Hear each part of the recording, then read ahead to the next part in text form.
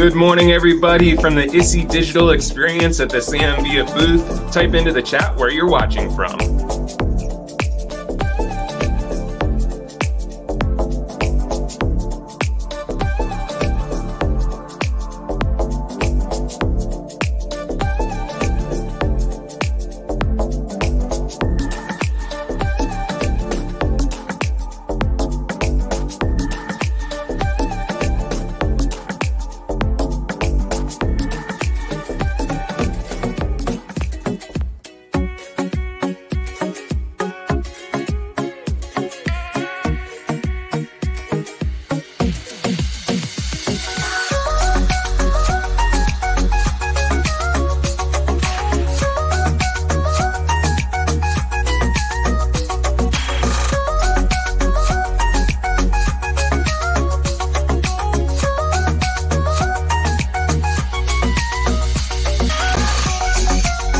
Good morning, Wanda, Lisa, Kimberly. We got Miss Zombie Angel in the house. Good morning, Amanda. Good morning, Melissa, Susan, Nina, Rosemary, Carol, Lori, Diane, Gary, Allison, Tracy. We got people watching from all over the world. Sam, this is amazing.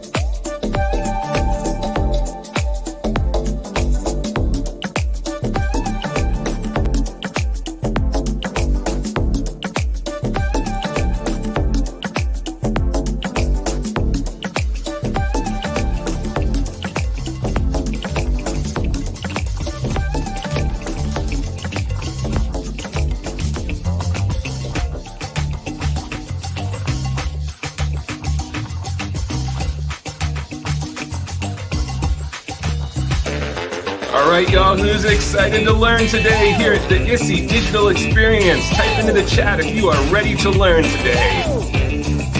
Everybody get up. Everybody get up.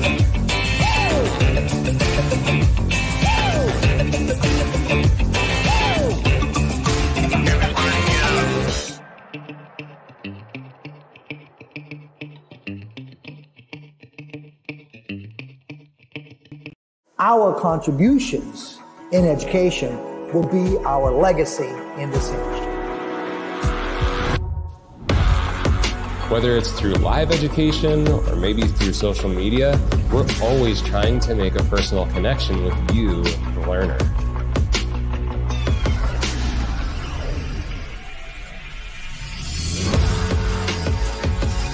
At Zambia, we believe our smile is our business card and our personality is our logo. And how we make people feel after you experience our education and tools is our trademark.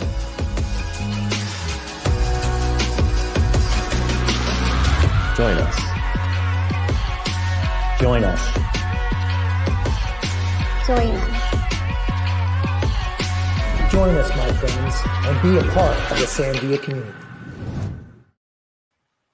Good morning, everybody, from the ISSE Digital Experience. I wish we were all in Long Beach together, but hey, this is the next best thing, right? Back in our digital prep room, just like we would have a prep room at a regular show, back in the digital prep room, we've got our entire Zambia ambassador team. Our Zambia crew is all back in the chats waiting for you guys. So if you have questions, type them into the chat. We're here for you all day long. We do have some incredible education for you today. I'm going to be kicking you off this morning. We're going to be talking about how to set up your soul to explore today. And then, of course, to kick it off with the education, we have Sammy himself. He's going to be talking about the power of creative cutting. Coming up at 11 a.m.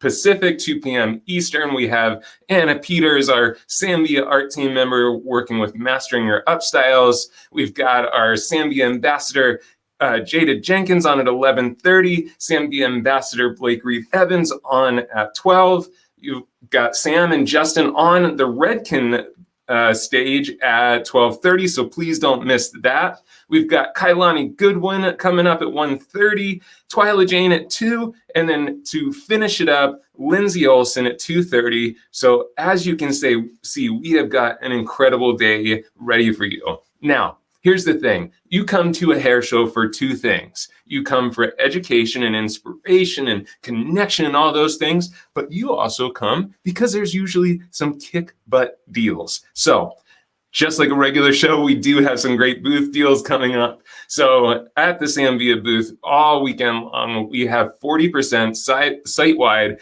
There are a few things that are already on other promotions that aren't included in that 40%, but those are marked on the website. So if you're here for education and inspiration, we've got that in spades for the next couple of days for you. If you need some tools, we also have great deals going on. So with that being said, let's talk about how to get the most out of these couple days, because, you know, this past year has been pretty incredible, pretty challenging for so many of us out there.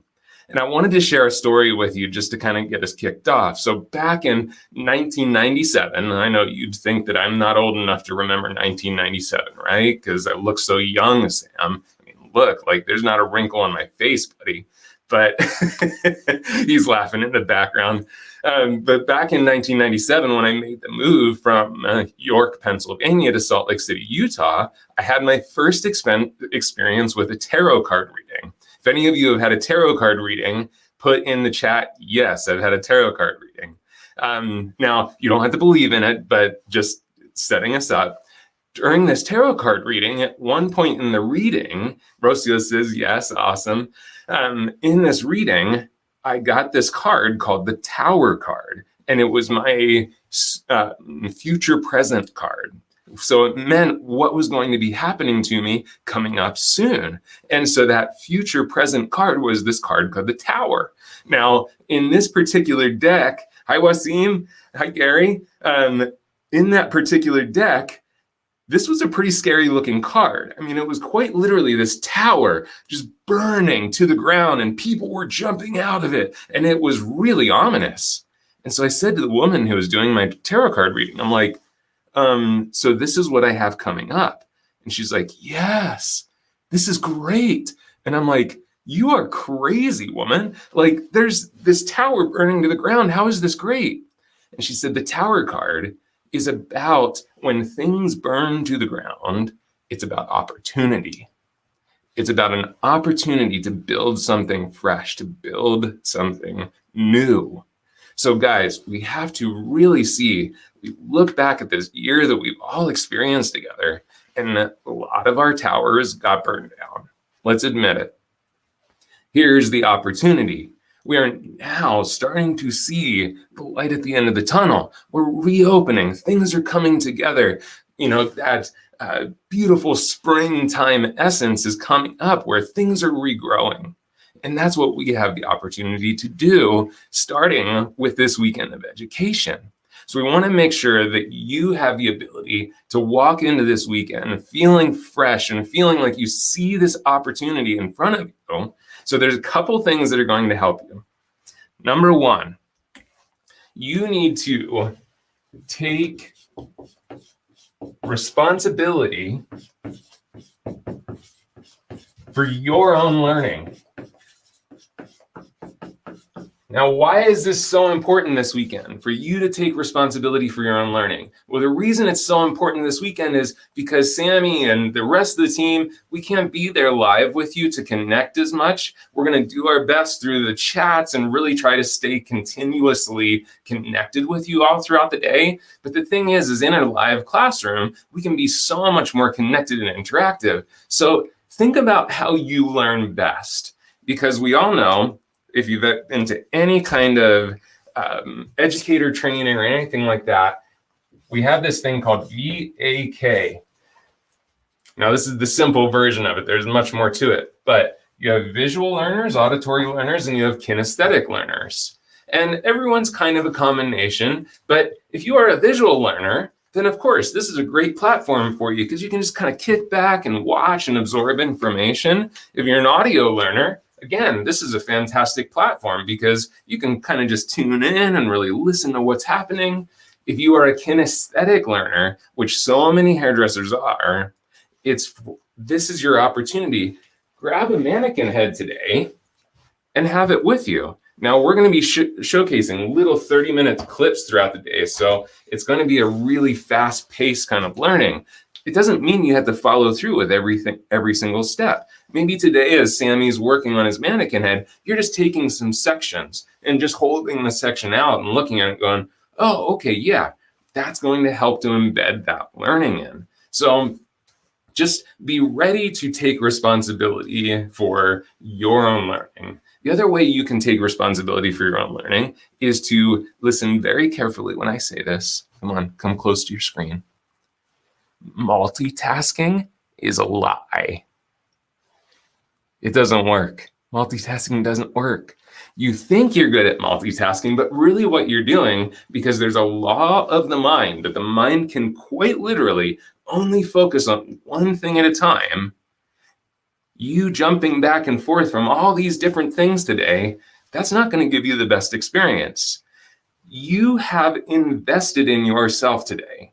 And sure, the ticket price to ISSE, as far as this goes, it wasn't that much, but you have invested time and energy, which is much more powerful of a resource than the dollar itself. So for you to get the most out of it, you want to be as present and connected with it as possible. So you know what? Put Facebook down, put Instagram down, and be here with us today. Be present. I can feel your energy right through this camera lens. And so be present with us and be connected. And please be ready to play along, because one of the things that Sammy always teaches is the more you participate, the more you are going to get in return. So if you guys are ready to participate today, you're ready to be engaged, you're ready to be with us, just type I am in the chat. Type I am. Thank you, Rosia. Thank you, Carla. Thank you, Pat. So glad you guys are here. Thanks for participating. Now, another thing that's really going to be powerful for you today is to get curious. Now, your mind. Thank you, Alicia. Thank you, Pamela. Thank you, Mary. Thank you, Amanda. Wanyo, Suzanne. Thank you, guys. Gary, Norma, I see you guys. Julie, I'm so glad you guys are here with us and ready to interact. So here's what's so important about getting curious. Your mind's main purpose as a human being is to protect you. And it wants to protect you from any kind of pain that you might experience. So one of the ways the mind protects you from any kind of pain or negative experience is it tries to prove you right. It tries to prove you correct. So subconsciously, yes, Nishan, India is also ready. I love that. Your mind is telling you constantly, no, you know what? You're right. You're the one in this room that's the right one. And it'll give you the opportunity to constantly prove that to yourself so that you feel good. And so that you don't feel that little bit of like, oh, well, maybe that thing that I do with my hands or that thing that I do in haircuts, maybe that's not the best way to do it. Because the little ego, it pops up and it's like, oh, no, I don't like that. I want to be right. I want to be correct. So today, what will help you so much is to take everything that you know and put it to the side and walk into every single classroom today, whether it's here on our Samvia page, whether it's Redkin, Matrix, any of the, Wall, any of these other groups that you're going to go and experience their education. If you put everything that you think you know to the side and you walk in with a sense of curiosity, like think about that little kid that just wants to explore and play. So be curious today, be open to seeing something new in a way that you have not experienced before. And then the last thing that we really want you to get ready to do is exactly what I just mentioned, which is to explore. And again, think about being a little kid, you wanted to explore things, you wanted to see them in a different way. So again, you have invested so much to be here today as far as time and money and energy. So be ready today to just open up and explore. And again, all these things that maybe you'll click on something today and you'll start listening to the presenter and you're like, you know what, I don't like this. I don't like the way this person's approaching this. I don't like the way they're talking about this. I'm going to tell you, in full transparency, I have definitely been that person in a classroom. And I sat there and I was like, I'm judging this educator. I'm judging how they're talking about something. Like, I don't know if I like this. So all I was doing in that moment was patting myself on the back and proving myself right. What I could have been doing instead is I could have been saying, okay, well, this person has a different perspective from me. So what can I absorb? What can I take from this and recreate, re-envision how I work with my clientele or how I work with hair? And back to what we talked about at the very beginning, we have had an experience this last year that has wiped the slate clean in so many different ways. Our friend Shannon King was on with our friend Mickey Wright. And one of the things he said hit me so hard when I heard it, which is that we shouldn't be thinking about reopening.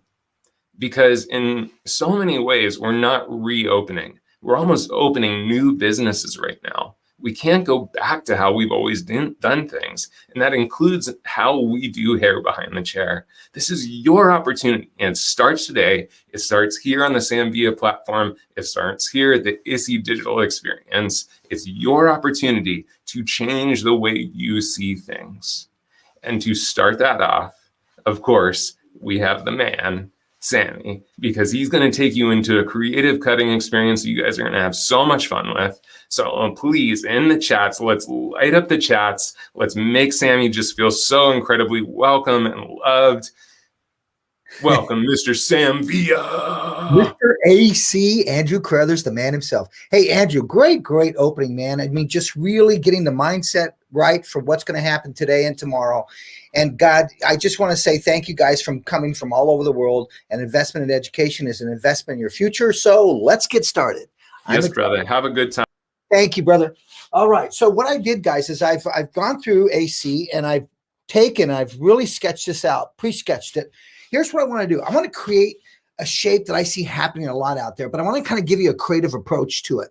It's basically think of that angle in the front and those fringes, what's happening, and lots of layers. So I want you to think about that. So think about a client that's come in one length and she's so excited. She's ready for a change. And she's saying to you, I want to keep my hair long. I want to keep it medium length to long, but I'm ready for an angle. I'm ready for some layers. So not necessarily a shag per se, but something that's a little bit more kind of reaching to the past and bringing it forward, making it more modern and fresh. So let's go through my sectioning. What I've done here, guys, is I've gone through and I pre-sectioned this because, and here on the flip chart. On a profile view, I've taken a triangle section. Okay, now here's what I'm doing in this particular shape. I find that this season, things seem to be doing this, where they're coming forward and then they're kind of going into a fringe. Anybody noticing that? If you are, just type yes in the chat. And I'm seeing that a lot. Instead of the volume going like this, it kind of comes forward and it's going back like this, but it's still got a little bit of degree of softness up there. Type in the chat if you're seeing that. So what I'm going to do this season is I'm going to take my triangle shape, instead of taking it maybe to the high point, I'm going to go a little further back. Okay. So I'm taking my triangle also wider so it affects the side area right in that temple. Then there's an issue that happens, and that's behind the ear. This is where the transition of where you have less mass of hair, where you transition to more massive hair when you start to get in this ear. But the issue is when we go through and we layer it, what happens here, this gets too transparent. So what I'm going to suggest is I'm just going to block that. So I blocked it on both sides, and you'll see in my sectioning. So now, where are you going to start, Sam? I'm not going to start in this triangle. You're going to see, this is going to be interesting how I'm going to cut this triangle. It's a triangle inside of a triangle. You'll see, okay? I'm going to start on the outside here. So here's my sectioning, okay? So this is my sectioning, and what I've done, I'm going to walk you through it, okay? So let's take a look at the front view. In that front view, there's that triangle. Now let's just lift this up and look at the triangle. Look how far down I am. So I'm not even at that eye. I came all the way down. Now, how did I determine that? If I take my comb and put it right here on the side, look where it comes off. See where it comes off? That's where I'm going to start, or where I'm going to end that triangle on both sides. Then you can see on the top view, I'm a little bit further back than what I normally. So look at the mass of hair that's in that triangle, and you'll see why in terms of how that's going to help me creating that face frame, let's say, in that front, but give me a little bit different separation. You'll see as I go through it. Okay, let's take a look at the side now. In the side area, at Samvia, this is what we really do. We tend to take our side area further back. And this is something Andrew discovered in our cutting system when he created the cutting system, is basically there's more hair here that gets us in trouble. So what we want to do, instead of dividing it over the ear and creating this as a side area, we've almost gone all the way to the corner back for my principal base design friends, but not quite. And this is that area that you can see right here that I'm blocking off. That's that little clip right there. And I did this on both sides. So now in this back, take a look at the back. I want you to see the back. Take a look at that back area. Now look how narrow. I'm going to gather it, and look how it's wide, but then it starts to go narrow. This, by going wide to narrow, it's going to allow me to layer this top out a little bit more and not layer that underneath so much. So instead of keeping it square, you can see how it's more narrow at the bottom. Look at that bottom. See that? It's a lot more narrow. Okay, and not so wide. So now, why am I going through this process of pre-section like this? This is going to keep me in control when I go through and I'm cutting this. So that's important. That's why. So let's go through. Remember, I'm going to bypass this area. So I'm going to take this, and I'm using the dry cutting clips, guys. These are great clips because of the elastic, and I'm dry cutting. I spent time blow drying this. See that elastic? I'm just going to place that so it captures that hair up and out of the way. Now, this is where I'm going to start right here. Notice I'm not going to pick up that underneath. That underneath is coming right up at the top of the ear, just across. That's filling in that area that tends to be weak. Now, well, let's go in. Let's start cutting. I'm going to work with a swivel. And I'm going to work with our swivel 7-inch dry cutting shear. I want something a little bit longer because of the diffused edge that I want. I want to go deep into it when I'm point cutting. And you'll see that in a moment. And everything is 40% off. Most everything is 40% off on the site, as Andrew was saying. Now, here we go. Let's start. Okay. So watch what I'm going to do. I'm going to take this, give you a 3/4 view. Okay. And what I'm going to do is I'm going to take about 3 sections. Okay. Now I'm going to take this section. Watch this. I'm going to take this section right to that center. Okay. So I'm going to take her, bring her down so you can see how much hair I'm going to cut. Okay. Now I'm going to take her right to the center of her nose, right there. Okay, now let's take a look at the angle I'm going to cut. Look at the angle from a profile view. You can see that that angle is my position of my finger. Let's use a comb, and you can see the position of my comb is diagonal. See that? I'll bring her down a little bit more. Okay, because I'm going to work on this top. So take a look at that angle. See that? So what's going to happen is this is going to start an angle a little bit lower. That's what I like about this, by bypassing that triangle instead of going from a middle part right away. Okay, now let's go back, front view, so you can see where I'm taking it to. It's going to be taken right to the nose. So look at my finger. It's right on that center of that nose. Okay, so I'm bringing everything right to that center point. I'm on a diagonal, 45. Now I'm going to come through. Look how the angle this shear is a diagonal. Now that's going to go in and take off the length. But now watch how I'll refresh, come back in, and I'm much deeper. And look how I'm overlapping my fingers. Okay, that's going to give me the tension I need. Now watch this. There's something I'm going to be doing different. I'm going to turn this and lay it flat. See, I laid it flat. Now what that's going to do is that's going to allow me to really go in with a little bit more intent and purpose and just soften this line. So what I'm doing is, once again, something I've always focused on, leaving the halo of length, but creating the degree of softness that I want. And you can see the negative and positive space through my shirt. Okay, next section now. Notice how I'm dividing these sections, but I'm not taking it all at once. I'm basically compressed cutting, but smaller sections, not so much large sections like I've done in the past. All right, now let's talk about this. Okay, elevation. My elevation, I'm elevating this in a vertical fashion. See that? So I'm elevating that. I am over directing this up and over in a diagonal fashion. So let me give you a view here. Look at, see how that's over directed in a diagonal fashion. That's going to throw me more weight and length where I need it, which is behind the ear. So before you cut, make sure you're looking at what's that angle you're going to cut. What's it actually going to do? Okay, let's go back to center. Okay, look how I look for my guide. Now watch what I'm going to do. See the guide? You can see it here. Now look at the angle this shear. Watch me notch to that guide. Okay, now I have that. Now I'm going to go fine teeth of the comb. Look how deep my hand went in, and I turned horizontal. Now, this is going to allow me a little bit more control, guys. It allows you to control the angle of the shear or the shear cutting angle into your point cut. So I'm not going in at a diagonal. I'm trying to stay real parallel with that and just take out weight. Now, watch what's going to happen. When I release this, and I'm going to bring her up so you can see it, and then we're going to go to the flip chart so you can see, okay? Watch when I release this. Watch what's going to happen. When I release this in this area, I should have a diagonal right here. See the diagonal I have? See that? And it's just very, very soft. It's not like a sharp line. So here's what I'm trying to share with you. I've been able to elevate this and layer this. Look how it's layered. Okay, you can see how it's layered up here. I've been able to elevate that. But what happens is I elevated that.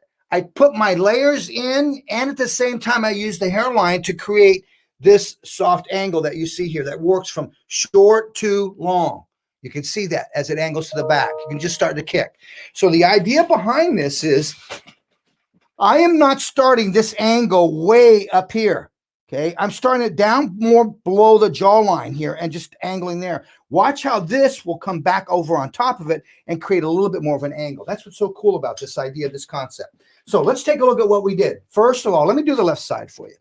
Okay, how are we doing so far, Andrew? Any questions? Where are you guys located? I'm in Penticton, BC, Canada. The warehouse is located in Las Vegas. That's where it's located. I myself am located in Florida. I live just in Jacksonville, Florida. So that helps you out. Okay, opposite side. So Sam, how do you cut the opposite side in terms of a guide? What I want to do is come back to the opposite side of what I've cut. Okay, see, I'm coming back to the opposite side. Now I'm going to give you a view of this angle. Look at the angle. See how I got that angle? And I'm not concerned with that dropout yet. That's that dropout. See how that dropout fills in a little bit more right here? That's what's cool about that. So there's that angle. There's the angle right there. Okay, so now what you want to do is take a slice of the guide that we cut. See, I got that slice. Now I'm going to come over to the opposite side, and I'm going to take a slice of what I'm about to cut. Then what I'm going to do is I'm going to marry these two into the center. That's all I'm going to do is marry these two into the center. Okay, so see, I bring it right up into the center. I'm going to bring her down for you so you can see. Okay. Now watch how I'm going to marry this. Take a look at the top, okay? So I want to marry this section right into the center, and this is all I'm working with. It's just the section that I cut. Come back to the opposite side and pick it up. Dry cutting, guys, requires control. I mean, and I'm dry cutting number one for the sake of time, but you could also do this wet. You could do it dry. It's your call. Wet gives me a little bit more control, but I want to do it dry. Okay, now look, here's my guide. See my guide? There's my guide, and that's a soft point cut. So now what I want to do is I want to go through, making sure I'm in the center. I am. I feel good. Now the shear comes in at a diagonal. Now once we've done that at a diagonal, watch me come back in. Look how I go deep. I'm not going to stay here. I'm going to come down to a horizontal. See how I shifted that horizontal? Now come back in. With a 7-inch, look how deep I can go. If I didn't want to go that deep, I might go to 5.75 or 6.25. Just depends upon what I'm looking for. Okay, let's comb on both sides. Make sure I've got that. I feel good about it. Okay. And then once again, look how this gives me that angle on both sides without going in and affecting this triangle at the moment. Let's just wrap this up so you can take a look at the angle. I'm going to bring her up. Okay, and let's take her to the side so that you can see on this particular side what I just did. Okay. Now, once again, look at the angle. You can just start to see that angle do this. Okay, and that's what I'm looking for. You can just start to see that. Okay, so what's cool about this, guys, is number one, I'm not taking that angle all the way from the top all the way down. I'm just working with that first, just like where it's at, and I'm not taking it all the way up. All right, let's just bring it back up and just check. What are you checking, Sam? I saw just a little bit of length there, guys, that I want to go in and take care of. All right. What do you think caused that? Just the idea of maybe my over direction in terms of where I over directed it. There we go. All right, good. Now let's take a look. Okay. Give you a front view look. Hey, Sammy. Yes, sir. So I'm sure you're doing this dry for, show and time's sake, a lot of it, but, talk to us about doing this wet versus dry. Okay, good question, Andrew. If I'm doing this wet, obviously, number one, I'm going to have a little bit more control. So when would you want to do wet? Whenever I want control, I think wet versus dry. Dry cutting is a visual exercise, Andrew. So it's a visual exercise. It allows me to see that cutting edge immediately. It's a visual exercise for you, the hairdresser. So now, when do I cut dry? I like to cut dry when I feel I want something a little bit more organic. Watch how I'm going to work this with Redken's Wax Blast 10, and I'll use that just to bring back the natural movement to it. My shorter shapes now, Andrew, I tend to find that those shapes, look at my layering, I tend to find with those shapes, I'm cutting more wet. With my longer shapes now, I tend to be cutting a lot more on the dry side. And it's just the idea of time maybe, but I also think it's because I just want to be able to read it because of the type of texturizing I'm doing. All right, so now let's take a look at what we did. I hope that helps out, Andrew. Okay, you take a look at the board. I'm going to give this to you in black in the front. Here's what I did. I took 2 sections. Okay, here's section number 1. I brought that up. Remember, I brought it forward, and we point cut into that. Okay, so there's that first section. Okay, here comes my second section. And then notice how I drop this out. Okay. Now I moved to this back area. Okay. So all I did was just continue the sectioning. So here's the sectioning. Now I just continued that section. Watch how I'm going to move to the back. And I'm going to square myself up to the back. I'm going to stand here and square it and lift it vertically. Okay. So see, I'm just working around the head. That's all I'm doing. So let's give you the back. Here's the back. Okay, so I'm going to elevate up. I'm going to point cut into that. Then I'm going to take my next section straight up to that. So that's going to give me this angle of going short to long. But what I want you to look at is look how I'm squaring my body position to each half of that head as I'm working. That's critical. So all of this comes up. All of this comes up. And notice I'm still not picking that up. So now let's go to the back. Real simple process, guys. I think the creative point about this is challenge yourself, number 1, to detach these sections. Number 2, step away from blending. Okay, this is where I'm at now. I see my little point. There it is here, my section. So now here's my back area. So this is my back area. So let's take all of this hair that I've done here. Let's take it out of the way so that you can see this back area. Let's take this, what I've dropped out, take all of this out of the way. All right, cool. Okay. Let's see. Got India's on board, UK, Finland, lots of people coming in. Okay, now this is my back. Okay, now remember, it's wider up here. That's just because of the shape of the head, and it gets narrowed down here. What I love about that, just doing this, it's going to allow me to layer this out more and layer down here less. So let's go from a center part. Okay, now watch what I'm going to do. Here's the sectioning right here. So now see that back area there? That's exactly what I'm going to do. So I'm here. Now I'm going to lift up, and now I'm going to lift up what I've already cut. So I'm looking for that guideline. There's that guideline. So I see the guideline, and this is long layers, guys. I think we're really starting to see a lot of longer layers in terms of what we're seeing in regards to layers. I think these shags, why do you think, Sam? Because it's a natural progression, I think, of these shags that are growing out. They're letting them grow out. Now you're getting into longer layers. Now, here's where we go through. Remember, I've got my weak point, my isolated point that I have isolated behind that ear. It's still isolated. Now, look at what this weak. Sammy? Yes, sir, Andrew. Sorry, when you elevate up to the top, we're losing your fingers at the top there. If you want to show us the guide. Thank you for that, AC. My apologies, buddy. Okay, here. And then once again, here's my guide. Look where I'm at. You can see there's my guide. Now I come through. Look how I come through on an angle. So notch off the length. Now watch. Look how I'll come through way deep. Turn it horizontal. You get a nice view of that. Now soften. Let's maintain the halo length and soften. Okay, now traditionally, what would you do different, Sam? What's made this quite different? It's the approach that I'm taking. It's just that approach that I'm taking in terms of it. Look at it. Look at it. Okay, let's just tickle that. It's just the approach I'm taking in terms of getting long layers and not necessarily short layers. Let's take a look at the layer. Look at that. Okay, I'll bring it over here to the side. You can see the length, Andrew. Look how long that is. So not so necessarily aggressive in terms of a shag. Now drop out. This is that whole side. And I've dropped out my clip too. You can just start to see. Now watch what's happening here. This was all one length hair, guys. It was not, look at it.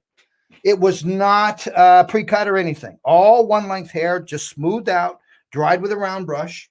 And then I'm going to show you another cool tool to use. All right, now I come the opposite side. So now I'm on her right side. I'm on this side right here. And all I'm doing is lifting up, using that point of reference right here. Watch how this will blend in. See how this comes in? Here's a profile view of it. Now this section here becomes my guide. So this floats back to that. Now this comes up. This comes up. Everything comes up to that.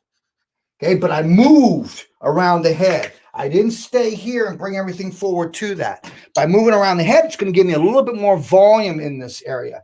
Now, if I had fine hair, then I probably would have taken this and moved it forward, over-directed forward. Okay, now opposite side, going to bring her down so you can see the top. Okay, now take a look. Here's my guide. See the guide? There's the guide. I'll give it to you square. See that? There's the guide. Now watch me just lay that down with gravity to notch. Okay, now watch me just relift. Hand goes in deeper, lay it horizontal so you can see. Now, with intent, look how I'm just not coming in right away. Make sure, guys, if you're not careful here, you could create a big notch, take a big notch out.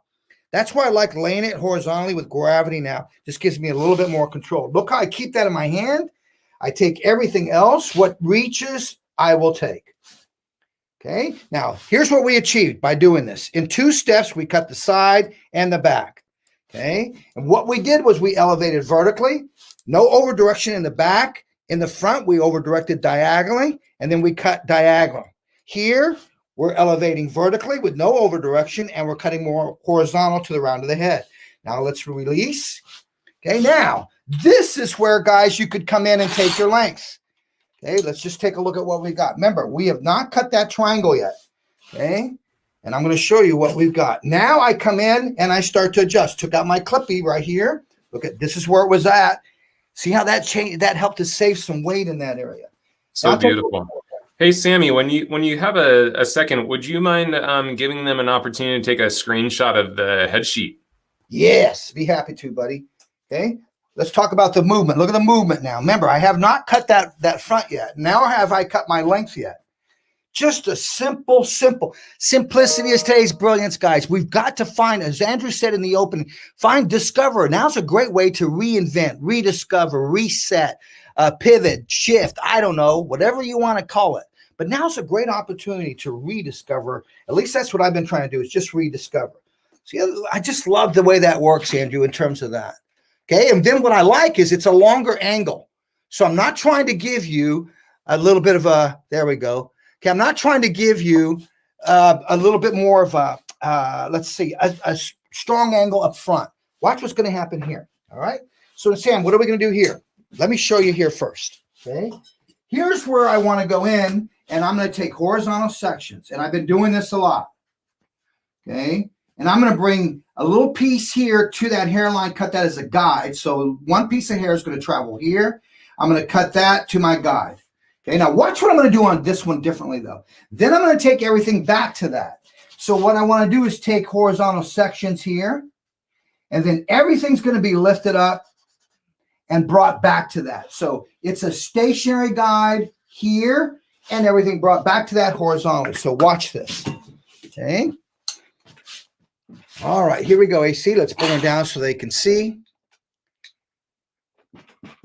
Hey, Bree, thank you so much for purchasing the blow dryer, and I'm glad you're liking this haircut. Guys, I want to take a creative approach to it, a different approach to it, but I want to give you something you can use. And this is important, giving you something that you can use. Simplicity is the new difficulty.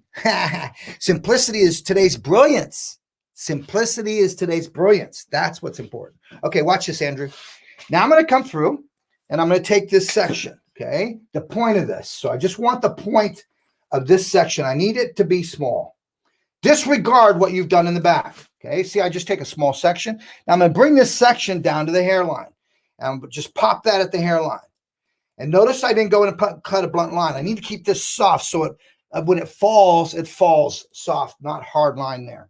Now, this is where I'm talking about, where I believe we're all going to start to do this. Everything, I'm going to clip this down. Everything's going to start to move back.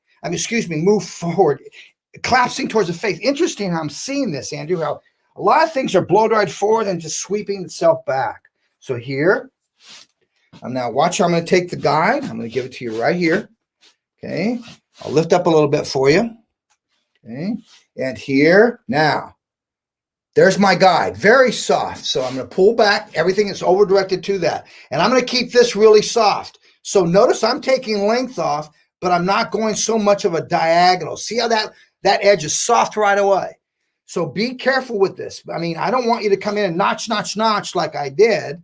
I want you to immediately think soft, okay? Next horizontal section. Notice how I've got control. Okay, my next horizontal section, everything comes back to that. Okay, now watch how by doing this, that angle in the front should lift up a little bit, but not necessarily connect. Okay, being aware of the point of where I'm at, keeping it softer. Look at that. See, I got softer.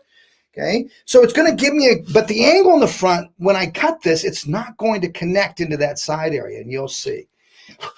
That's what I like about this idea of taking this approach with this wide triangle this season.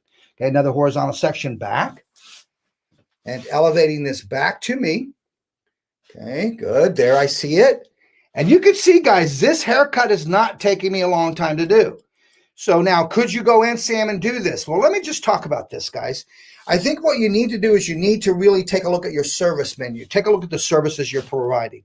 And now what I want you to do is think of services that your software does not have. So in other words, think of an appointment maybe called, and someone shared this with me, and I forgot who it was, but I loved it. And it was called You and I, an appointment in your service menu that says You and I. And what it is basically is it's offering a haircut where it takes maybe half the time, half the price, but what you're doing is you're just doing the face frame. So you're just trimming the edge, the perimeter, then you tweak and cut the face frame and the fringe, and that's it. And it's half a price. But I think what we got to do, Andrew, is we got to find express services, like a color, gray camouflage. Gray camouflage basically is you're going to go in and it's half the amount of time, half the price. But what you're doing is you're basically just touching up where the part is and the hairline, and that's it. See, add-ons are not so much what we used to think of them. They're more like express services in terms of add-ons. Does that make sense, guys? So important that you discover that, okay? All right, now watch this. Watch how this is going to collapse now. And this is what I love about it. Watch how, if you thought that guide was short, watch how, because I brought everything back to that guide, watch how much length I will have and how much it's going to give me an opportunity to really play with it. Look at the length. See that length? I'm going to bring her up so you can see. Okay.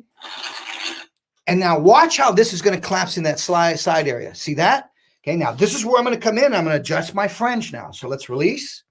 Okay. Let's release. Give you a little profile view. Now watch. See how that angle is soft? See how it's just continued, but it stayed soft? Do you see that, guys? I want you to see that. So what I'm trying to share with you here is look at how that fringe area, there's a little bit of a visual connection, but it's not such a technical connection. Now watch. This is where a lot of that length is being left in the front. Watch what I'm going to do now. And see this, watch. See that? See what I'm getting, guys? You see that? And you're seeing this a lot. So it's not so much what I really believe. It's just there's a creative approach here, but what I don't want you to do is start here at the top, draw diagonal back, and just create a blended line. I feel that in order for this fringe to work and do this, it needs to have that separation, and that's that deep triangle. Are you learning, guys? Okay, so what would you charge for a camouflage color? Carol, honestly, I'm not a colorist. I would base it on your time.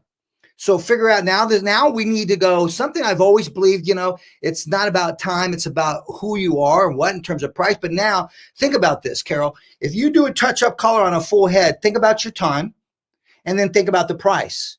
Divide that by the time. And then if it takes 15 minutes, then charge 15 minutes of that time. Does that make sense? I hope that. Now I'm just suggesting that as a formula in terms of determining the price.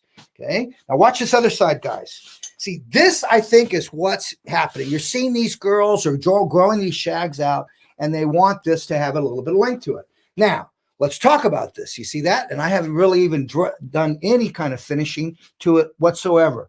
So now the idea now is, oh yes. Now the idea is, okay, what about what if they have a fringe, Sam? Now here comes the triangle on the triangle. Here comes a creative kick. You could stop here, okay? You could stop here, or you could keep going. So let's go. Let me share something else with you, okay? Watch this. Let's take a look at this in red. So now what I'm going to do is, let's take green because I've got red here. Okay. So what I'm going to do is I'm going to come in here and I'm going to place a small triangle inside of this existing triangle so that she's got a little a fringe popping, if you will. So let's go here. Watch. I'm going to go about middle of her eye. Okay. And then you're going to see me where the comb comes off. That's about where I'm going to take this. Look at that. It's just a small triangle. Now, all of this triangle here, all of this triangle is going to be cut the same way this triangle was cut. So what we're doing is we're taking right about the middle of her eye. We're just taking that small triangle. Okay. So let's watch how this works. Now, like I said, you could stop here, guys. It's your creative choice. Okay. What's up, roller girl? Good to see you, love. All right, here we go. So back to a center part. Now, how do you find, Sam, how much hair to put here? Okay. Watch. All I'm going to do is I'm going to comb it to the side this way. And then what I like to do is I like to let it tell me where's that hair going to fall? Like what's going to fall? There it is right there. So this little piece, that piece, look, watch where this is going to fall. See this little guy? Going to fall there. Now that should fall right at the corner of her eye. Yep, that's what I'm looking for. Now I'm going to go the opposite side. Okay. See how that's falling? Now I'll go the opposite side. Bring it to the side. Bring what you've got over here on this side. Then come here, and I like to use the fine teeth of the comb and then just push. Let's see what I got. Okay, now let's see where this falls. Yep, I need just a tad more into that. And it's not much. See, just let it happen, guys. Okay, that's going to fall there. Let's take a look on the other side. It's kind of awkward. I got to face her towards me so I can get this. All right, so now, right now, this is what I have. But I think I need a little bit more right up here. Okay. I'm liking that, but I need a little bit more. Why, Sam? Because it's fallen too much over her eye. So let's go here. See, I just push up and just let it tell you. There we go. Okay. Now watch. That's pretty good. I'm liking that. And I'm liking this. All right. Here's my triangle. This is going to be my triangle. Now watch what I do with this triangle here. I'm going to take this triangle. Okay, let's clip this back. Remember, triangle inside of a triangle to get this, guys. And you may say, well, I like it right where it's at. I just want to show you something else. It's a mannequin. Let's discover. Okay. I've heard mention of your $1 million cut. I wanted to find a video of it. Which cut is it? The person that mentioned it to me didn't elaborate. Ashley, I don't know if I have $1 million cut. I'm not a millionaire. I don't have $1 million cut. Maybe that was back in the symposium days. I remember I was doing a cut and everybody thought, oh my God, that cut made them a lot of money. They came back and told me. Now, this is what I'm looking for. I want that. But what I want is I don't know if I want it that much. See that? You got to determine how much you want in this. I think I'm going to take off just a little bit more. Okay. Just my creative choice. People are going, well, what happened, Sam? Well, just what I see. It's just too much. So this is, you know, another kind of like visual exercise in terms of what you're creating and how you're creating it. Yeah, I like that. So now watch. I'm going to take this point right here. I'm going to bring that down right where I want that at the bridge of her nose. Once again, I go soft immediately. Keep it soft. Okay. And now I'm going to take this up and back.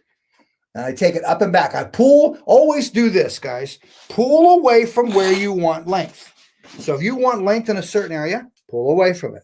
Come back. There's my guide. I can see it. Look how I use my comb to fold. Notice I'm using a white comb on dark hair. Just gives me that idea of being able to see what's what. Now look at me soft. Look how I lay it horizontal and I soften.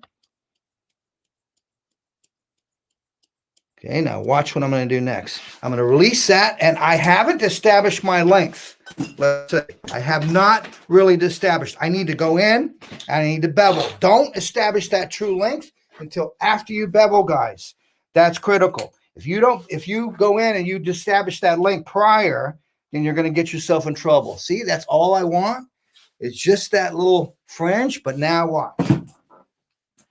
Take your sleeker iron. Remember, 40% off on the entire site. Okay. Then watch how I'm going to go in. I'm going to enhance what I've done. And I'm going to work with a thermal round brush and my sleeker. Okay. Then all I want to do before I take this short, I need to figure out where is this going to hit once I bevel it. Okay, so I come through, I bevel this, bevel it. Okay, you can see how I bevel that. There's my source of heat. Okay, there's my source of heat. Now watch. Now when you bevel this, guys, you can start to see this is jumping up. So this is why I suggest you bevel it first. Okay. Yeah. Okay.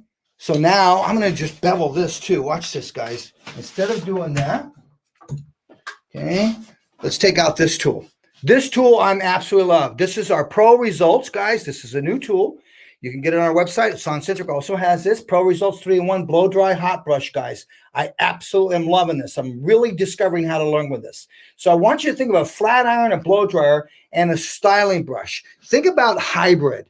You know, things working together. Simplicity today's brilliance. One tool picking it up as a hybrid tool, I think, is really important.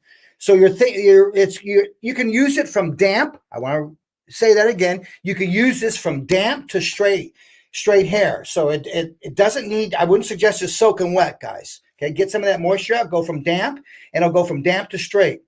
So you're working with a combination of a hair dryer, a thermal brush setting, and you're also working for a low flow air dryer brush setting.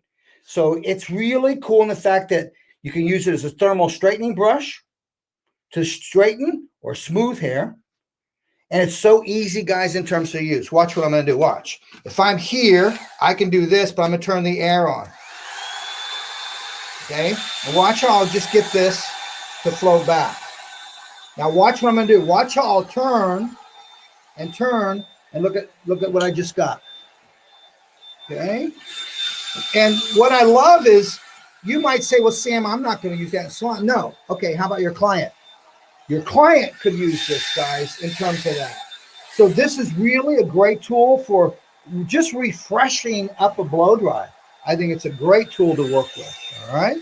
So both sides. Now, the last thing I'm going to do is come back in, and I'm going to just come through, and I'm going to shorten that fringe in the center. But you see how that just works, guys, in terms of this is what I'm loving about this brush. It's awesome. So this is a great tool for clients. I think it's a great touch-up tool for you in the salon in terms of how you can use it. And then once you use it, I guarantee the tool will sell itself.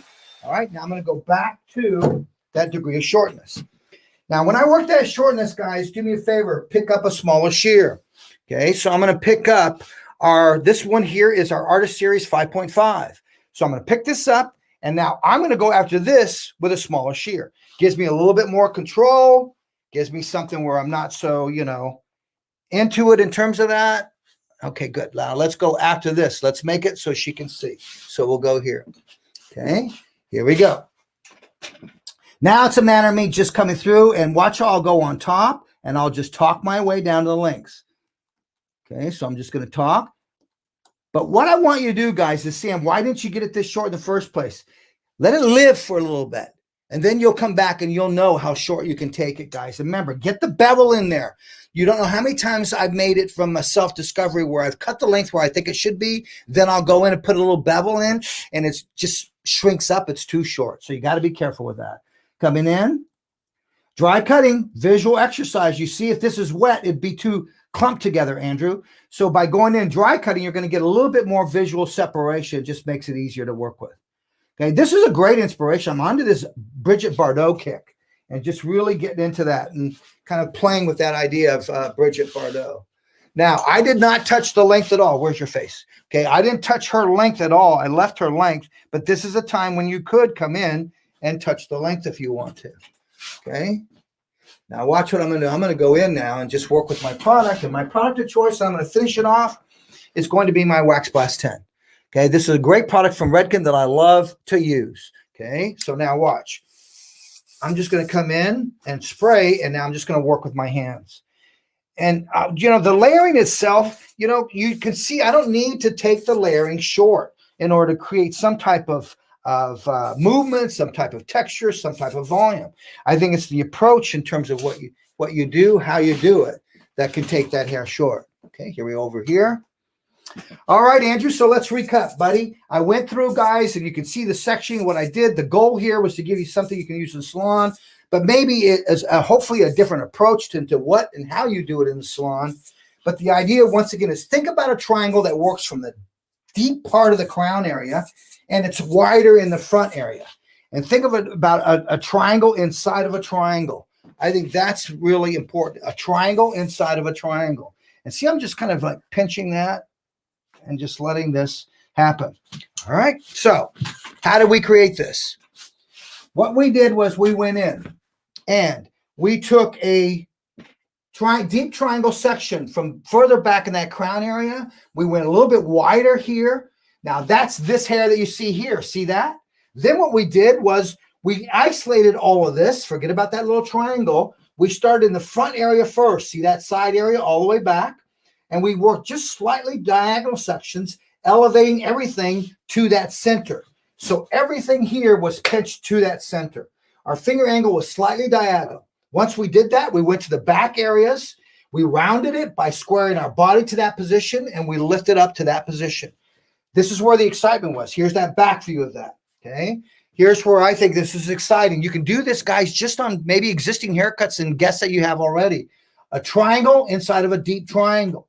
So we took the deep triangle, brought that point down to the hairline, that created the guide. And you could see how long it left it, but at the same time, it gave me a different angle from what's here, but it also, what I love about that, sometimes I used to overlayer this. By doing this deep triangle and this underneath, it saves me from overlayering that front area. So once we did that triangle in the front, this mass triangle, then we took a small triangle in the front. You could see how I went through and sectioned that small triangle out. And the idea there, once again, is this, is not to go in and cut to the length that you want. Get that graduation first, bevel, then come back in and readjust the length where you want. Now watch this. This is what's so cool about this. You want to go to the side, go to the side. So I'm going to let her go to the side, and now she can sweep this to the side. So it has some versatility to it, guys. And I think it's just the simplicity of this. Well, Sam, how would you suggest I go back in and teach the client how to do this, how to take care of this? My suggestion, guys, would be go in and you teach her how to take care of this by simply going in and videotaping this. What do you mean, Sam? Well, you grab her phone, you take her phone, you put it on your station. Now you push her phone, push the video. Now, can you imagine I'm teaching her how to blow this? This is her sitting in my chair, but we're videotaping using her phone, and I'm showing her how to work with a brush, how to work with that, the Pro Results hot tool, dry brush, showing her how to work with that. But I think that in itself, guys, is so important in regards to going in and showing the client how to do it. But it's more than showing it. Videotape it on their phone. Now, when they leave, can you imagine you're handing their phone back and they have their own tutorial, AC, on how to finish the haircut? Yeah, and I mean, that's what we're talking about with doing new things. And, you know, this is our opportunity to change the way we've done things. Hey, Yeah. A couple questions. Yeah. The shear that you were using, I think it was the 5.5-inch swivel. That's Are those correct. good for both wet and dry hair? Okay. Here's the great question. Okay, let's take out the dry cutters. Here's your dry. Okay, now what's the difference between dry and wet? Okay, let's set that up first. Dry, there's more weight into the shear, and it usually has longer length because it has more weight because it's working twice as hard to get through that hair shaft, that hair fiber. When the hair is wet, it's more supple. It's easier for it to get through. So that's the difference between a dry and a wet. Now, let's go to this dry. The dry, I will also use it on wet. So it doesn't mean that it's just for dry. You can use it on wet. Well, Sam, why did you make a dry and a wet, and why are they different? Because if I use the same shear, my regular shear that's meant for wet, if I use this on dry, the blades dull faster. Did that make sense? They dull faster. Okay. So what I want to do is, because why is it doling faster, Sam? It's the same blade. It's doling faster because it's working twice as hard to get through dry fiber than it is a wet fiber. That makes sense? So now that's why I suggest, you know, a chef doesn't use one knife for everything. He doesn't use the bread knife for a steak. Okay. He doesn't use a bread knife for butter, or she doesn't use it. We need to understand that, guys. Tools understand their limits and capabilities. So are you saying, Sam, that you could use wet and dry on wet hair? Sure, you could. But be aware of what you're doing. One is made different, heavier for specifically dry, but I will use it on wet too. So here's the thing. The more you use a shear, the more it's going to dull. Here, you can pick up and do this, and it's really, in terms of saving your shear and giving it some longevity. I hope that helps, Andrew. Okay. That definitely helps a ton. And then we have a question about working with cowlicks within the fringe too.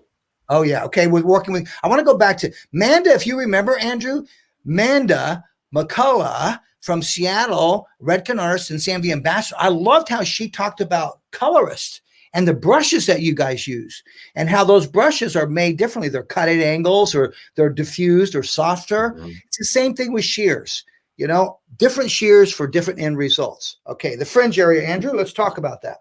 If there's a cowlick, let's talk about this. If there's a cowlick here and this client demands to have a fringe, she says, I want a fringe, Sam. Well, the first thing I'm going to say to this client, are you up for the maintenance? What do you mean, am I up for the maintenance? I'm going to tell her, look, if you want a fringe, you have a cowlick here in the front, and what it does in that front area is really important for you to understand, because what it's doing is it is something that you have to wet down every single morning to take care of. So if she doesn't commit to that, I recommend don't cut a fringe. It's just going to be really a lot of maintenance for you and for that guest. So what do you mean, Sam? Well, I want the guest to committing to spritzing this down with water every day. So she spritzes this down with water. And now what she does is she takes her comb and she goes in an X pattern with the fine teeth of the comb. That will alter the growth pattern. Otherwise, if she doesn't do that, she lets it dry by itself, this is going to pop up and now it's going to be erratic and it's going to split. So if they want a fringe, bangs, you get the commitment. If they're not going to do that on a daily basis, then it's their choice whether they're going to accept the wanting a fringe or not. Does this make sense? It's so important you understand how you communicate. Don't do something just because they want it. Make them understand the maintenance. Let me give it to you this way. Colorists. When somebody is dark as me, level 3, and they want to go blonde, the one thing I hope what we're telling them is the maintenance, the financial responsibility, the maintenance in terms of that. That's so important. Okay. All right. What else, Andrew, in terms of questions? Any other questions on this? I think that's mainly what we got for questions. I'm just scanning back through here. Yeah, Amanda was asking, can you rewatch these? Yeah, the cool thing is so here at the ISSE Digital Experience, they were really kind to let us simulcast this, what we're doing, because all of this is happening at the ISSE Digital Experience at our Sanvia booth on the show floor. And so they were really nice, and PBA allowed us to simulcast this through our Facebook and YouTube channel. So you can come back and rewatch everything from this weekend as much as you want. So very cool. Thank you, PBA, for being so kind to us like that. Yeah, that is kind. Andrew, I got one more thing I want to show them, if you don't mind. Please. Hey, okay. Before you go on, can you just give them a good screenshot opportunity with those head sheets? Thank you. All right, here we go. Hold on. I'll set up my computer for you.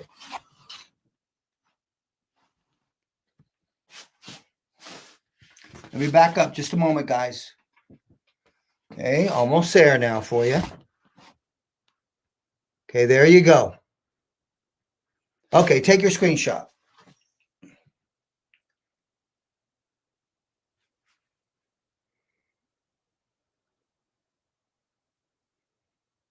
All right, great job. All right, last thing I want to show you guys. Now, let's talk about blondes. All right, so let's say that we did this haircut here and we did it on blondes. Now, what's the number one concern when we go in and we cut blondes? What do you think the number one concern is? Somebody write it there. What do you see when you layer blondes? What do you see? That's what I'm looking for. Anybody got it? Write it in the comments. Write in the comments. What do you see?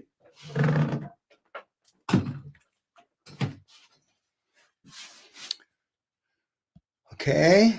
Well, I don't know about you guys, but when you see choppy layers, lines, thank you, Hammy. Absolutely right. You see these choppy layers. Okay. This is an invisible shear. Okay. So I don't want you to freak out. I'm going to put my thumb on this blade and look at the blood and look at how hard I'm pressing on that blade. And I'm just going to slide my thumb on that blade. Notice I don't cut myself. Okay. See that? This blade is over polished, so it actually pushes the hair in the teeth. So now you're getting scallops instead of straight steppy lines. Okay, does that make sense? So the idea is behind the invisible shear is wherever I see lines, I'm going to come in. Watch this. Okay. And let's say I see a line in here. I'm going to come through. I'm going to close and slide, close and slide. See how it's diffused? This is keeping these edges. Now, this shear I absolutely love. Why did we come out with it? Because we knew we were going to be getting into these shags and layers. We came out with it a couple years ago. And basically what it is to remove any visual hard lines. Once again, it's about understanding the tools in terms of how you're using the tools.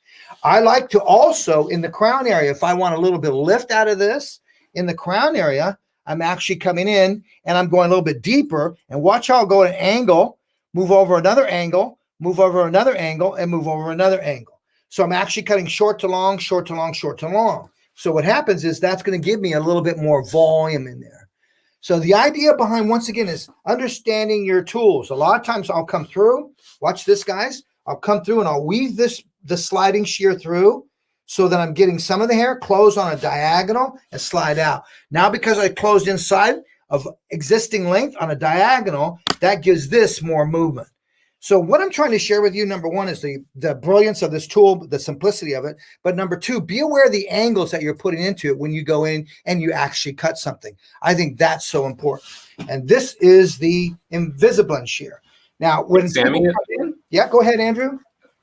Especially on blonde hair, we do find that a lot of our super blonde clients also have very fine hair or maybe low density hair. How would this work with a client that has low density or kind of finer fabric? Okay, thank you for that, Andrew.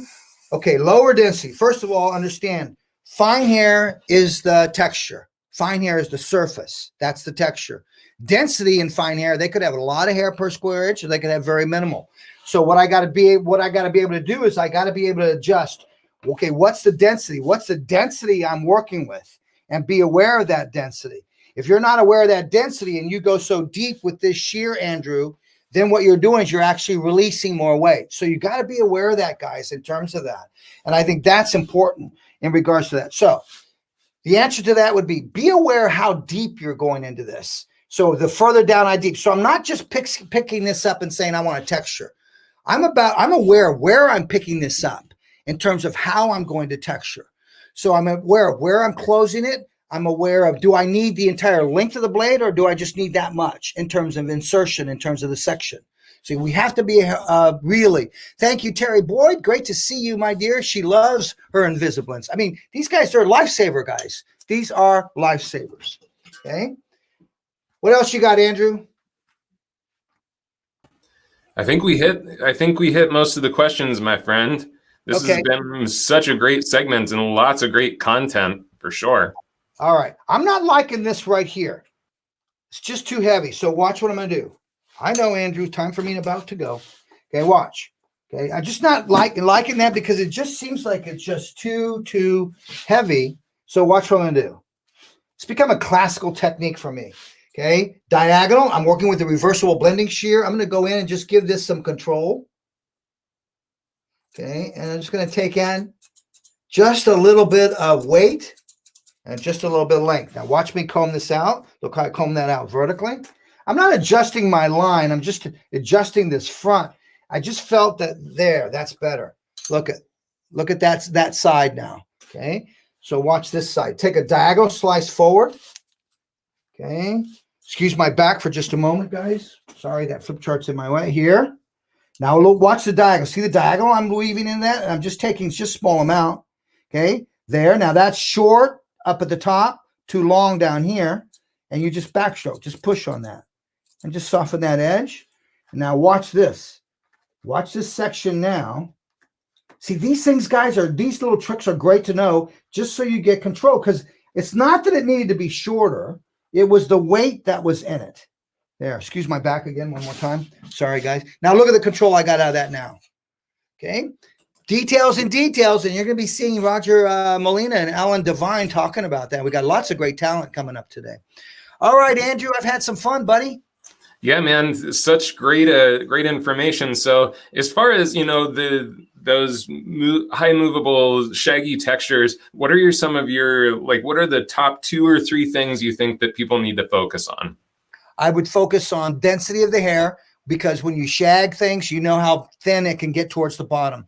And if there's anything that clients are hesitant, it's about that. Then be aware of that we talk density, be aware of the natural texture. So they could come in with straight hair, and then you talk about a shag, you go and shampoo it, and it's got some nice natural movement or natural curl to it. So now you got to take a total different approach. Are you going to go for the shag? So I think there's 2 things to look at: density and the texture that you're working with in determining your shags. For sure. Beautiful. Well, thank you, brother, so much. And I know you've got to get prepped for your Redkin class that's going to be also coming up here in just a little while. Yep. I'm going to be with Justin Isaac at 3:30 Eastern Standard Time. So make sure you check out the ISSE classroom for that. Have a great day, AC. Thanks for all you do, buddy. And I'll see you later today or tomorrow. All right. Thank you, Sammy. All right, y'all, stay tuned because we have a lot still coming up. Spit it out, Andrew. Jeez. Make sure you do see that we do have 40% off site-wide at samvia.com. There's a few things that are currently already on promotion, the mannequins, the cutting stools, and a few other things. So those are exempt for the 40% off, but most of it is 40% off for you through this ISSE Digital Experience weekend. Now, this weekend, all day today, all day tomorrow, we have so much education coming up for you. So today, next up, we've got Anna Peters. But as you can see, we have 5 more classes coming up here after Anna at the Samvia booth at the ISSE Digital Experience. So next coming up, like I said, we've got the incredible Anna Peters. Anna is our Samvia art team member. She is also the Retreat Salon owner in Fresno, California. She's been in the industry as a full-time stylist for 16 years. And when you see her, you're going to be like, she must have started when she's 1 because she looks so young. But she spent the last 11 years teaching color, styling, finishing, business. She's worked in New York Fashion Week, the MTV VMAs, and she's been featured in many different publications throughout our industry. So please, in the chat, just light up the chat. Let's show her some love. Bring her on, Miss Anna Peters. Anna, we don't have audio. You are muted right now. Hey, there you are. Hi, everyone. Oh, wow. It's so great to be here. I can see everyone now with their bags shopping at the show and drinks in hand. And I actually thought about that this morning, Anna. I was going to get out like a couple of our big shopping bags and pile them up with a bunch of stuff and have a drink and kind of stumble in. I know. This is so cool, though, that we have the first ever industry show going on. How awesome. Well, I'm going to let you get to it because I know you have a lot of content to share with us. So I'm going to get off this screen. Okay, great. Thanks, Andrew. Hello, everyone. Today I'm sharing about mastering your Upstyles. How many of you are doing Upstyles? Let me see a yeah in the comments. And also, I want to know what struggles are you having with those Upstyles? Because I know, especially if you're just starting out in the industry, Upstyles can be a little intimidating, and we run into a few obstacles along the way. Hey, everyone. Yeah. Seeing some yeses. Thank you. So type in there one word, one struggle that you have when you are doing your Upstyles. And right now, I'm just going to be putting in some texture through this center back area using the texture iron while you guys type in those things for me. So go ahead, type in one word describing what you struggle with when you're doing upstyling.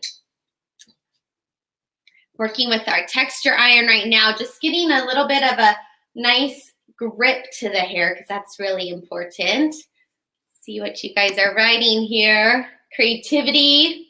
Yes, how do I get without using a million pins? Oh my gosh, yes, you just keep adding them and your shape just keeps getting tighter and tighter and more collapsed, right?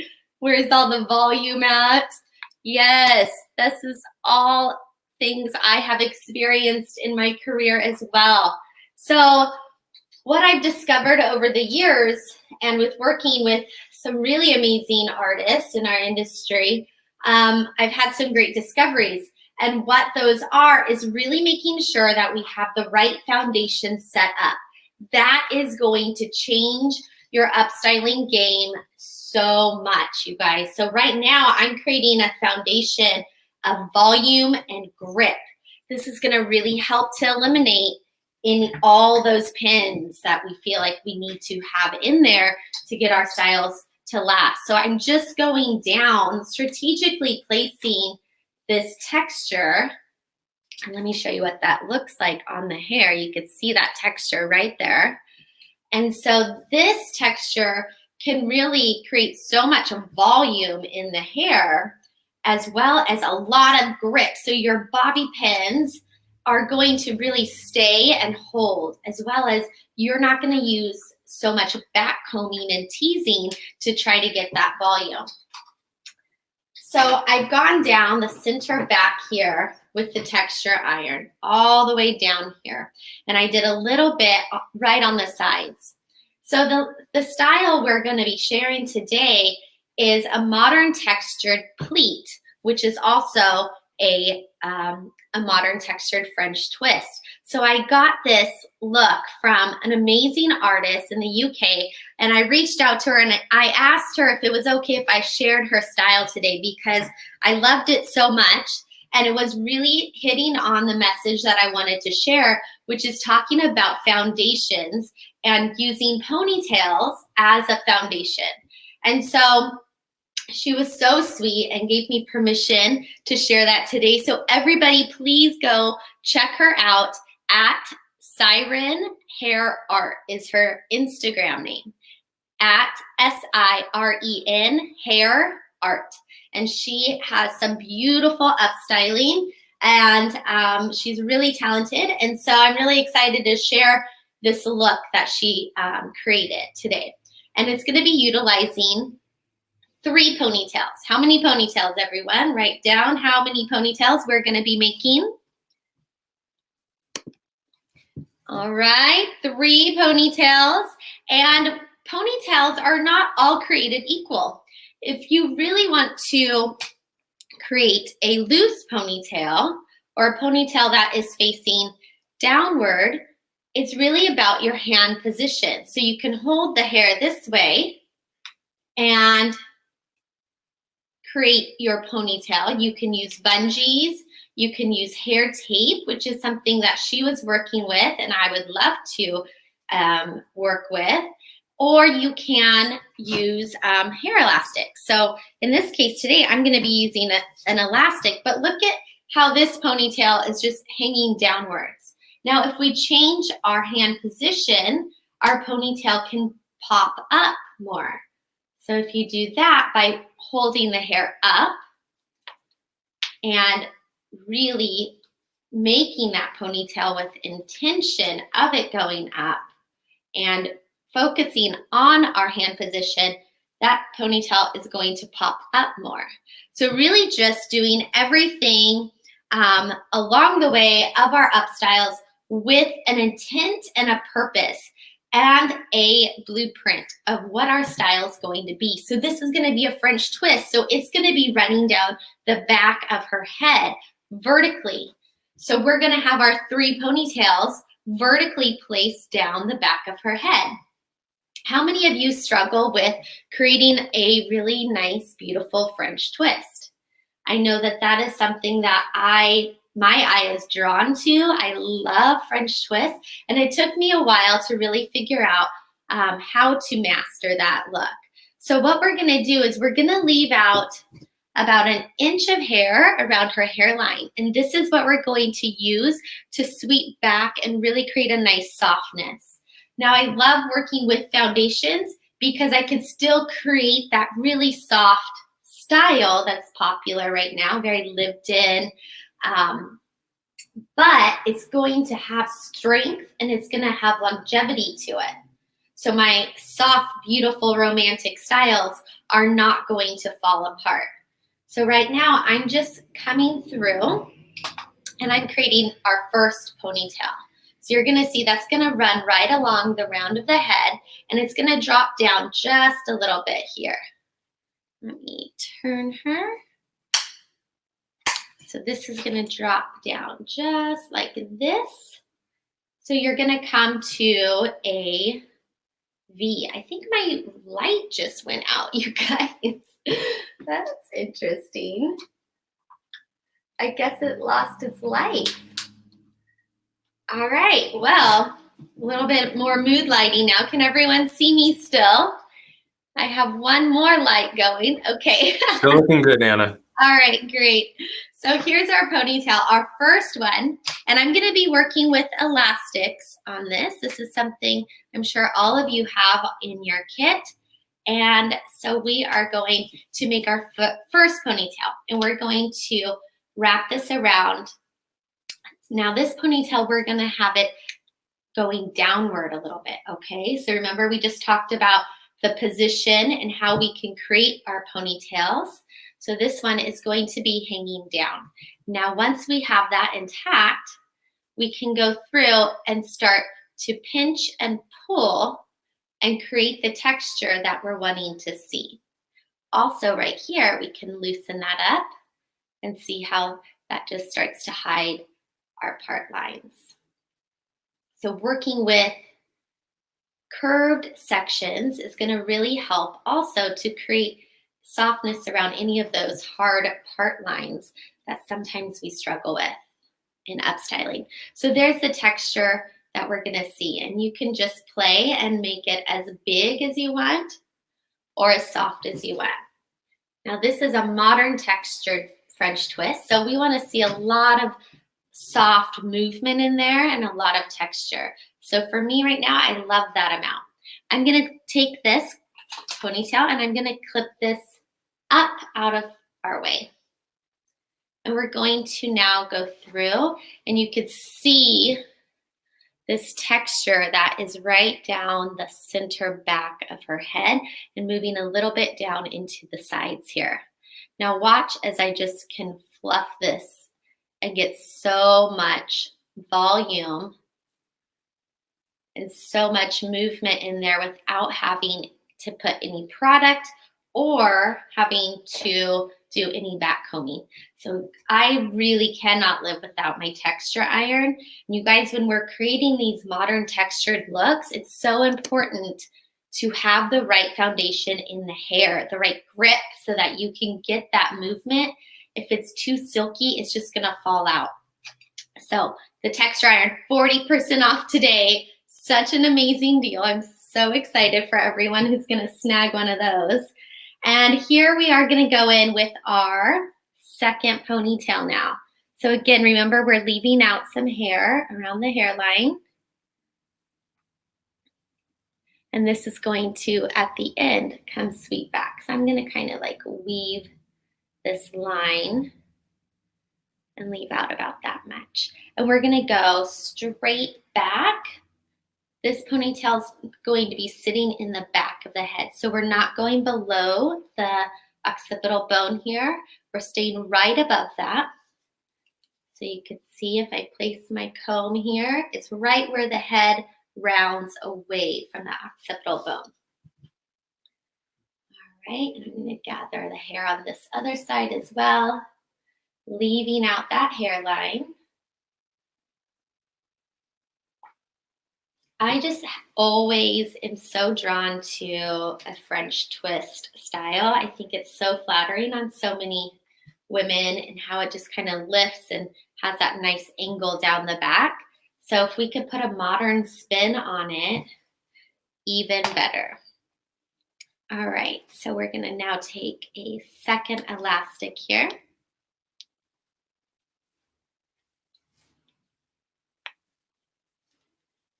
And just using my hands right now to go through and just gather this hair. I'm working with Pivot Point's Lydia mannequin. Okay, so here's where we're gonna switch our hand position, and I'm going to hold on top, and I'm going to try to get this center ponytail to really kind of pop out, okay? So I'm not doing a droopy ponytail, I'm doing a right on base of our section popping ponytail, okay? So we're gonna go in and we're gonna take that and create it right in the center of our section. All right, and this should just pop right out from the section. So do you see the difference there from that one to this one? And that's just gonna sit right on top, okay? So we have 1, 2 ponytails now. Why would you weave the hairline instead of a straight parting? That's such a great question. So anytime we go in and take a woven section, it's going to just give us a softer result. Same thing in hair color. If you go in with a slice, a clean slice, versus a highlighted woven section, the end result's gonna be much different, right? You're gonna have a much stronger, harder line with a slice versus a woven section. So that's why I chose to just kind of do a rough weave to leave that hairline out. Great question. All right, so first ponytail, second ponytail, and we're going to just clip that out of the way now. Now, I love the mannequin heads from Pivot Point, especially our Lydia that was created for Samvia and named after his mom, which I love. The hair length is just so perfect, and it's just the right length for really anything that you're wanting to do, whether you're wanting to use this mannequin head for color or cuts or upstyling. It definitely gives me enough room to create a beautiful upstyle with, and I think it's a really realistic length that clients are coming in with. So now, guys, we're going with our third ponytail, and we are going to raise this ponytail all the way to the top of our line here. So our parting, we're gonna raise this and we're gonna create that ponytail sitting at the very top here. And the point in that is one of the biggest struggles, and let me see, yes, if you've experienced this with French twist, is that you get that really like a droopy bottom and you try to get that up, and then you're just putting pin after pin after pin in, trying to get that from looking droopy. Anybody else experience that with your French twist, or anytime you're working with an upstyle? So by doing this, we're going to eliminate that, and we're gonna really tighten up that bottom there. So again, taking my elastic, I'm holding my hand where I want that ponytail to happen. Yes, I'm hearing it. I feel you guys. So this is going to be a lifesaver then for you. Okay, so my hand is at the part. The ponytail, we want to sit right at that part. So again, just using our hands and getting all of that hair up all the way to the very top. I'm gonna go in and I'm going to create our third ponytail sitting right there at that part line. And before I went in and started this, I just wanted her to have a little bit of movement in her hair and not just stick straight, something very natural, kind of bend and wave to her hair. Okay, look at that ponytail. There we go, guys. And now it's all nice and tight, so you're not gonna need any bobby pins to secure that and get that nice and smooth at the bottom. Oh yes, okay. All right, so we have 3 ponytails. So what I did before we got started was just to get this nice loose kind of texture here, I went in with the 1-inch, Samvia 2-in-1 Marcel iron and wand. And I love this tool because it just can separate so easily and turn into a wand. Pop it back on and you have your Marcel. So this is a lifesaver in my salon in not having to have so many tools out at my station or when I'm traveling, really cutting down on the amount of tools that I needed to have. So I just went in and just did a really loose bend, loose wave through her hair. We don't want it really curl. This is just a really modern kind of look that we're creating. So just some movement. All right, so now that we've done that, we're gonna go through and we're gonna pinch and pull to see the texture that we want. And this is all gonna be a personal preference for everybody. And just pinching and pulling, creating that really soft, romantic look.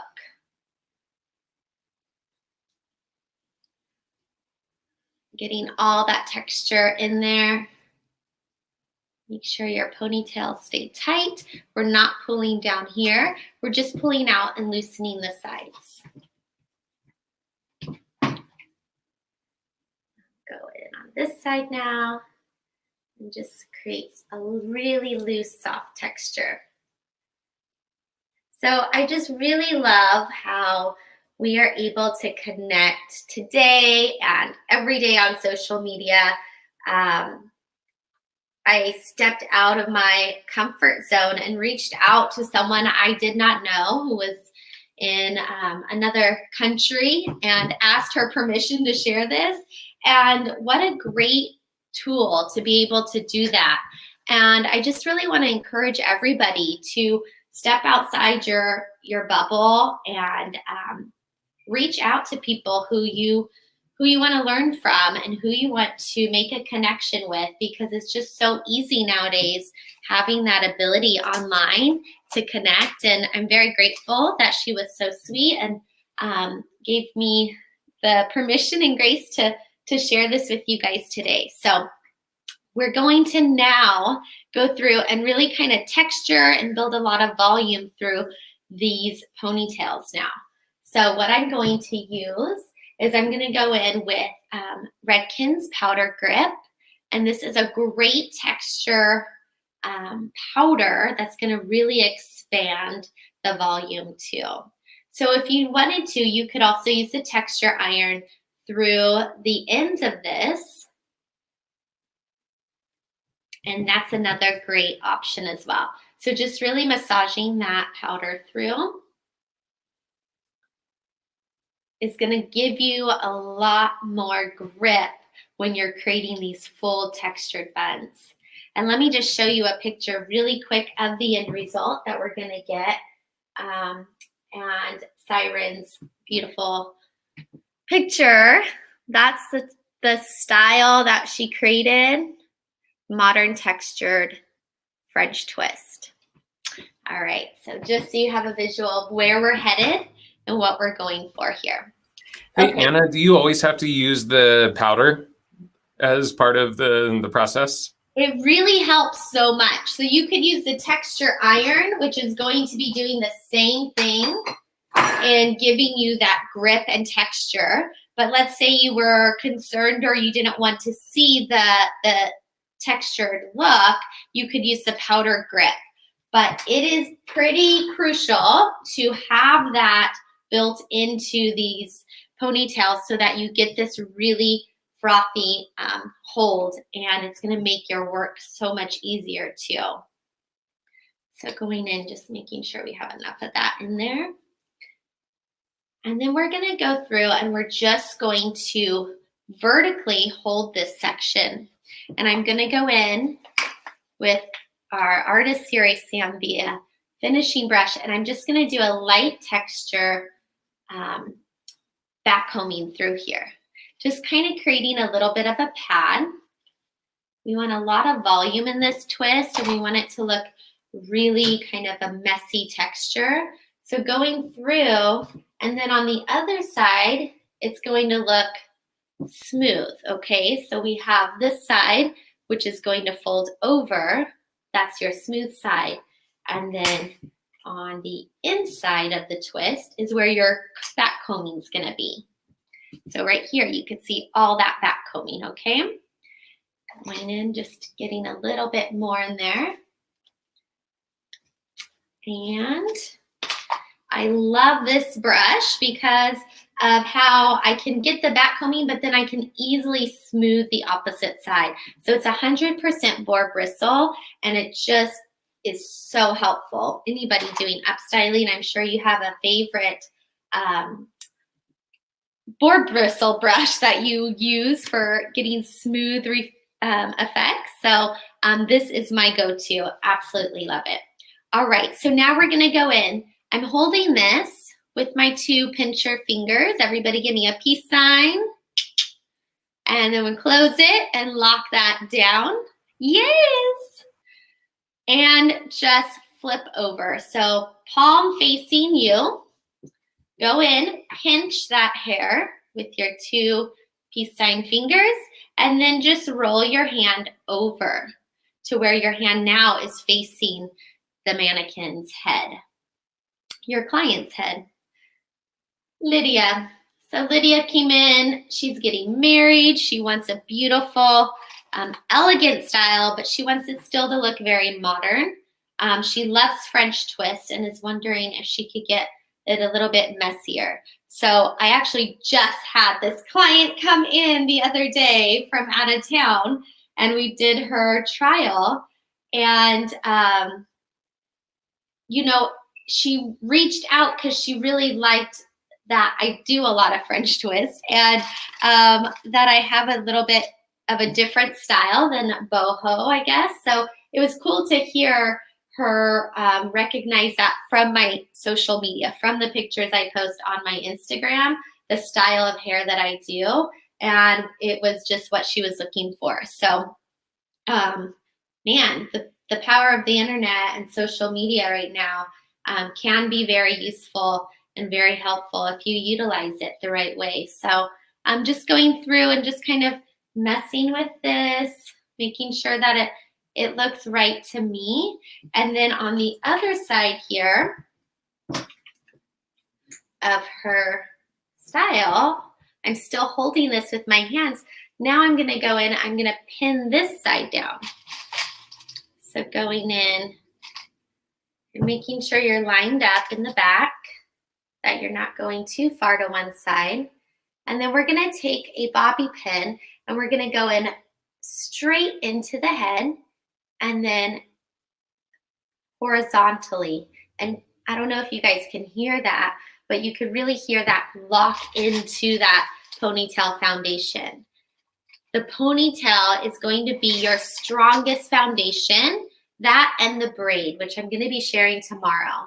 How to use a braid or how to use a ponytail incorporated in your upstyles is going to be a game changer for you. We've used 3 bobby pins so far, and we have our first twist here. So let me just spin her. There we go. There's her first twist. So isn't that amazing that just by using a ponytail, we're able to start to create this really beautiful, elegant French twist. All right, so we have our first one down, and we are gonna go in. Let me just adjust this pin. There we go. Now we're gonna go in with our second ponytail. All right, so we have 3 ponytails we're working with. Going in now with our second, I'm gonna shoot that powder all over that, get a lot of grip and body and frothiness in there.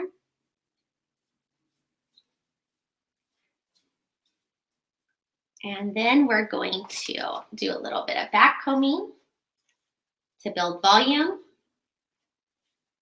And that little bit of a cushion that's gonna sit there at the base of this French twist. And this also is such a great style for somebody with even like shoulder length hair. You can create this on. So it's a really great way if somebody's wanting an upstyle and they have shorter hair, you're gonna be set up. I wanna show you the other side of this, what it's looking like.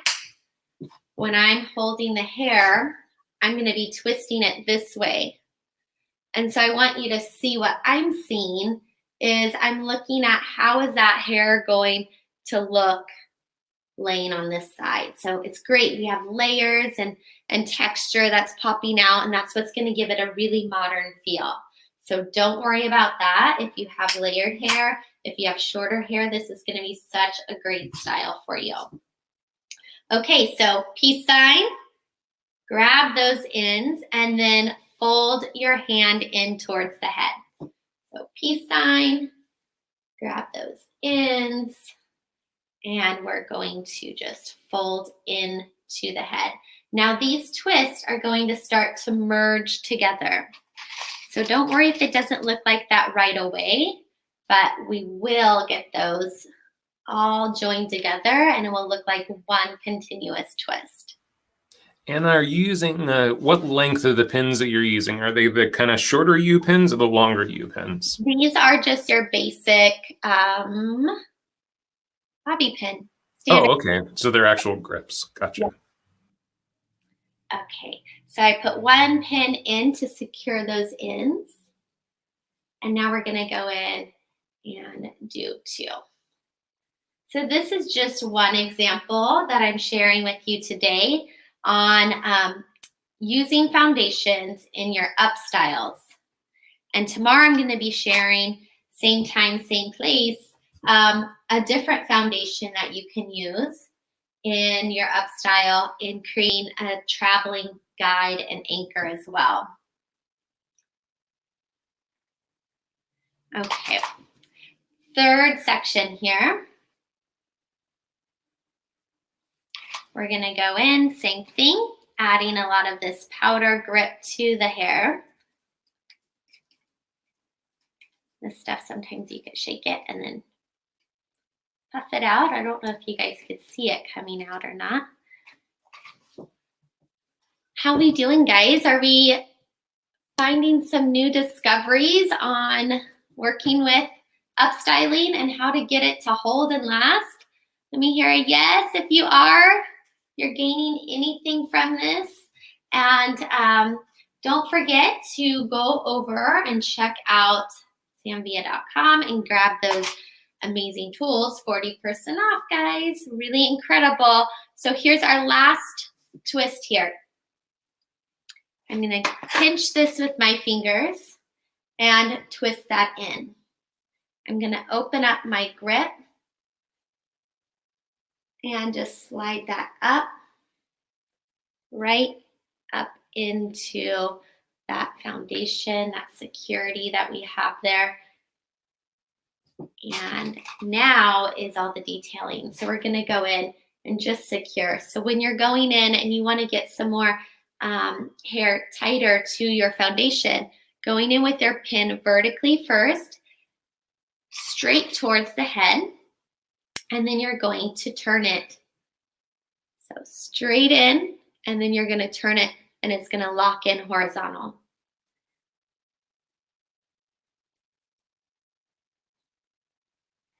Anybody have any problems ever with your pins just sliding out?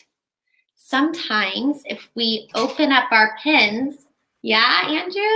Sometimes I see a lot of the time we open our pins up and we try to get a bunch of hair in there. And what that's doing is actually making that pin push out from the style. So these are meant with that grip on them to the grippy side to hit the base of the head. And you don't need to open them up. They're designed to hold the amount of hair just that they can while they're closed. So if we open them up, we're gonna be really kind of loosening up the amount that they can take on, and they're gonna start to pop out on you. So just going through and making sure that I'm happy with everything I see and just really securing and locking it in now. What do you guys think about that? All that texture, isn't that just so amazing? if you try to do this with a basic French twist technique, it's going to be really hard. I've tried it many times. So super happy to discover this way of creating that same style and look, but with just so much more volume and texture going on. And it's up to you. You could totally leave some hair out, but we're going to start to sweep some of this hair that was left out at the hairline now, and we're going to incorporate that into the style. So once you're happy with how the back looks and all of that foundation part, we're going to go in and we're going to now start to do a lot of the detailing. Get a little bit more texture up through here. It's all personal preference. So, favorite trick of weaving in the hair using a U-pin. Actually, it's better. There you go. Using a U-pin and a second U-pin to use these tools to help weave this hair up into your style. So this is all going to come back loosely, and these ends can hang out. If you'd like, you can pin those back in, but again, the look that we're creating here is a really modern textured French twist. So we want to keep some hair kind of floating out of it a little bit. So you can see I just slid the round end of the U-pin up underneath a section of hair.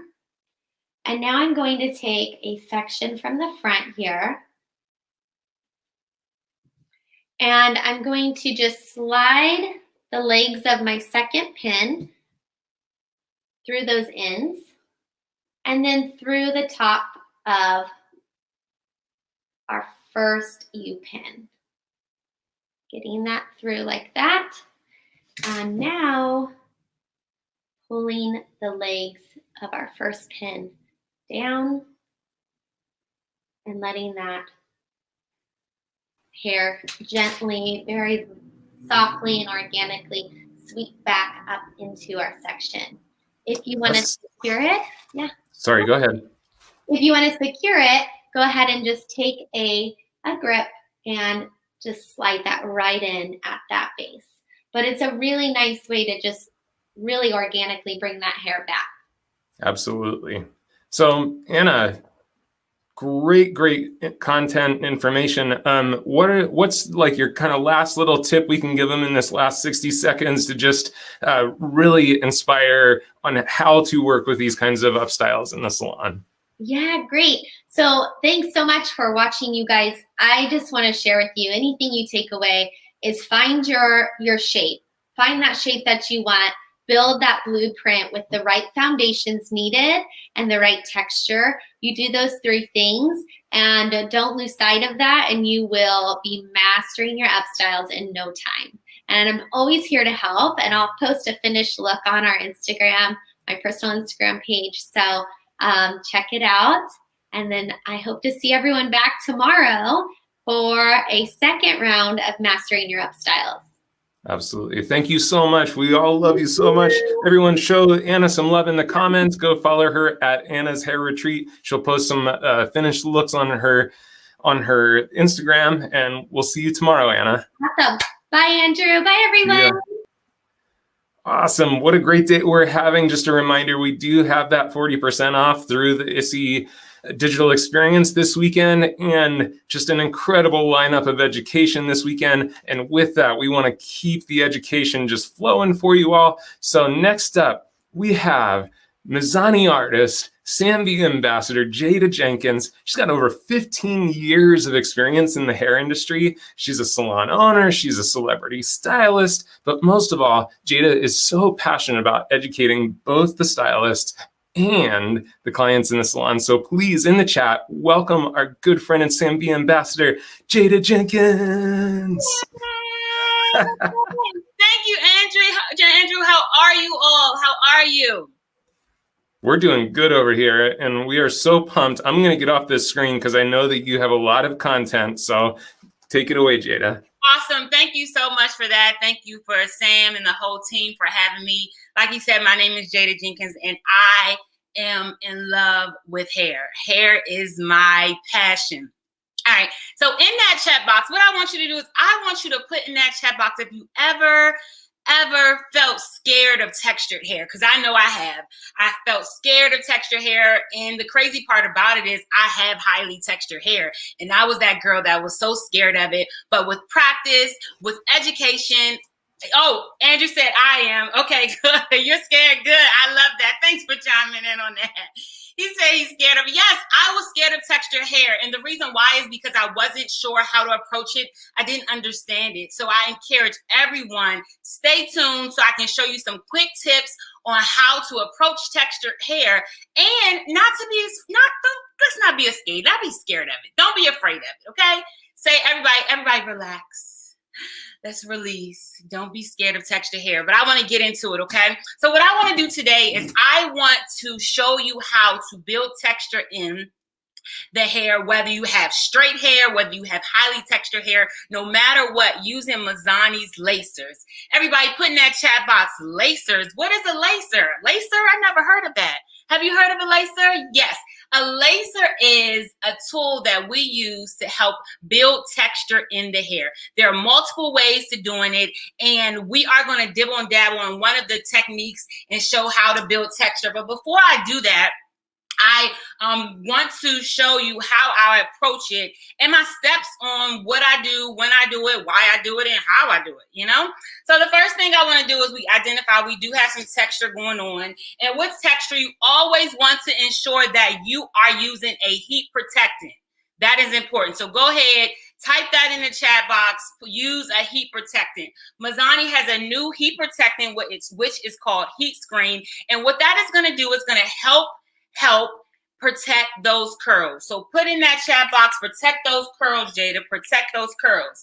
And if I didn't introduce you to my homegirl right here, her name is Samantha. And so we are going to call her Sammy Squared, because she is named after Sammy, Zambia, and she's the second one. So her name is Sammy Squared, okay? Everybody say, hey, Sammy Squared. All right, so what I want to do is, y'all, this thing right here is a life changer, okay? The reason why is because it does the job. It has 3 different ways you can use it, and it's like a one-stop shop. And what I will say is when I became a Zambia ambassador, I felt like they had my back as a professional. I felt like they have something that can cater to me, something that I can retail to my clients, and I don't have to go all over to different companies and get this and that. It's like they have my back. So what I am going to do is I am going to use this 3-in-1 blow dry brush tool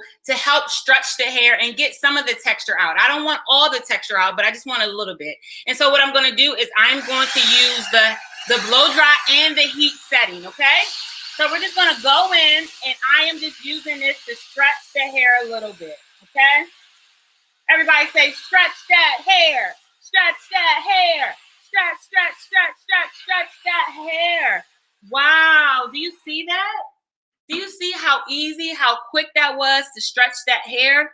I absolutely love it. And so what we're going to do is I am going to take my pointer finger and I am going to do an organic part, okay? And of course, I am using my clips to clip this hair out the way. And I am using an organic part. And if you can see that very well, it's about maybe about 1 inch around. And I am going to prep the hair with Shined Extend. This is Mazzani Shined Extend. And the reason why I'm going to use this is because I like it because it has humidity properties in it. It is going to help with frizz, and it is going to help with humidity. So I'm going to lightly mist that on that hair, nice and easy and breezy. And then I am going to take my lacer, okay? And I am going to place the hair in the hole. You can see I am placing the hair in the hole. You see? Ooh, ooh, there we go. We got, ooh, ooh. And I'm going to go to the base of that scalp. So everybody put in that chat box, the base of that scalp, okay? And I am going to take the hair, right? You can see it good.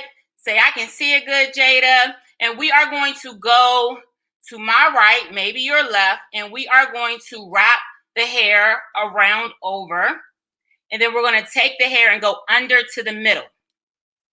So we went over to the right, under to the middle, and we're going to pull it through the left, my left, your right, okay? And then we're going to do the same thing. We're going to take this hair, I'm going to wrap it over through the middle.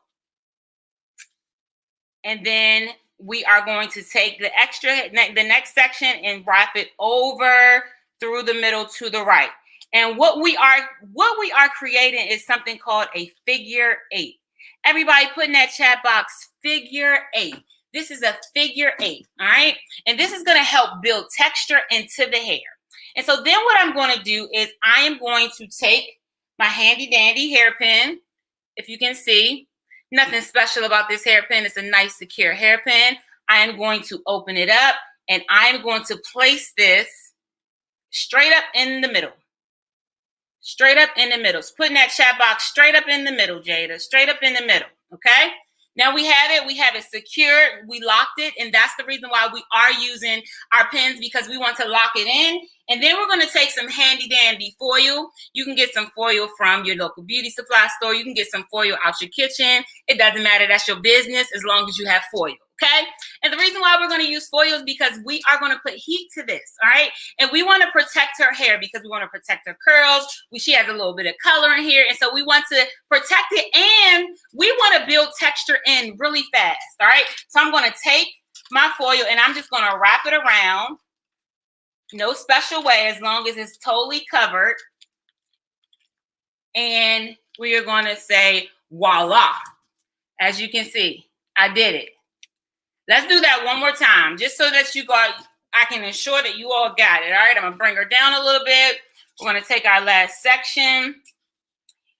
Remember, we're going to always use heat protectant, and then we're going to use some of Mazzani's Shine Extend. The reason why we are using that is because it's going to help give it a little shine, and it's going to help with humidity. And if you want to kind of take your comb, lightly work that product in, you definitely can as well. Then I'm going to take my lacer. Remember, this is Mazzani lacer that we're using. We are going to open it up into that circle. We are going to pull that hair through that circle, pull that hair through. As you can see, we're going to go to the base of the hair. Make sure you all can see good. Awesome. And we are going to what? What do we say we're going to do? We're going to take it through the middle. We're going to go to the right, under through the middle. Go to the left, under through the middle. Put that in the chat box. Go to the right, under through the middle.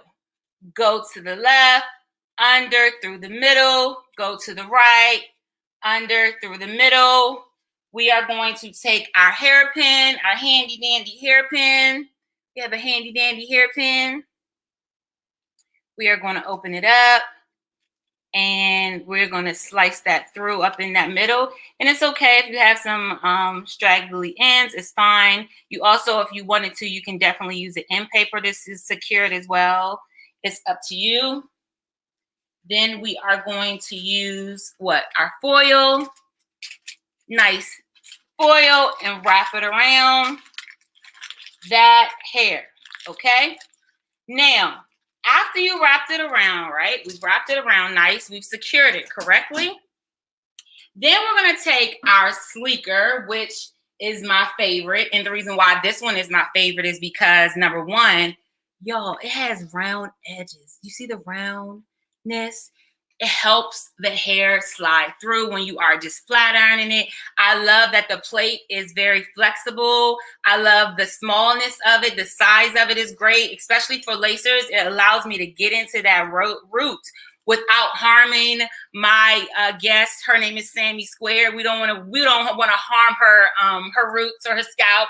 So this is really a really good tool to use. And what I love about it, it has different levels. You have low, color treated, and high. So if you have clients with color treated hair, for highly textured, and you want to protect that hair. And when I say protect that hair, what I mean is you want to protect those curls because you want them to be able to convert back, have straight hair one day, and still be able to have their nice natural curl. Put in that chat box, nice natural curl. All right, so what I'm doing is I am taking my iron and I am going to start at the root. And what I like to do is I like to either come up with a little rhythm, a song, numbers, however you want to do it, and be consistent with it, okay? So we're going to go and we're going to make a song up. We're going to say 1, 2, 3, 4, 5, 6. All right, that's our song. So we're going to go and then we're going to go to the next section. 1, 2, 3, 4, 5, 6. All right, then we're going to go all the way down till we get to that foil. To the end of that foil, 1, 2, 3, 4, 5, 6. The reason why we are counting is because we are ensuring that all the hair gets the same amount of heat. All right, let's do that again with our, I think we had this one. Let's do it again with our section. Here we go. Y'all ready for my song? Are you singing in your head? Because I feel it through the camera. I feel it. All right, here we go. 1, 2, 3, 4, 5, 6. I see you, Andrew. I love it. 1, 2, 3, 4, 5, 6. Last one but not least. 1, 2, 3, 4, 5, 6. All right. So then we're going to let that cool for maybe about a minute or two, not too long. Don't stress yourself out because it happens really quick.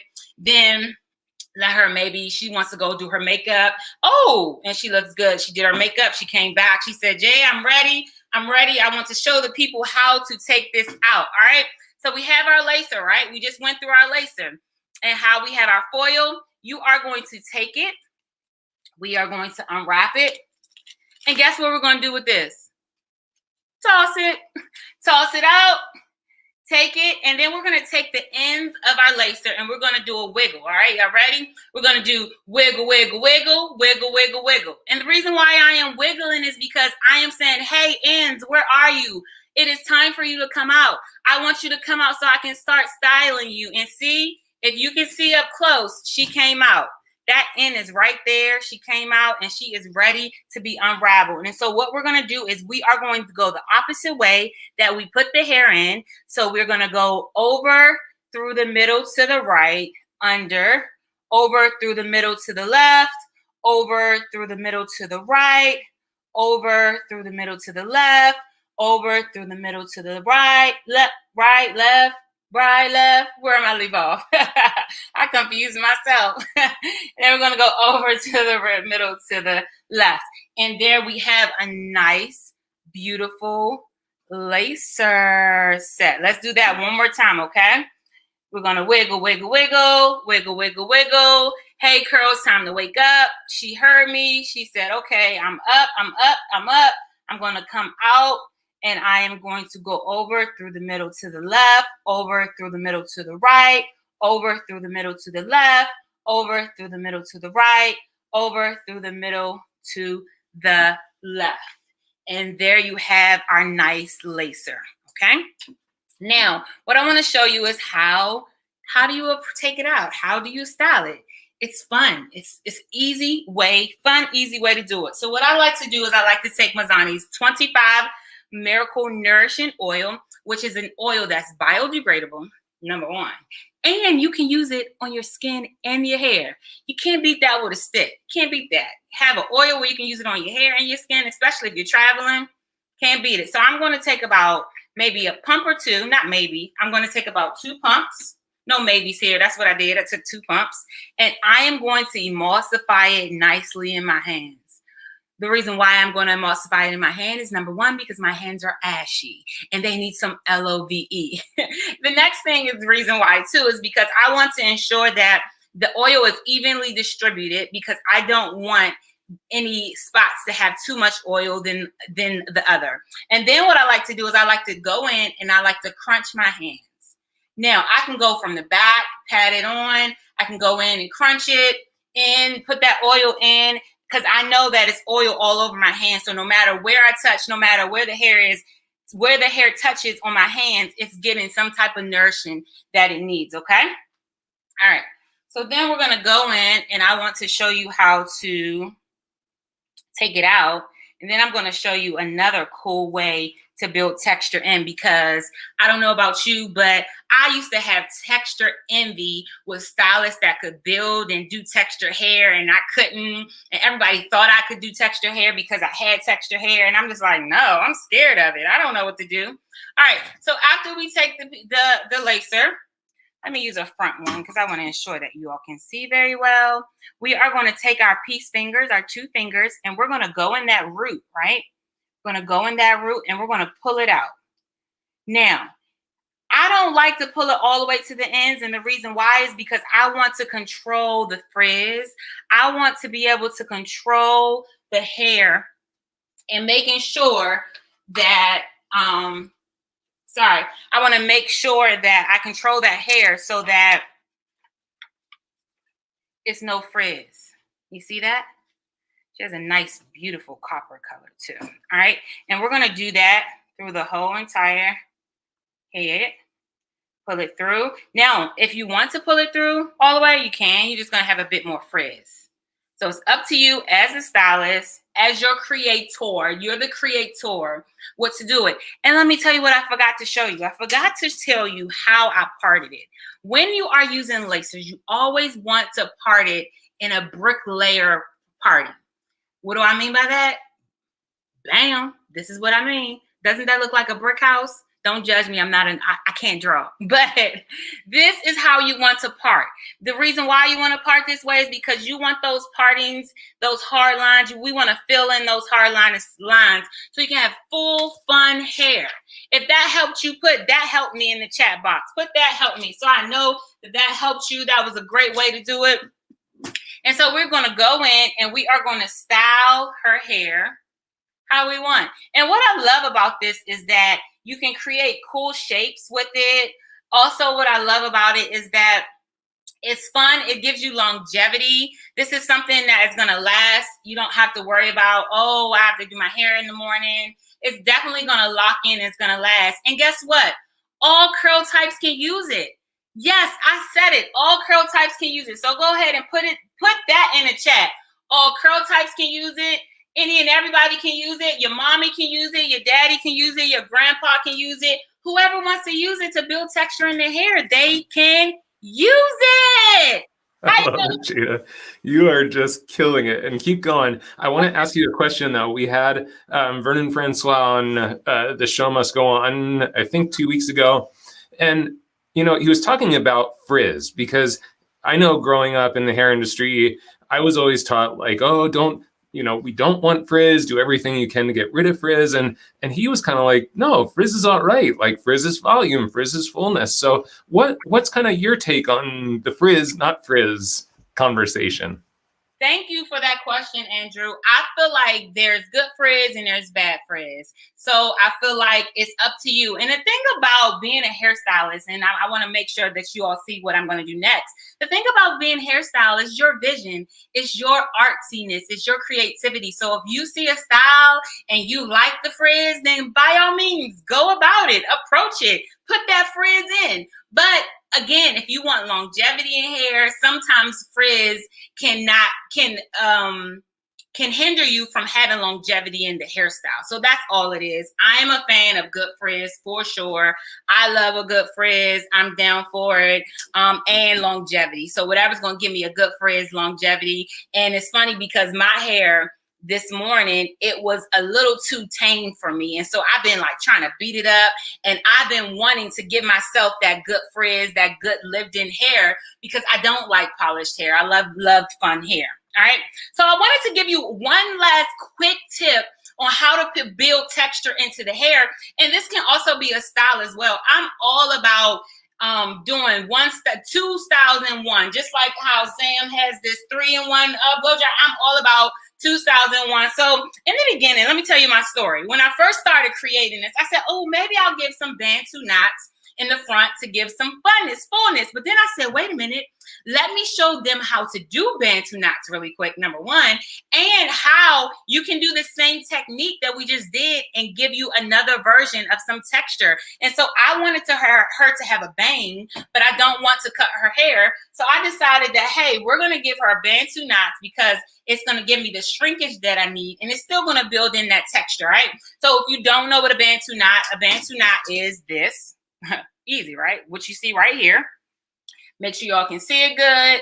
That is a Bantu knot, and I am going to show you how to do it. So all you're going to do is, as you can see, we still prepped it the same way, and then you are going to take the hair and we are going to twist to the right. Everybody say twist to the right, twist to the right, twist to the right, twist to the right. But when you do it, you have to give your twist wave, okay? Like you're a wave at the beach. Twist to the right. We're waving. We're waving through, okay? All right, and the reason why we're twisting through the right is because that is going to help give some tension, number one, and it's going to help put that texture in the hair. So after we have completely twisted, as you can see, we have a nice twist. Let me get my piece of paper. 1 second. I want to ensure that you all can see this good. There we go. Here we go. Can you see? I just twisted it, okay? After we've done that, then we are going to just twist it in a circle, connecting it to the head. Hold on, let me make sure.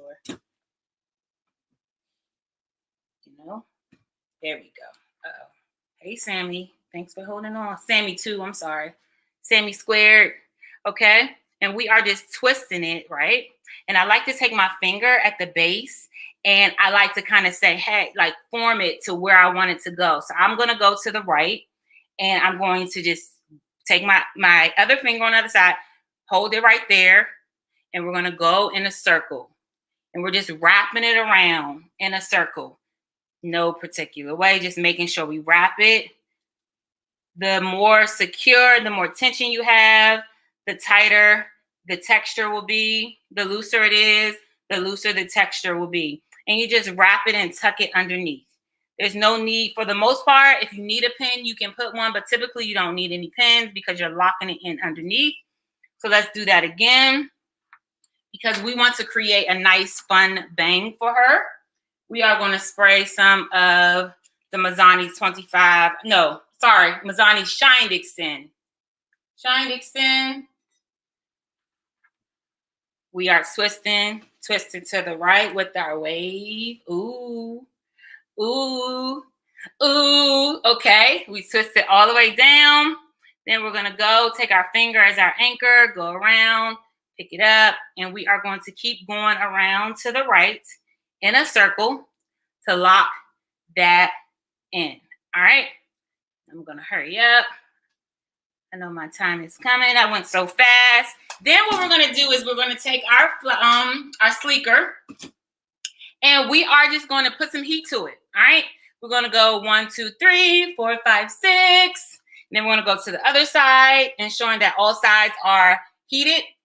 1, 2, 3, 4, 5, 6. The reason why I didn't put foil on this one is because the lacer is not on there. We put foil we can't protect the hair. We need to protect the hair. If you feel like the hair can't handle a bunch of heat, you can put foil on it. But also too, we want to protect the lacer as well. So I'm not putting heat to this, because guess what too? We can put this on color treated hair. Then we don't have to worry, right? Color treated hair. We know it's protecting because she has some nice color on her hair. We're going to make sure we get both sides nice and easy. We're going to get here on this side. 1, 2, 3, 4, 5, 6. 1, 2, 3, 4, 5, 6. Go at the top just a little bit. I just want to make sure that we got that good. 1, 2, 3, 4, 5, 6. All right. So now that we have that locked in, we let it sit. We're going to go to our first one, and we are just going to find that end where we started, and we are going to unravel. Okay? We are just going to go to the right and unravel. Unravel it, unravel it, unravel it. We're undoing it. We're saying, come on out. Come on out, sister. Come on out. Okay? Can you see? Has some nice texture. And if you get some hairs that get stuck, it's okay. Don't stress. Don't stress. I'm not stressing. You don't stress. And we are going to go and we are going to pull this apart with texture. We want that texture in. And remember, we want to create a nice, fun bang, faux bang at that, because she doesn't want to cut her hair, but we want to create a style that is a nice faux bang. And we're going to create a nice, beautiful shape with her without her having to cut her hair. You know, some people don't want to cut their hair like me. I just cut all my hair off about a week ago. I said, I'm over it. I need something new. And I cut it. So we're going to undo it.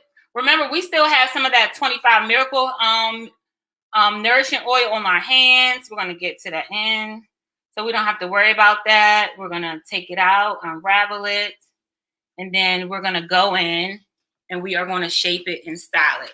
And so what I'm going to do is we're going to take this out and I am going to shape this. I am going to style it. I am going to take a beautiful picture and I am going to post it on my Instagram. So make sure you follow me. Make sure that you come connect so you can see the finished look. Also, make sure that you are going to samvia.com for 40% off on products. Thank you, Pivot Point, for this beautiful Samantha mannequin that we got here. And I think that is it. Andrew, how you feeling over there? I just have one thing to say to you. Yes. 1, 2, 3, 4, 5, 6. 4, 5, 6. I love it. And so there you have it. Some nice textured hair, fun hair. It can be done on straight. It can be done on highly textured hair, color treated hair, your mama, your daddy, everybody. So it's fun. All right. So make sure you take advantage of those tools, 40% off. And I'm excited. JADA, I think you just woke a lot of people up to the potential and the possibility of, like you said, I mean, this could have been stick straight hair to start with, and now you have just this incredible fabric to play with, and the idea of creating that faux fringe, because curly girls do tend to be pretty afraid of cutting fringe in, and so what a great solution to just create something that has that tightness that it can give the illusion of a fringe. So just absolutely brilliant content today. And your energy is so infectious and so wonderful. Thank you so much. Thank you. Thank you all for having me. I had a great time. And Andrew, you rock. Oh. Thank you. Thank you. Thank you so much for being here. Show JADA some love in the chat over here and make sure you go follow her. What was the Instagram handle one more time? Let's make sure we have that. JADA Jenkins Co. Mm-hmm. Awesome. All right. Thank you, JADA. All right. Thank you. See you. Man, I'm inspired. I don't know about you. So yeah, let's grab a mannequin head and start creating some texture. Another great opportunity for education. But before we hit that, remember 40% off site-wide today on samvia.com. This is the ISSE digital experience. Even if you're not at ISSE this weekend, even if you're not attending the digital experience, welcome to the Facebook and YouTube feed. This is going to be up all day today, all day tomorrow. Today, we've got so much more education coming your way. Next up, we've got Blake Rita Evans. Sammy and Justin are going to be over on the main stage at the ISSE Digital Experience. We'll go dark just during that time. But then we've got KAUILANI, GOODWYN, we've got TWYLLA Jane, and we've got LINDSEY OLSON coming after the break to just add so much value to how you're evolving at the chair. So let's bring in our next incredible SamVia ambassador artist, Blake Reed Evans. Blake is a stylist. He's a Redken artist. He is an incredible social media expert and salon owner. He thrives in an environment where passionate creativity meets precision and meets the skill. You're about to see why. Please add into the chat. Welcome, Blake Reed Evans. Hi, Blake. Hey, Andrew, and hey, everyone. So good to see you, my friend. Hey, I know you have a lot of content you're going to share with us, so I'm going to jump off and let you take it away. I'll probably pop in and ask a few questions along the way. Sounds good. Thanks, Andrew.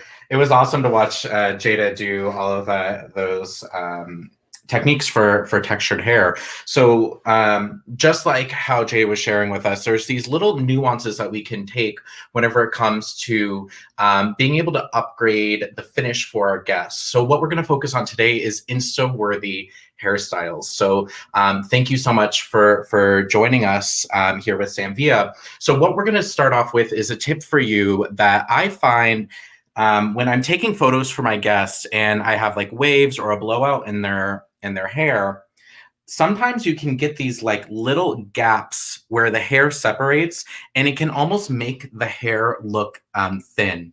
So what we're going to go through and do is actually use our Sanvia Artist Series finishing brush. And what is really great about it is that it has first cut boar bristle with some tourmaline nylon spokes coming out of it. So what we're going to do here is we are going to be able to come through, and we're going to be able to elevate the hair off of the head form.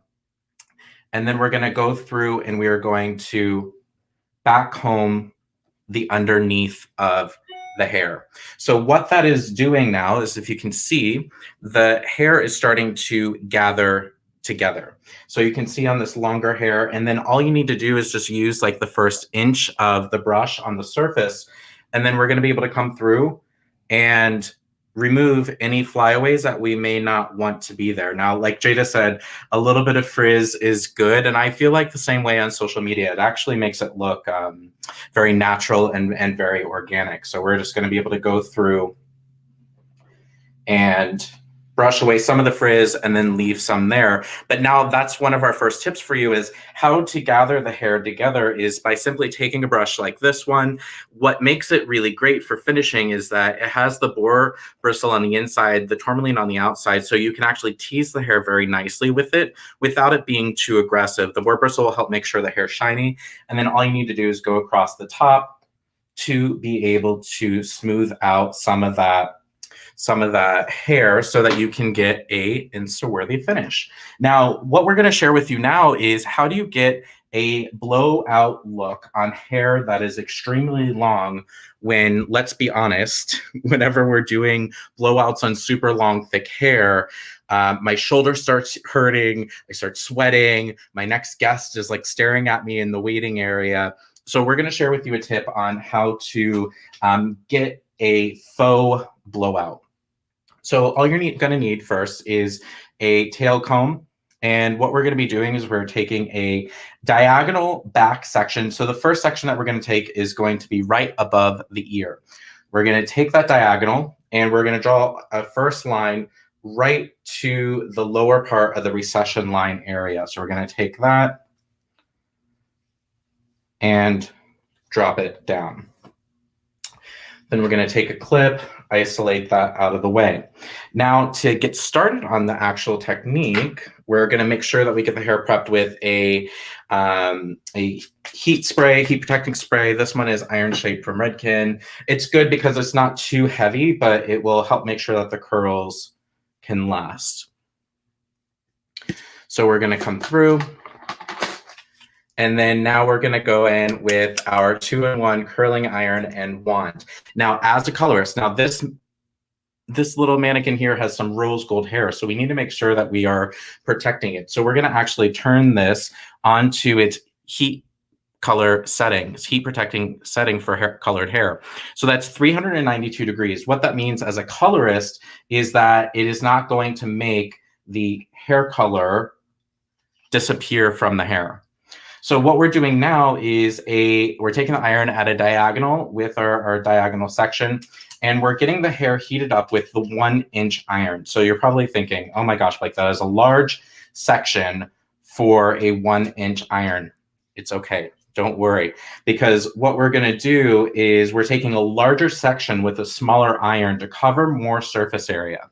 Now, from stylist to stylist, my favorite thing about the 2-in-1 iron and wand is the fact of how long this is. Any other curling iron I've used has just been a little too short for our guests with long hair. So you can see I was able to fit the entire length of this mannequin. It doesn't even fit onto the camera screen, so that you can get the end result. So now that this is heated up, this would be way too bouncy to be a faux blowout. It would look like curls. So what we're going to do is, while the hair is hot, we're going to take our round brush, get the ends of the hair secured, and then we're going to wrap the hair around it, and we're going to start letting it cool. So we're going to come in, and I'm just going to hit a little bit of Shine Flash. This is a shine spray, or like a spray oil. And what's cool about that is that the coldness out of the product is actually going to help set this set this out of the way so that the curls can set. So now we're going to bring this away and we're just going to twist out. And then we'll show you the bouncy results that we're going to get. Now, we're going to let that cool because we want to make sure that we get a really good end result. So what I really like about everything is that because when you're going to do like a round brush blow dry on really long hair, it can take a long time. It can hurt your shoulders. What I like about this is I can keep my shoulders dropped down while I'm doing techniques like this. So we're going to go ahead, hit the hair again with the heat protecting spray. Going to come through and comb the hair to make sure that every strand of hair can enjoy the benefits of that product. And then we're going to come in again with our 1-inch iron. So right now, you have the opportunity to head over to sanvia.com to be able to get these products for 40% off, which is the time you strike while the iron's hot, literally while this iron is hot, because it's the best discounts you'll find on the tools throughout the year. And I know that as a fan of Sam's for my entire career, 40% off is pretty much as good as it gets in being able to save some money. So now you see we're taking a diagonal back section. The reason why we do diagonal backs is to make sure that this flows up and away from the face. Now that the hair is heated up, we're going to come through with our round brush. And then, yes, this is totally going to stretch out the curls that we were doing before, but that's totally okay because what we did is we used a smaller iron on a bigger section. So we're able to cover more area, but the smaller section is actually going to make the hair curlier. So now the curls are able to wrap around the brush very easily. And then now it's going to set around the brush. Again, to speed up the setting, we're going to be using a spray like Shine Flash. If the hair needs more encouragement or a little bit more texture or roughing up, you can use a light dry shampoo like Invisible from Redken. I'm actually just going to hit the root area with that just to help get a little bit more lift. After a few seconds, you can come through and drop it down. Now, again, we're going to let those curls set down so that they can set a little bit longer. We're going to take another section, diagonal back. Now we're in the super important area whenever it comes to social media, which is this front shot. You know, some of the things I've learned about social media is that people like to see other people's faces, particularly when we're trying to use social media to grow our business. We want to make sure that our clients see themselves in our social media profiles, whether that's Instagram, Facebook, TikTok, or anything like that. So it's important that you have a really good setup with your guest and talk to them about getting face pictures. What I've learned is that you tell them what's going to happen before it's going to happen. So when you're coloring their hair, you're going to say, you know, Bobby, I'm so excited about doing your hair. You know, I am so excited about this. So what we're going to do is after you're done processing, we blow you out and give you a good finish. Bobby, we're going to actually take you to our photo studio area. We're going to take a couple of pictures of you. When you do this, you're going to say, yeah, we're going to start with the back and then we're going to work our way forward. And this is the key part here, friends, is to make sure that we tell them, if you don't like the picture, I will delete it immediately. If you do not like the picture, I will delete it immediately. So we're going through letting this set. Let's go ahead and get a little bit of a spray on it because we want to be able to get as many face pictures as possible, right? But unfortunately, people might be a little camera shy, which is totally normal and totally okay. We just need to set them up on the experience. So you say, you know what, you have the first right of refusal. If you want me to delete it, I totally will delete it. So we're going to come in one more time with our curling iron, our 2-in-1 curling iron and wand. And I'm using the 1-inch one on larger sections because it's going to be able to wrap around the hair a little bit more to be able to get more bounce. And we can also cover more surface area. This mannequin has a ton of hair and it's super long. Again, Stylist Styles, my favorite thing about this is how long this barrel is compared to other curling irons. So you're able to get all this entire length of hair into the curling iron. And again, right now what we're doing is we're creating a faux blowout look. But what I like about this is that I don't have to keep like lifting my hair up. I don't have to keep tugging on the hair. All I need to do is just keep my shoulders dropped, and then I can create this faux blowout. So that means, yes, I will totally just like rough dry my guest to make sure that all the water is out of their hair, and that's it. So now we're gonna have one more section on this top area and hit it with a spray one more time. And then we're gonna create another curl coming right through here. Again, maintaining a sense of a diagonal as we're applying the curling iron through the hair. Now for this look, we're doing not quite so much volume on the top and a little bit more volume through the side. So if you wanted more volume coming out of the hair, then all you needed to do is just like lift this section up really, really high, and then you'll get the volume out of there, because elevation means volume whenever you are finishing hair. So we're gonna come in, hit this another time, and you can see how immediately, while it's still hot, the curls will stretch out really nicely for you. You let it cool around the brush. Thanks, Julie, I love it. That's awesome. Then you're gonna come through and drop it out, and then we have one more curl. Some of the other things that I've learned too when it comes to getting your guests to take pictures is to like hype them up during the process. So that means that you need to be like, oh my gosh, this looks so good. Like I'll take a couple pictures of their hair, and then I'll turn around and show them and be like, oh my gosh, Bobby, look at your hair. Look how awesome it looks. And then this is the perfect opportunity for you to talk about your referral program. So it's like, Bobby says, oh my gosh, Blake, you did such a good job on my hair. Then you can say, you know what, Bobby, that means so much to me.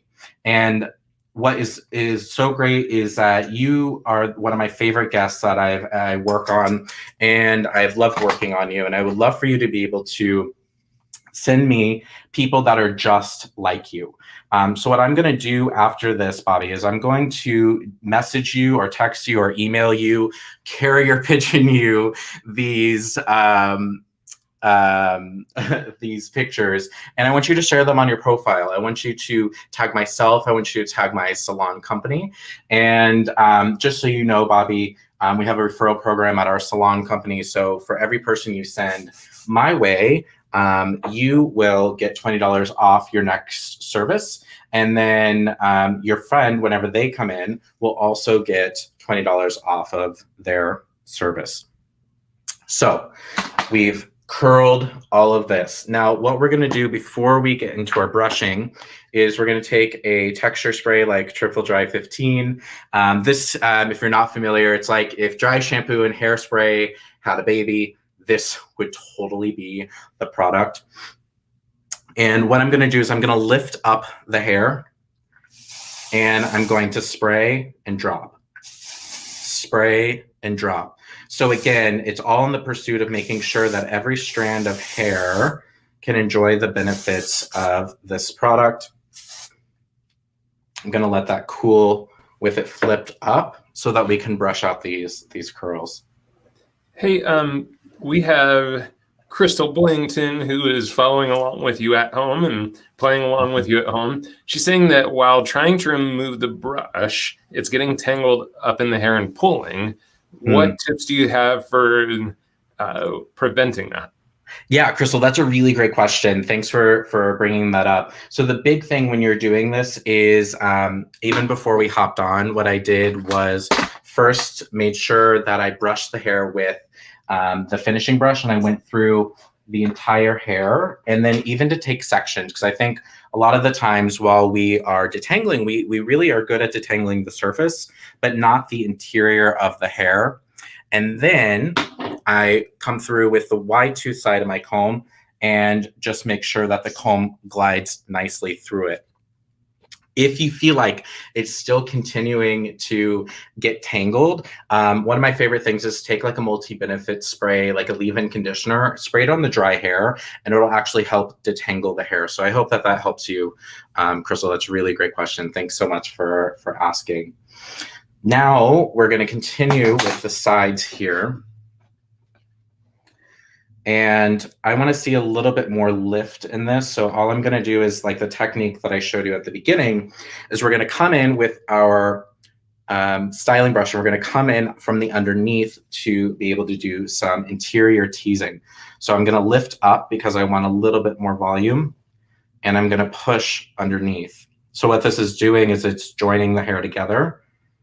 And then to eliminate any of the unwanted frizz, we're going to use the first inch of this brush just to make that surface layer smooth right back out. And what's really cool about this is you can show your guests a way to be able to do this at home for themselves. So there is a consumer version of the 2-in-1 iron where you can even show them how to do this using the wand. So what's cool about this is that all you need to do is just push this button. You take that off. The tong comes completely off, just like Julie says, we say curling tongs. The tong is going to come off, and then now you can actually show them how to be able to do this type of technique utilizing a wand, because I don't know about you, but I feel like all my guests totally know how to use a wand, maybe not a curling iron. The other things that's really cool too is that you can like lock and unlock this just depending on your personal style. So we have that first look for you to get like that Instagram model done undone type blowout without trying to like kill your arm or kill your elbows as you're going through and doing it. So then you can totally go in and have your photo shoot with your guests. So what I want you to notice here on this mannequin is that we have a little bit more volume happening on this side, and that's thanks to a lot more of the back combing that we did by elevating the hair, versus on this side, whenever we are doing the back combing, we are just focusing on the end, so the hair was low elevation, and then we just did the back combing just to make sure that the ends didn't separate too much. So that's our first technique for you, and it's just all about the undone blowout without having to kill yourself on making sure that you get a really nice photo. Now, for our favorite guests, our guests that are like our absolute favorites, we're going to take you into one more look where you can do a half up, half down ponytail. Now, let me know in the chats if you've ever felt personally victimized by trying to put the hair into a ponytail. Because I don't know about you, but I remember the first 1,000 times I tried putting into a ponytail, I'm like, why is the hair falling? Why is the hair collapsing? Yeah, I'm glad I'm not alone, Andrew, because I've totally been in that situation. So, solution time. What's happening is when we're putting the hair up into a ponytail, whenever it's dry, gravity is going to take over. My friends, the hair is dried down naturally, so the hair is going to want to live down naturally. So there's going to be a lot of gravity pulling towards the hair. So you have two options. You can, when the hair is wet, start with a directional blow dry. And what we mean by that is by blow drying the hair in the direction you want it to go. So you can take like a mousse or whatever necessary product you need and blow dry the hair up and away from the face. You can even do it on dry hair if you wanted to put a little mousse on dry hair and do a directional blow dry. In terms of Insta-Worthy styles, we don't have that much time to be able to do it. So I'm going to share with you a trick I learned to get a really beautiful ponytail into the hair without having to do blow drying. So we're going to be splitting the hair into two for this very first part of this technique. We're going to draw a line that's going to come from behind the ear, and it is going to meet right up at the center part of the head. What we're going to do is we're going to take the line starting at the center part of the head and draw towards the ear, but we're going to create a C shape that's going to curve towards the face. So we're going to come in and draw a C shape towards the face. Blake, why are you doing this? The reason being is that because it's curving, when the hair goes up into a ponytail, this line will be hidden a lot easier. So we've done it on one side. Now we're going to mimic it on the other side. Again, we're going to start on right behind the ear, and then we're going to curve towards the face and meet in the center. So we're going to come through, clean that up just a little bit so that we can cover up that ponytail. So we're going to come in, clip that up. So what we're going to do now is we're going to clip those two sections on top together. Then we want to make sure that the hair is detangled, just like Crystal was saying. You know, it can be really difficult if the hair is tangled. So we're going to make sure that we're working clean. So we're going to come in and work all the way through the ends of the hair. You can see, like, we're going to work all the way through the ends of the hair to make sure that nothing is tangled. And then now that we've done that, we are going to come in and we are going to take our clip. And I love these clips because they won't dent the hair. They're going to come in and you're going to put the clip with the legs facing up. The reason being is, again, gravity is going to take over. The hair is going to fall into the clip, and then you're going to be good to go. Now we're going to be working with the top section of the hair. So we're going to get this set up for a really beautiful ponytail. So let's go ahead and bring this up here. And all we're going to do is have our guests lean back. It's a mannequin, so I'm going to make sure she's not going to move. And I'm going to take the palm of my hand and I'm going to place it where I want that ponytail to start. I'm going to come through and start gathering the hair with long motions to make sure that we're avoiding as much tangling as possible. If this happens, it's okay. Just take that brush vertically through the hair to make sure that you're working clean. And again, you're going to come in and you're going to smooth. And then now you can start introducing some products. So I'm going to hit with Shine Flash from Redken. This is like a shine spray, or like a spray oil almost, just to really get a really nice polish and shine. Not a necessary thing though, because if you're just doing this look for your Instagram, maybe your guest doesn't want to wear this out. So that's totally fine. Then we're going to come in, and on the other side, we're going to start working with the other side of the hair. So if you notice, friends, I worked one side, then went to the other. I used to worry about trying to get all of the hair up into a ponytail all at once. And then I would get super, super overwhelmed with what I was working on. Again, this is totally okay. We're going to come in, brush, brush, brush, and then we're going to be working with it. So what I like about this brush, again, it has the board bristle, first cut board bristle on the bottom. That's for shine. Then you're going to get a little tension out of the tourmaline nylon spokes that come out of that brush. And you're going to be able to get a really nice finish and a nice and tight ponytail.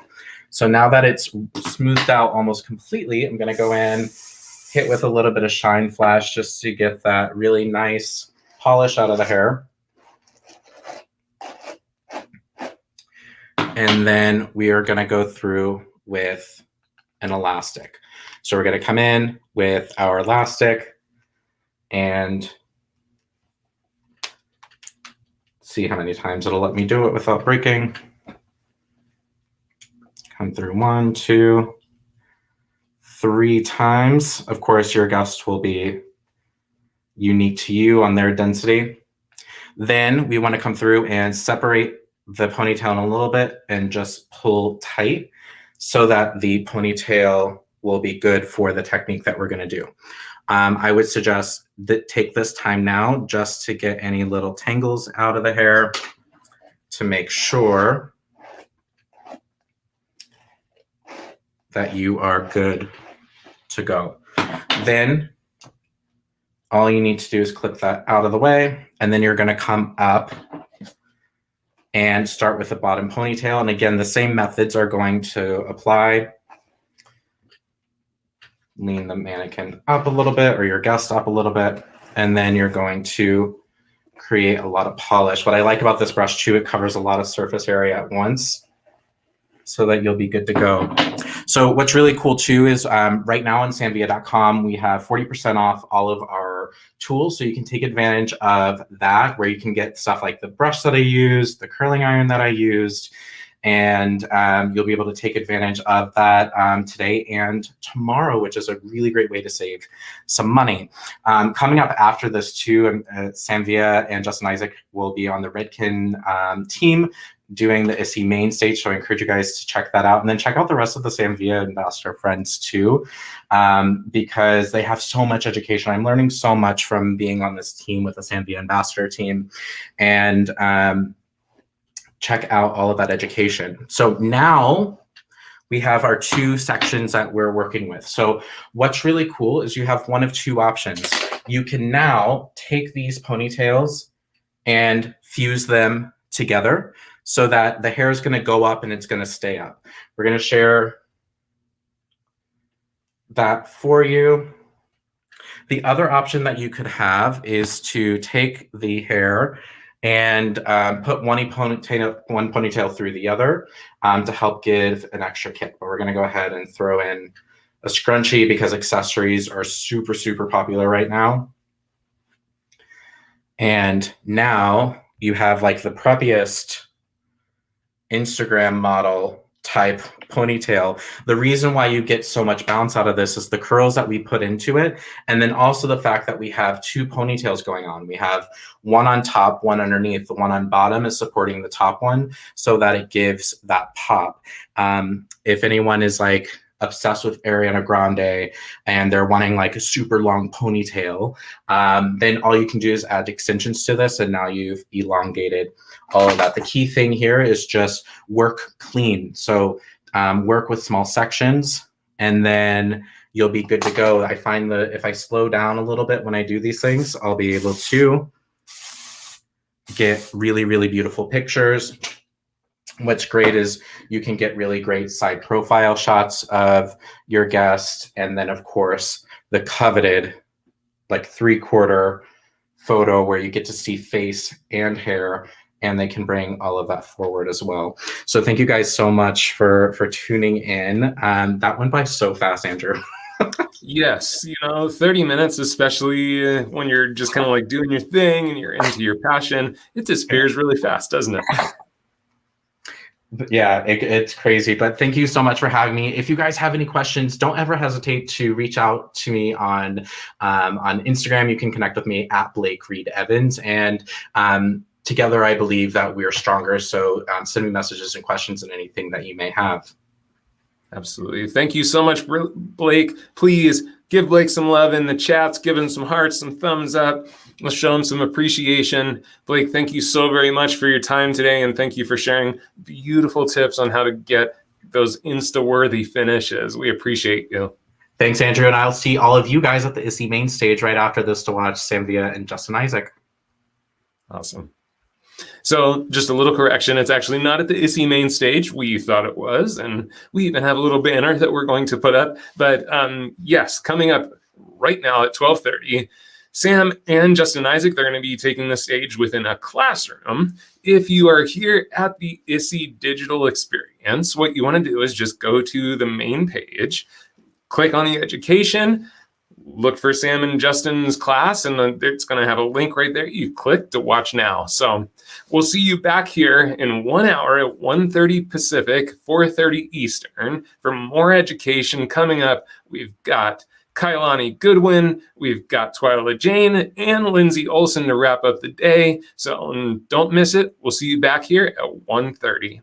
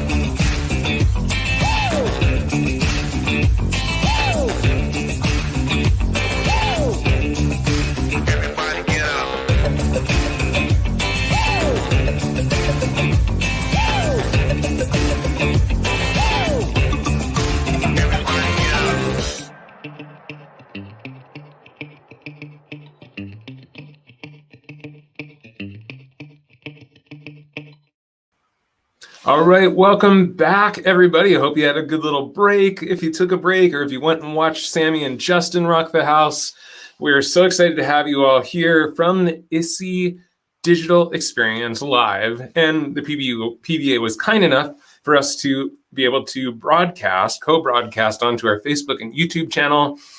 So if you missed anything, don't worry. As soon as it's wrapped up today, it'll be there on the YouTube and Facebook channel. You can always come back and watch again. We started off the morning with such powerful, powerful education. We've got so much more to come. We're going to be kicking it off with KAUILANI GOODWYN next. We got TWYLLA Jane after that with some client-ready hair hacks. And we'll wrap it up today with LINDSEY OLSON with some effortless, not sure why that's so hard to say, effortless textured waves. So without any further ado, we will jump right back into education. Today, you have a great pleasure to see our friend, Mizani artist, co-founder of Global Artistry and Texpert Collective, KAUILANI GOODWYN. She is been a educator for many, many years, professional hairstylist with a true passion for sharing hair knowledge and creating a space for textured hair within the beauty community. Please put your hands together and say welcome in the chat, Ms. KAUILANI GOODWYN. How are you? Hi, Andrew. I'm so excited to be here. You have no idea. So excited. I think I have an idea because I can see it in your face, and we are so excited to have you. I'm going to get off this screen and turn you loose because we know you have a lot of content to cover. So thank you. Content in a little bit of time. Hello, everybody. Thank you so much, Andrew, again for the introduction. My name is KAUILANI GOODWYN. As Andrew said, I am Samvia Ambassador, Mizani artist, and co-founder of the Texpert Collective and the Global Artistry Council. So super excited today to be here with you and share with you some upgraded braid work. So if you love braids, I need you to type braids in the chat for me. And we're going to get started. So everybody knows Miss Amber, right? And you don't have to see me the whole time. So you're gonna see my face here, and then we're gonna focus on what Miss Amber has going on. So Amber came in and she was just like, you know what, KAUILANI, I like braids and everything, and I like adding like little accessories here and there, but I kind of want to do a little bit something different, right? So what we did was we shampooed Amber when she came in with some True Textures Moisture Replenish shampoo and conditioner, and then we applied our Mizani heat screen, which protects the hair up to 450 degrees. That's our first thing, and then we layered that with our Mizani 25 Miracle Milk. So I'm super excited because that helps textured hair. It helps to moisturize, detangle, and layering it with the heat screen gives heat protection to use what has become a nice, quick favorite tool of mine, one of my electrics. So the Samvia Pro Results 3-in-1 blow dry hot brush. If you haven't tried this yet, it's really cool. So what I did was set it on the second setting here. So that gives me thermal and blow dry. So if you have never seen this tool or tried it, and it has this nice little swivel cord, so I don't have to worry about stepping over it, getting tangled or anything. So the first thing I did was I sectioned her out after I layered my products, and we did a pre-stretch. So normally Amber has a texture type 5-6 curl to her hair. So tightly curled, grows out from the head. And what we did was just pre-stretch. So all pre-stretching is kind of going through the hair and drying it and stretching out the curl. So I don't want to completely lose the texture, but I want her to be a little bit more smooth in order for me to be able to do my clean sections and get a nice lay on my braids. So today we are going to be doing cornrows. So does anybody know the difference between doing a cornrow versus a French braid? If you do, I want you to type it in the chat if you know the difference. And while we get started, Andrew's like, no, I have no idea. So the difference between a cornrow and a French braid is going underhand versus going overhand. So a cornrow, you're braiding under so that the braid can sit on the scalp. So if you look over here, You see how the braid is sitting off of the scalp? That is a cornrow. If you're doing a French braid, that means that the hair is the braids are going in. So it lays a little bit flatter to the head and it's not as pronounced, okay? That's the difference. So after we blow dried Miss Amber, what we did was I sectioned down. So basically, if you see the partings on either side, so into the recess a little bit, right over about the center of her eye, I took a section all the way back to the back. And you can see right here.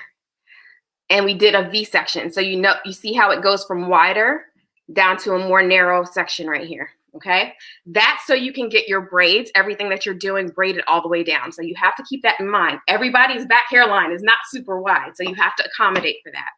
The next thing I did was like a small 1/4 inch section and then braided that all the way back as well on the other side. Then I took my Samvia Signature Series tail comb. I love this comb because it has this sectioning piece right here, the sectioning tooth. And what I do is I take it and I hold it like a pencil. So that way I'm able to almost draw my parting. So I can draw my section. And I can make sure it's a clean line.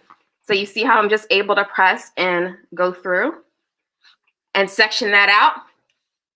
So I just keep going all the way back. And I'm going to use my Samvia dry sectioning clips. I love these because it has that rubber silicone on the inside so that I don't get a crease in the hair, but it grips the hair nicely. So I'm going to take this and go all the way down until I get to the very bottom. Okay? And then sometimes you have to step back and look at it to make sure that you have your nice clean section. So let's see, are we clean? Yes, I think we are, all the way down to the back. Now, if you have never done a cornrow before, it's okay. We are in a safe space here, right? So what you do is you can take, especially at the front hairline, I like to start off with a small section. Show you how big this section is. So it's about 1/4 inch or less. Then you take your 3 pieces. I'm going to turn her back forward. And when I say underneath, so usually when you're doing a cornrow or a braid, if you're doing 3, so if it's an odd number, you're going to go under and then over to your next section. If you're doing an even number when you're braiding, if you're doing like a 4-strand braid, then you would start over instead of under, okay? So we're doing 3 strands. So we're gonna go over the middle piece and then under the middle piece and then over top of the last piece. And then you're gonna do it again, okay? Once you've done that, I'm gonna turn her to the side again so you can see. I'm gonna start adding to this middle piece. So I'm gonna take my section. And I don't like my guests to have a headache when they leave, right? So I'm gonna try to do a nice clean section here. And I'm adding to the center. So I'm coming under and then over. So then I have this thin piece in the middle. I'm gonna then section out again. Bring up a nice clean section. Come under. Then I'm adding to this other small piece. And what I'm doing is setting up the base for the upgrade that I want to do to these cornrows. So then you take another section. You want to go all the way up through the section.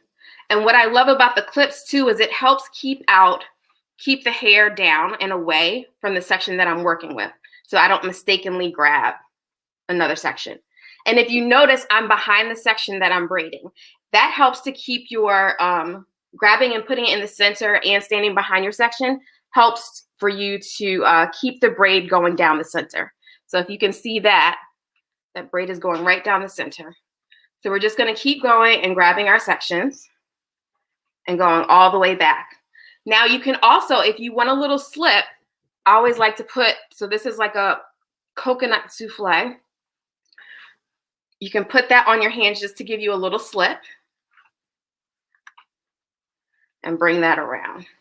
It also helps you control the hair and add a little bit of moisture to the hair as you're going, because we know that as you get higher in your textures, right, the ends of the hair tend to get a little bit or seem a little bit more dry because those natural oils aren't getting to the scalp, aren't getting from the scalp to the ends. So I'm just gonna keep on braiding. And then at some point in time, you're gonna have to ask your guests to start tilting their head. So Amber's being real nice to me now, and she is tilting her head for me ever so nicely. So we're gonna go all the way down until we get to the very bottom.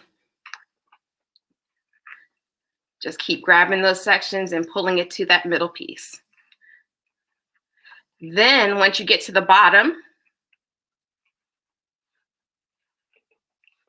you're just going to continue braiding all the way down. So let me clip this up so you can see what I'm talking about. So you get to the bottom, you're going to keep braiding all the way down. KAUILANI, what product was it that you mentioned, the souffle? It sounded edible. It sounded edible. So it is the coconut souffle, Mazzani coconut souffle. It's a really lightweight like hair dress. It's very lightweight and moisturizing to the hair. So some people like to use maybe like a kind of a gel base product in order to do their braids. If depending on what I'm working with, like if I'm preparing for a photo shoot and we're doing different styles, I don't want to always weigh the hair down too much with products. So this is a way for me to keep the hair moisturized and also have the slip I need to get that braid done. So now with this center section, so, you know, we want a point of interest. So this center section, what I did was took the tooth of my comb again, my sectioning comb, and went across and did 1/2 inch to inch partings all the way down the center and then put an elastic on it. So in order to get that elastic done, let me clip this up. What I did was I took my comb, held it like a pencil, went straight across. So you see that? And then I took my Art Series polishing paddle brush. I love this paddle brush. Okay, whole bunch of reasons why I love this paddle brush. So not only does it have the boar bristles, but it has the nylon bristles as well. And what it helps me do is get a little bit of tension on the hair, and it helps me smooth the hair out a lot more. So I actually use this also if I want to do to stretch out the hair as well with my blow dryer. So a little trick. So I already have this going to the center of the head, right? So what I want to do, I've brushed it so it's nice and smooth at the root. I like taking my elastic on 2 fingers, actually 3. And then I'm going to come around and go right to where I want that ponytail to sit.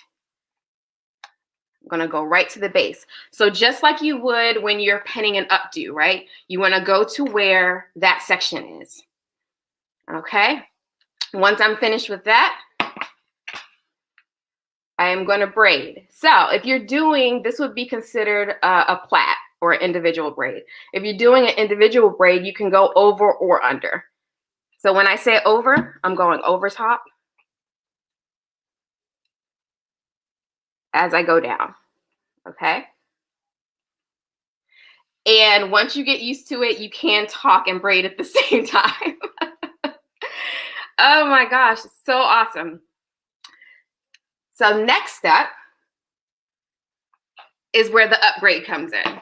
And I was inspired by a presentation that Michelle O'Connor did for our Texture Hair Elevated Summit.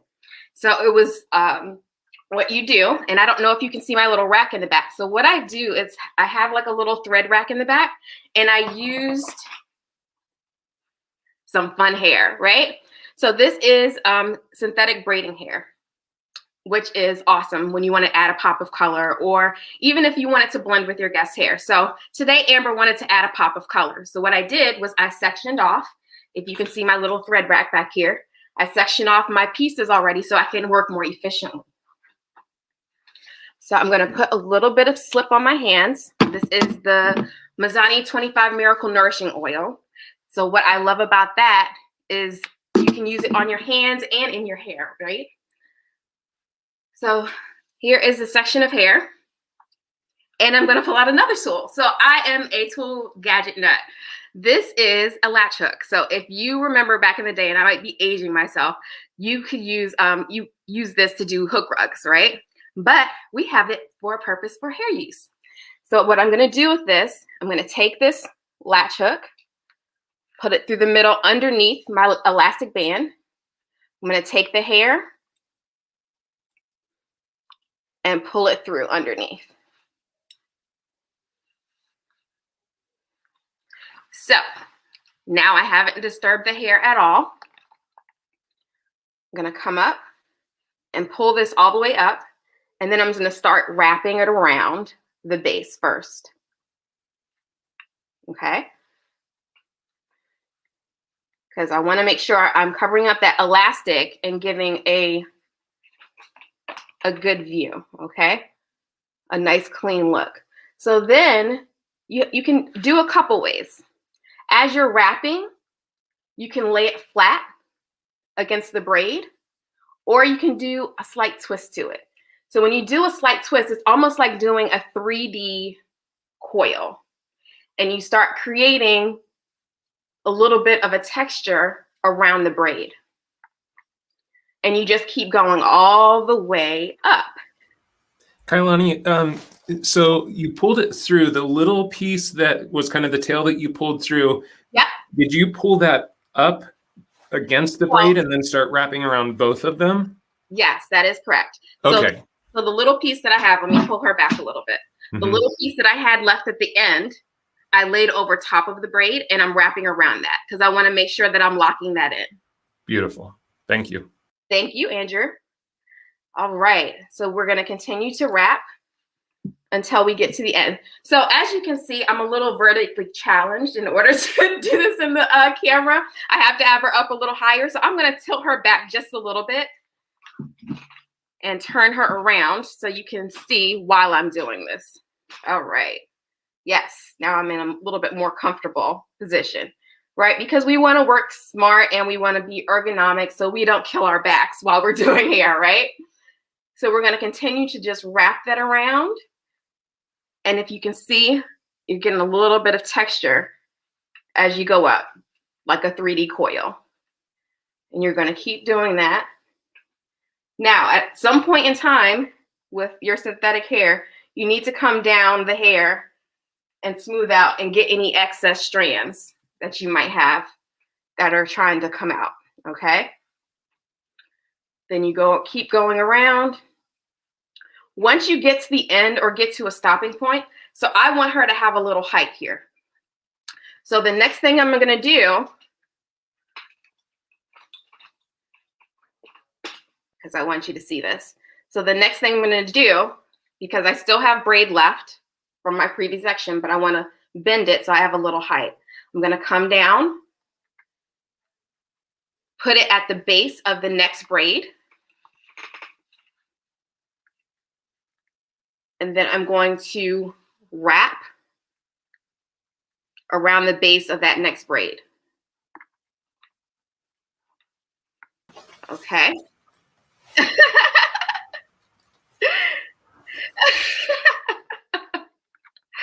All right, once I'm done wrapping around the base of that next braid, I'm going to continue up. So now I'm holding both braids in this section. So here's my old braid and here's the new braid. Can everybody see that? And I'm going to continue wrapping. Now, when I get to the end of this hair, what I will do is I'm going to tuck and basically cinch it so I can start with another piece. So I'm going to just keep doing this so you can see it. Keep wrapping. So let's say this is the end of my section. What I'm going to do is come around, almost create like a slip knot. Pull that through as if you're knotting when you sew, right? That's how you can create a little bit of a knot. So that's the end of this section. Then I can pick up another piece of hair, another pre-section piece of hair, and I'm going to wrap that around.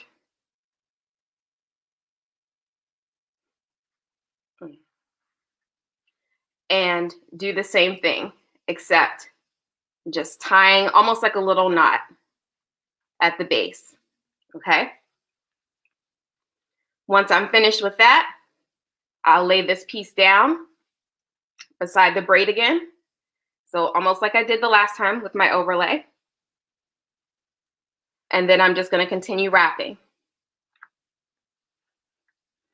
And I like a little twist.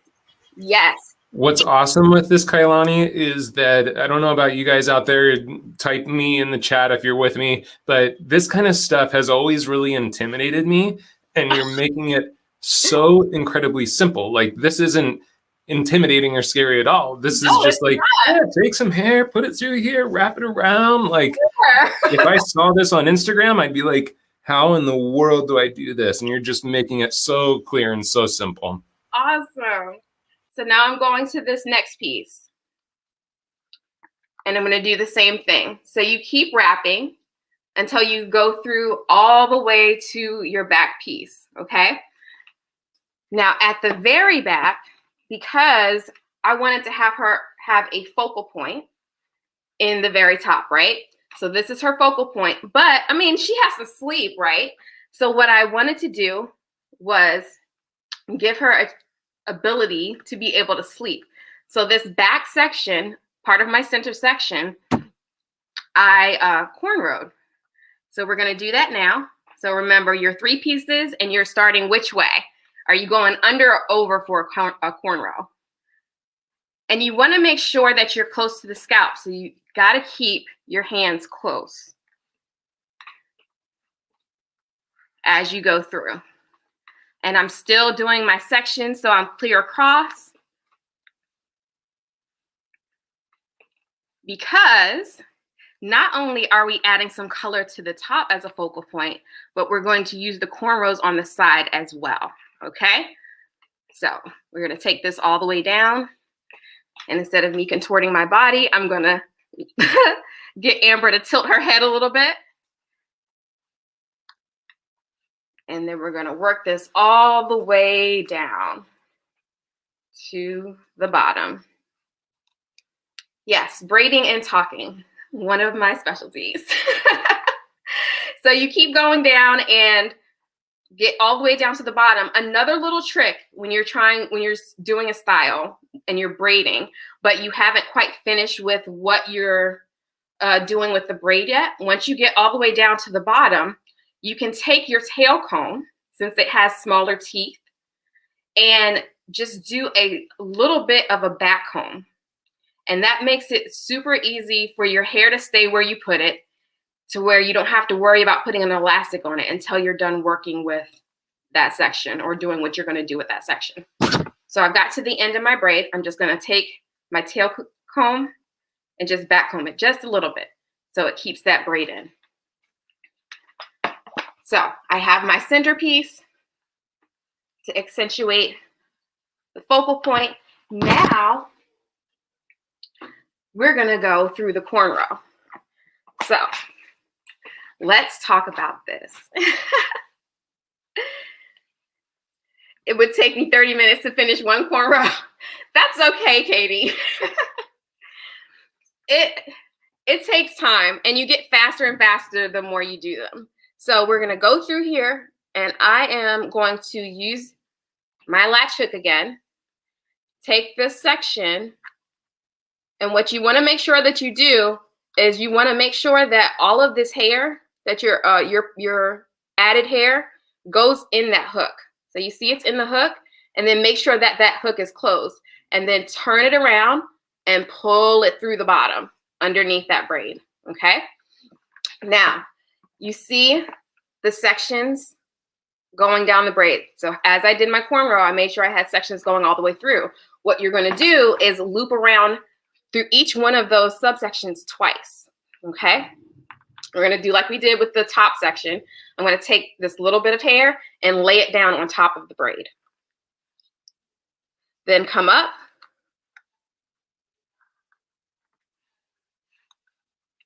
Open my hook. Place the hair inside.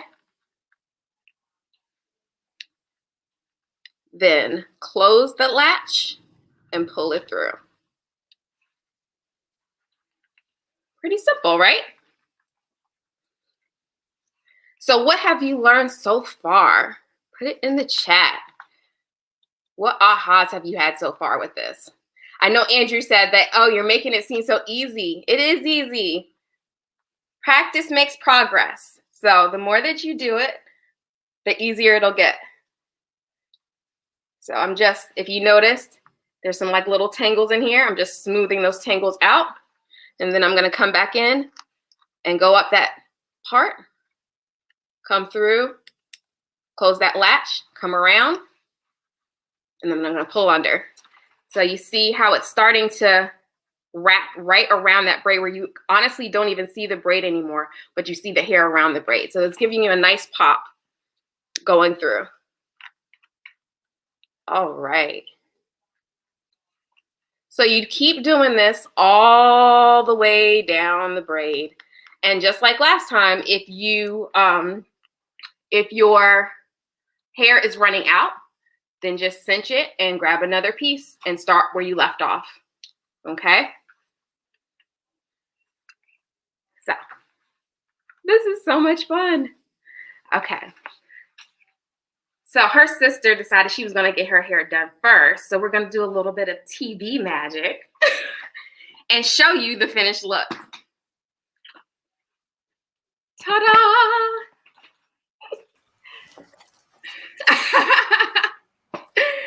So this is your finished look. Isn't that awesome? So of course I had to take it a little bit overboard and I wanted a little bit of a coil going on through the top section. And this is how it would look after you wrapped your entire braid. And I left those smaller braids out, if you can see that, just to have a nice point of interest or something else going on. And then of course, when you get to the back, I added hair to the bottom and wrapped it just like I did the top, except a little bit thicker.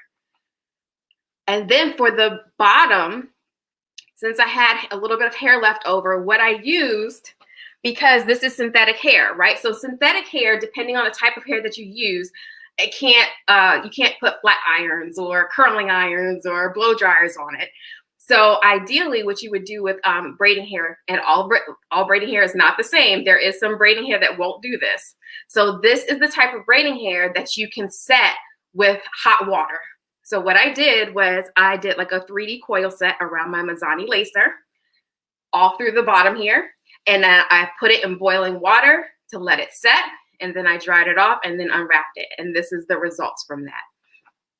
So once she's all done, if you had any frizzies or flyaways, you could go through and use like a tiny trimmer just to kind of clean up those frizzies and flyaways that you have going on. But this is some upgraded braid work, and I had so much fun doing this. And just keep in mind that take an inspiration and run with it, okay? Have fun with it. Practice makes progress. And don't forget to follow me at Kai Goodwyn.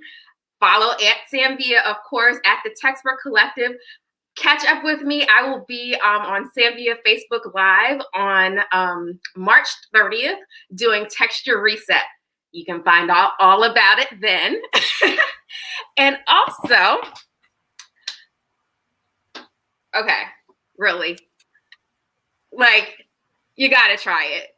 And might as well try it, because there's 40% going on right now, isn't there, Andrew? It sure is. It's amazing you mentioned that, KAUILANI. Yeah, we just happen to have that on sale right now. So why not get it? why wouldn't you? I mean, honestly. Hey, so inspirational. And like I said, I mean, especially, can we see the finished model one more time, please? Oh, absolutely. So again, you show that to us and it's like, oh man, that seems so hard. That seems so like intimidating. But the way that you broke this down, I'm like, oh, I don't even braid that well, but I think I could try that at least. I know it wouldn't look as good as yours, but it feels more approachable now. So I know that there's a lot of people out there that get super intimidated by braids. So what's a recommendation you have for those of us that are a little like braid fearful? Oh, braid fearful? Okay, so let me just say this. I didn't always know how to do braids. And when I was little, I was the little girl that, I'm dating myself again, my child, or Cabbage Patch, or, you know, whatever, like mannequin heads. We have tons of mannequin heads, and thank you, Pivot Point, for the Amber mannequin head for my prep work and showing all the demos on it. But you have textured mannequins that you can now have to practice your stretching of the hair with your 3-in-1 blow dry hot brush, and also just practice braiding. It's when you sit down and you really just kind of dissect it a little bit, the more you practice and the more you do it, it becomes a lot easier. So don't be scared, and start with a plait. If cornrows intimidate you, start with a single plait and just kind of get that motion. So then when you get to that cornrow stage, you're like, good to go. Awesome. Love it. Thank you so much for contributing what you've contributed today and contributing always. Can't wait for the next one on our Facebook Live. Please, everyone, go give her a follow, give Techspert Collective a follow, and there's lots more education to come from our good friend and Sandy ambassador, Mizani artist, KAUILANI GOODWYN. Thank you, everybody. It was so nice spending time with you. And thank you, Andrew. It was a pleasure.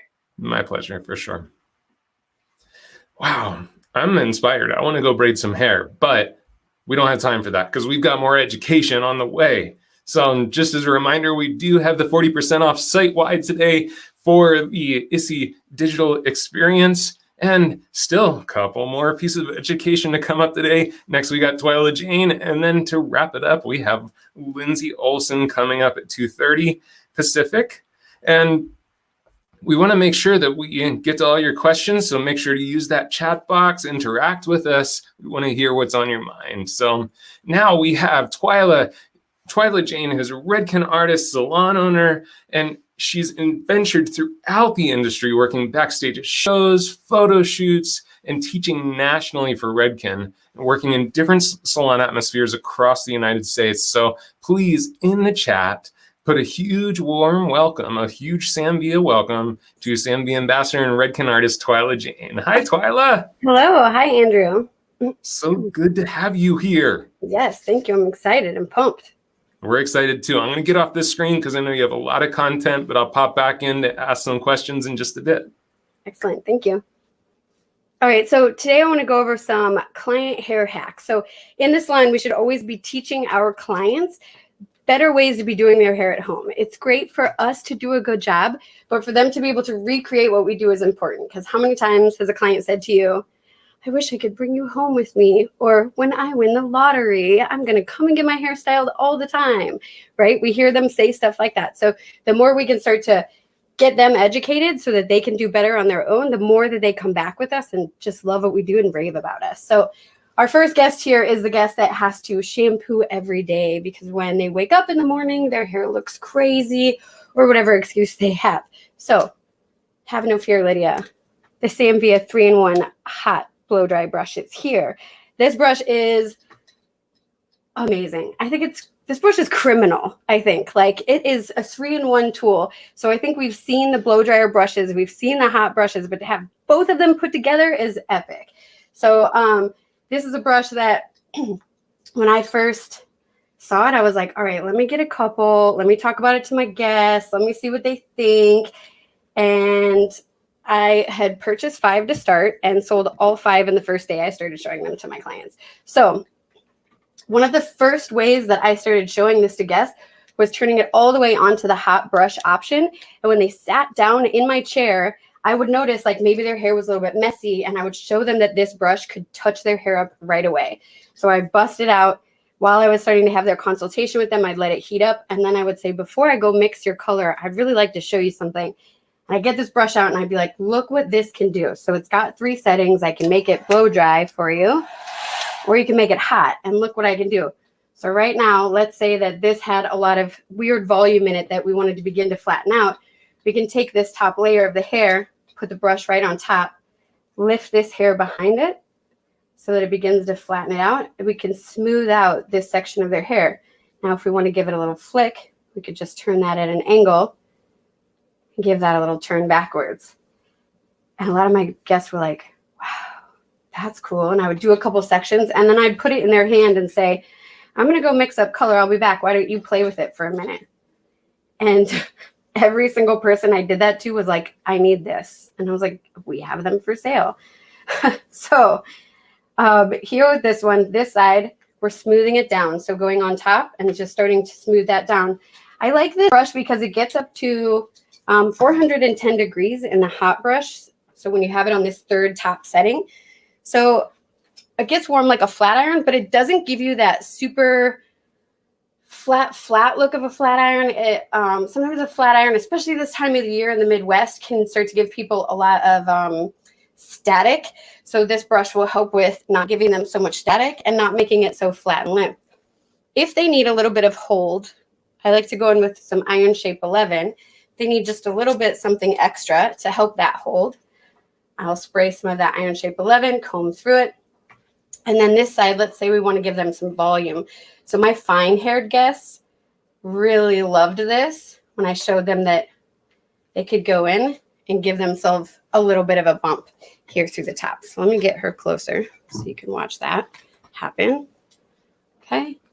So here, lifting the hair straight up, coming underneath with our brush, giving it enough time to warm up there at the root, and then starting to just turn that out just like they would with a round brush.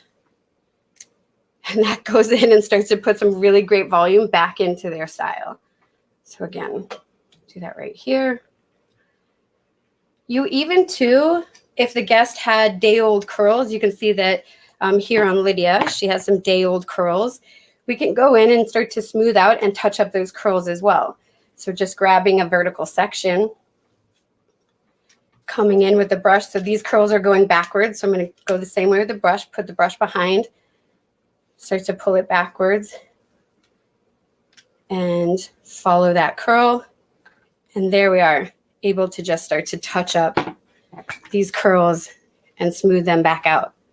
So we can show these types of things to the guests for the second day. And that's a great way to use this brush. They can also use this brush first day. And another trick that I like is to show a guest whose hair does get flat how to bump this volume. They could spray in some guts. I'll show you that as well. So for like a more fine, think about your fine hair guests, or maybe you can even use this when you're doing updos. I was doing an updo style the other day. You can take this brush or your blow dryer brush. You can spray in a little bit of Redken Guts 10. I have a mini here.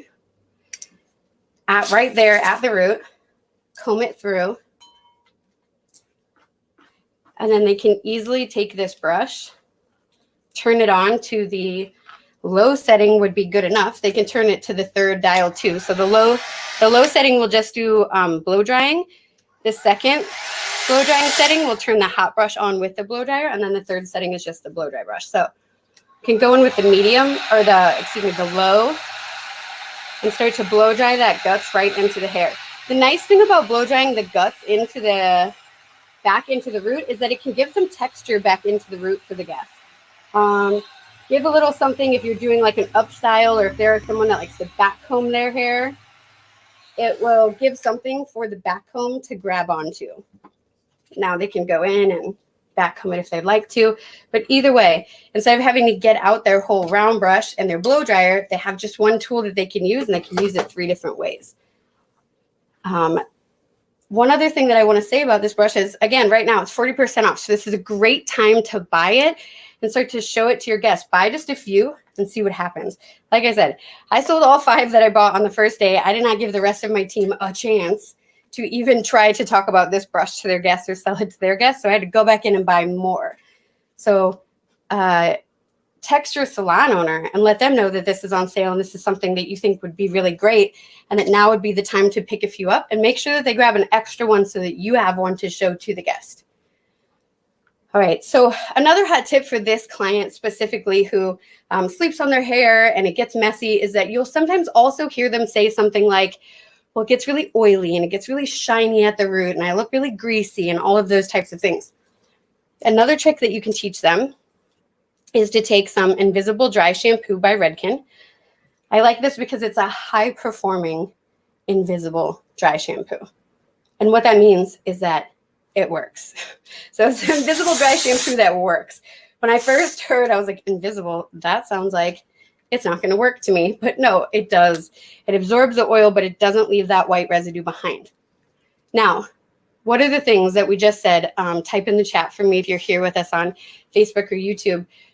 When this type of guest is like, oh, my hair looks oily, what does it look like at the roots to them? And that's why they have to go through and shampoo now. What does it look like to them? The Invisible Dry Shampoo is a newer product, yes. They'll say it looks so greasy. A lot of times what they'll start to say is that it looks shiny or it looks oily. So to get rid of that shine, a dry shampoo is really helpful. Something else that can be a really great tool to share with them is the Sambia texture iron. So this will actually go in and give some texture at the root. It will also mattify the look. So it will mattify the look. That means, oh, go ahead. I like that differentiation too. Like, what are they actually seeing when they say oily? Because yeah, it's that shiny thing. And it's also that the hair it starts to get separated, and I think they can start to see their scalp then. And so that's what makes them feel like it's oily or weighed down. So I think what you're sharing is awesome too, because that texture will kind of fluff up the material and it won't look so separated at the scalp. That's awesome. Yeah, so it'll give that little bit of texture. And like Andrew was saying, if they're getting separation, it will help with that. And it'll also, again, like give that more matte finish to their hair. So it'll lift it back off their head. So let me comb through it a little bit so you can see it here. So once it's combed through, you can see it breaks up that texture. It's not as identifiable. It has a more matte reflect to it. And then you can see here, she's got a good amount of volume once again. So another really great tip to share. So this one that I have is the Signature Series. So this one is meant for day-to-day use in the salon. The price point on it's a little bit higher because it is meant to take a beating. We carry the same one, the Pro Results one, so they'll still get the same type of results that we give them in the salon, but it's made for at home. So it's made for someone that's not using it 5, 6, 7 times in one day. And so for that, it makes the price point a little bit more reasonable for a guest as opposed to the Signature Series. So I would stick with the Signature Series for your station at work, and then retail that Pro Results series on your shelves. And again, now's the time. Now's the time to pick up these tools in the salon. Okay, so there's our first Lydia. Now we're gonna grab our second Lydia and show you just a few more hot tips. So restyling with your hot brush if you need to, and then going through and using that texture iron. So I did not use the texture iron on that top layer, but you can still see the lift and the matte finish that it gives. So our second scenario is, and I love this because I heard Sam talk about this earlier today if you were here, that the fringe, like a lot of people have weird stuff happening in their fringe, and this is something that I see very commonly with my guests, is one side lifts up really well and the other side lays down. So they have both sides doing something different. Both sides doing something different. So here's what we can show this type of guest. Again, there's someone that may have to restyle every day. Often they are. Someone that will have to go and touch up these bangs or the fringe daily. So first tip is they're going to need to wet it down. So using our Sambia water bottle. Another great thing to retail. At our salon, we retail all the Sambia tools that we use in the salon, whether it be the same version that we use or the Pro Results version for the guests. We retail the combs, we retail the clips, we retail the water bottles because people love these when you hit it once and it just keeps spraying so that you're not having to pump over and over. Some people use them on their hair. So we've heard people say that, I need that to water my plants. And I'm like, that's fine. I'll take the retail sale. You can do whatever you want with it when you get home. So we'll retail that. So on a guest, we'll show them just re-wet their bangs here gently and then come in with a comb. So again, we sell these combs at our front desk. This is the short cutting comb. So on one side, you've got fine teeth. On the other side, you have wider teeth. I'm going to go in and show them how to style their bang or their fringe. Oh, I was like, Andrew, I thought you were going to come ask me something. Were you dancing and I missed it? I was just having some fun. I was spraying my plants because I do actually have a couple little plants on my desk that always get sprayed with my little Zambia water bottle. So I was just having some fun. You were spraying the air plants? Good. All right. So what we can show the guest is how to style their fringe. So tell them it's like a windshield wiper. They want to work back and forth in an X, and they want to direct the airflow directly down onto the root of their fringe. So show you what that looks like.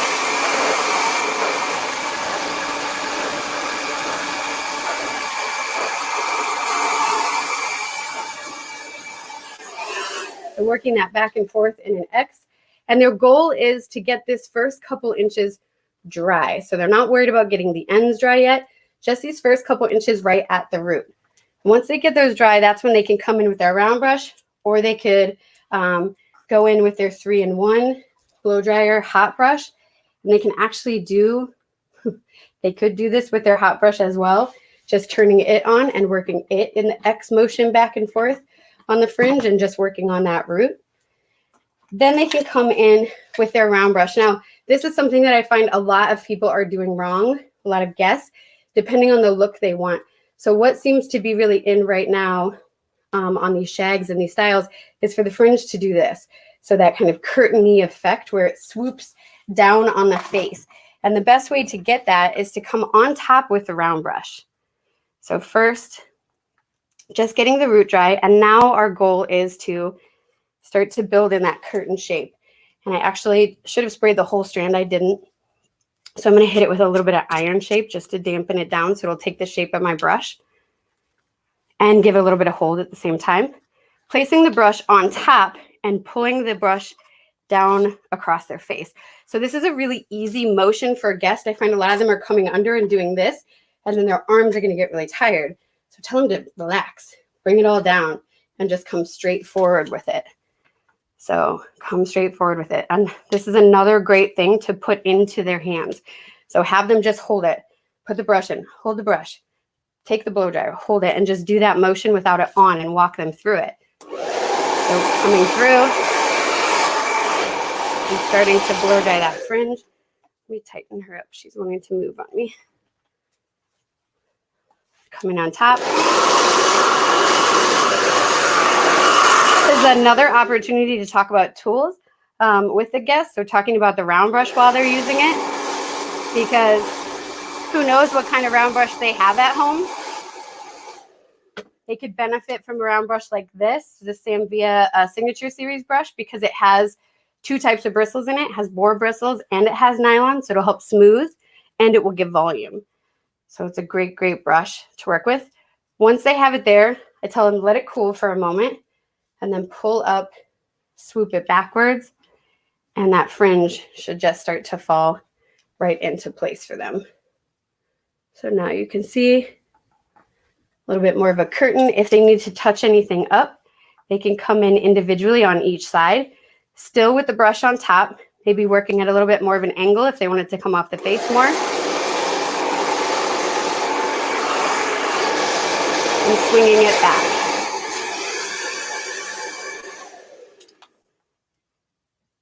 There we go. Same thing on the opposite side, and then swinging that side back as well. How many of you have ever been to a store and up front by the register, they have a bunch of little goodies? Whether it's candy, gum, magazines, sometimes they'll have little trinkets, batteries, chapstick, all that type of thing at the register. Do you guys know what they call those? Do you know what they call that type of stuff? They call it stuff that Andrew will always buy. The stuff that Andrew will always buy. They know you're going to wait in line, and they know that a lot of us are impulsive, or we're going to see something and be like, oh, I need that.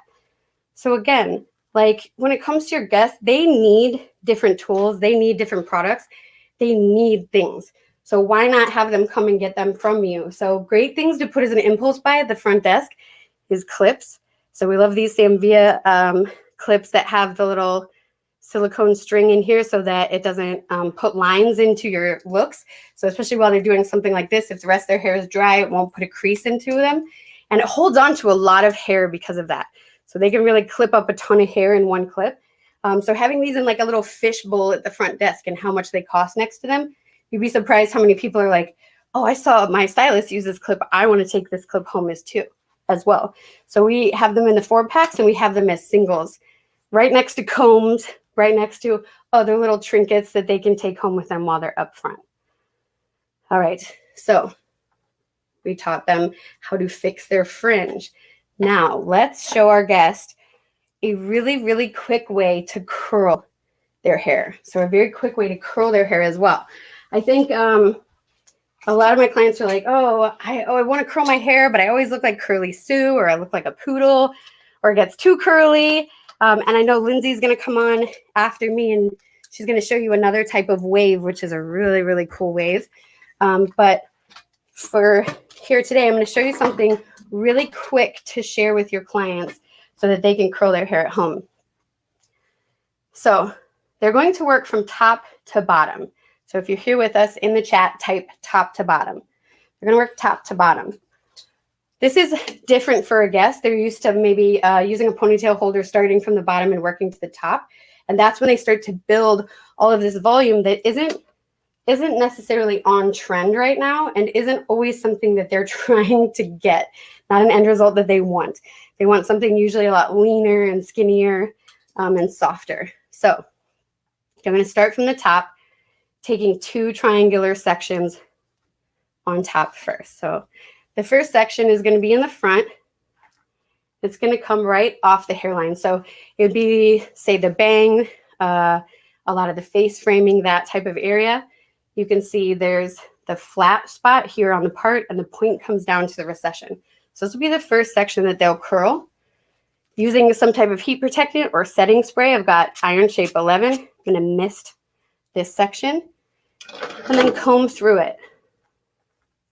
So letting the guests know why it's good to comb through. It's going to smooth out all the hair for them, make sure that they get a nice, pretty end result on the curl, get a lot of shine, and they'll curl this first section. Now, I personally like to leave just a little bit of the ends out and pull straight down and slide through. This is the type of curl I teach to my guest. However you like to finesse that curl with your guest is perfect.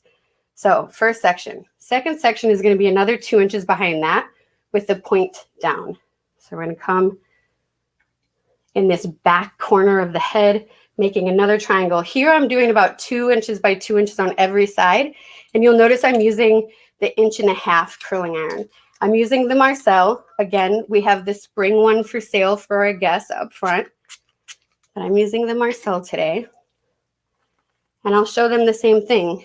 Everything, you know, curl stuff backwards, front to back. I'll show them how to hold the iron and work top to bottom. So going mid-strand on the hair, rolling up so that they get curl all the way up the hair strand as opposed to just on the ends. A lot of times they want to work from the bottom to the top when they're curling, leaving out the ends, and then I pull straight down and through. All right, so there's our first 2 curls that we taught them. Easy enough. Now we're going to pick up in between each of these. So now our point is on top, so we can create a horizontal line in between this first and second curl, still working about 2 inches in every side of that. Hitting it with some heat protectant again. Why? Why spray heat protectant on now? What if I used it during the blow dry? That's okay. You can never have too much heat protectant, but you can definitely have not enough heat protectant. So spraying some more on while you're working just encourages the hair to take the shape better. So for someone that their hair doesn't hold curl well, you can explain to them that using something like Iron Shape, a setting spray, will help your hair hold curl better, because as hairdressers, we learned at one point that wet to dry, so when hair is wet and we take it to dry, it has the most hold. So essentially we're creating a mini version of that when we go through and we spray a heat protectant on it. So now we've worked between these 2 curls. Now we're going to work just behind that second curl on top, hitting it with our heat protectant, combing through, because right now it's a little bit frizzy. So combing it through so it looks nice. Picking up our iron. Again, starting in the middle of the hair, because when we start in the, where we begin gets the most heat. But we know that the ends are the spot that gets damaged the most. We know that they take curl the best. So when we start at the top and give it the most heat, it will hold that curl longer at the top. So sometimes too, like, get from the guest what's not working for them. Why don't you curl your hair? What doesn't work well for you? So maybe they're like, I don't have any curl at the top. It all is on the ends. Well, then let's share with them why it's important to start in the middle of the hair and scoot our way down, because we get more heat here. Let's talk to them about using iron shape or something like that. Okay, so we've got 4 curls in right now. Now we can start to see where we need to go next. So here, if I just sort of scoot the front and that second curl out of the way, I can grab a nice piece of hair here in the front and continue to work through. So there's a lot of benefits to curling top to bottom. One, it will control how much curl we can get up in this area. It will also keep the guest and us from getting too much volume or too much width. So especially on a shorter haircut, something that like a bob, for instance, or something that sits at the shoulders, not curling the very bottom layer might be beneficial. So a lot of times when I'm teaching this to my guests, I might not do this 3rd row that I'm doing right now. I might do these top 2 and let the 3rd row sit and be the length. Because you'll have some people that are like, oh, my hair shrinks up so much. I don't like to curl it when I have it shorter because now it's up to my chin. So if they leave just a tiny piece that's blow dried straight or smoothed out straight, they'll still have their length underneath and they'll have that curl that sits on top. So that's another good tip for them. But she has long hair here, so we're going to curl everything. So again, moving stuff out of the way, coming through and grabbing hair. I think too for guests, this is a lot easier because half the time they can't see what they're doing anyways. So they're just trying to reach back and grab hair. And this is giving them a formula for how to grab that hair as they're working. I was just thinking, this is probably so much more client friendly than so many of the things we teach, because so often we're like, okay, take 16 sections with diagonal forward and they have to be an inch. It's like, clients don't do that. No. Clients get in the mirror and they're like, you know, talking on their phone, eating breakfast, and like just grabbing chunks of hair. So this is so much more approachable for our guests. Yes, totally. I think they get really intimidated and they're not going to do something. So the easier that you can break it down and just keep reminding them, it's really simple. You're going to be able to do this. And if you're nervous, do it on a day where you're not leaving the house. But I promise you it's going to be easy and you're going to look really great on that day that you decided not to leave the house and might find an excuse to do it. So we have just a few pieces left here that we'll get through and we'll curl for this guest. Twylla, quick question. Oops, wrong one. Susan M is asking, is it okay if heat protectant sounds like a sizzle? Yes, you probably will hear a little bit of a sizzle. Don't worry about that.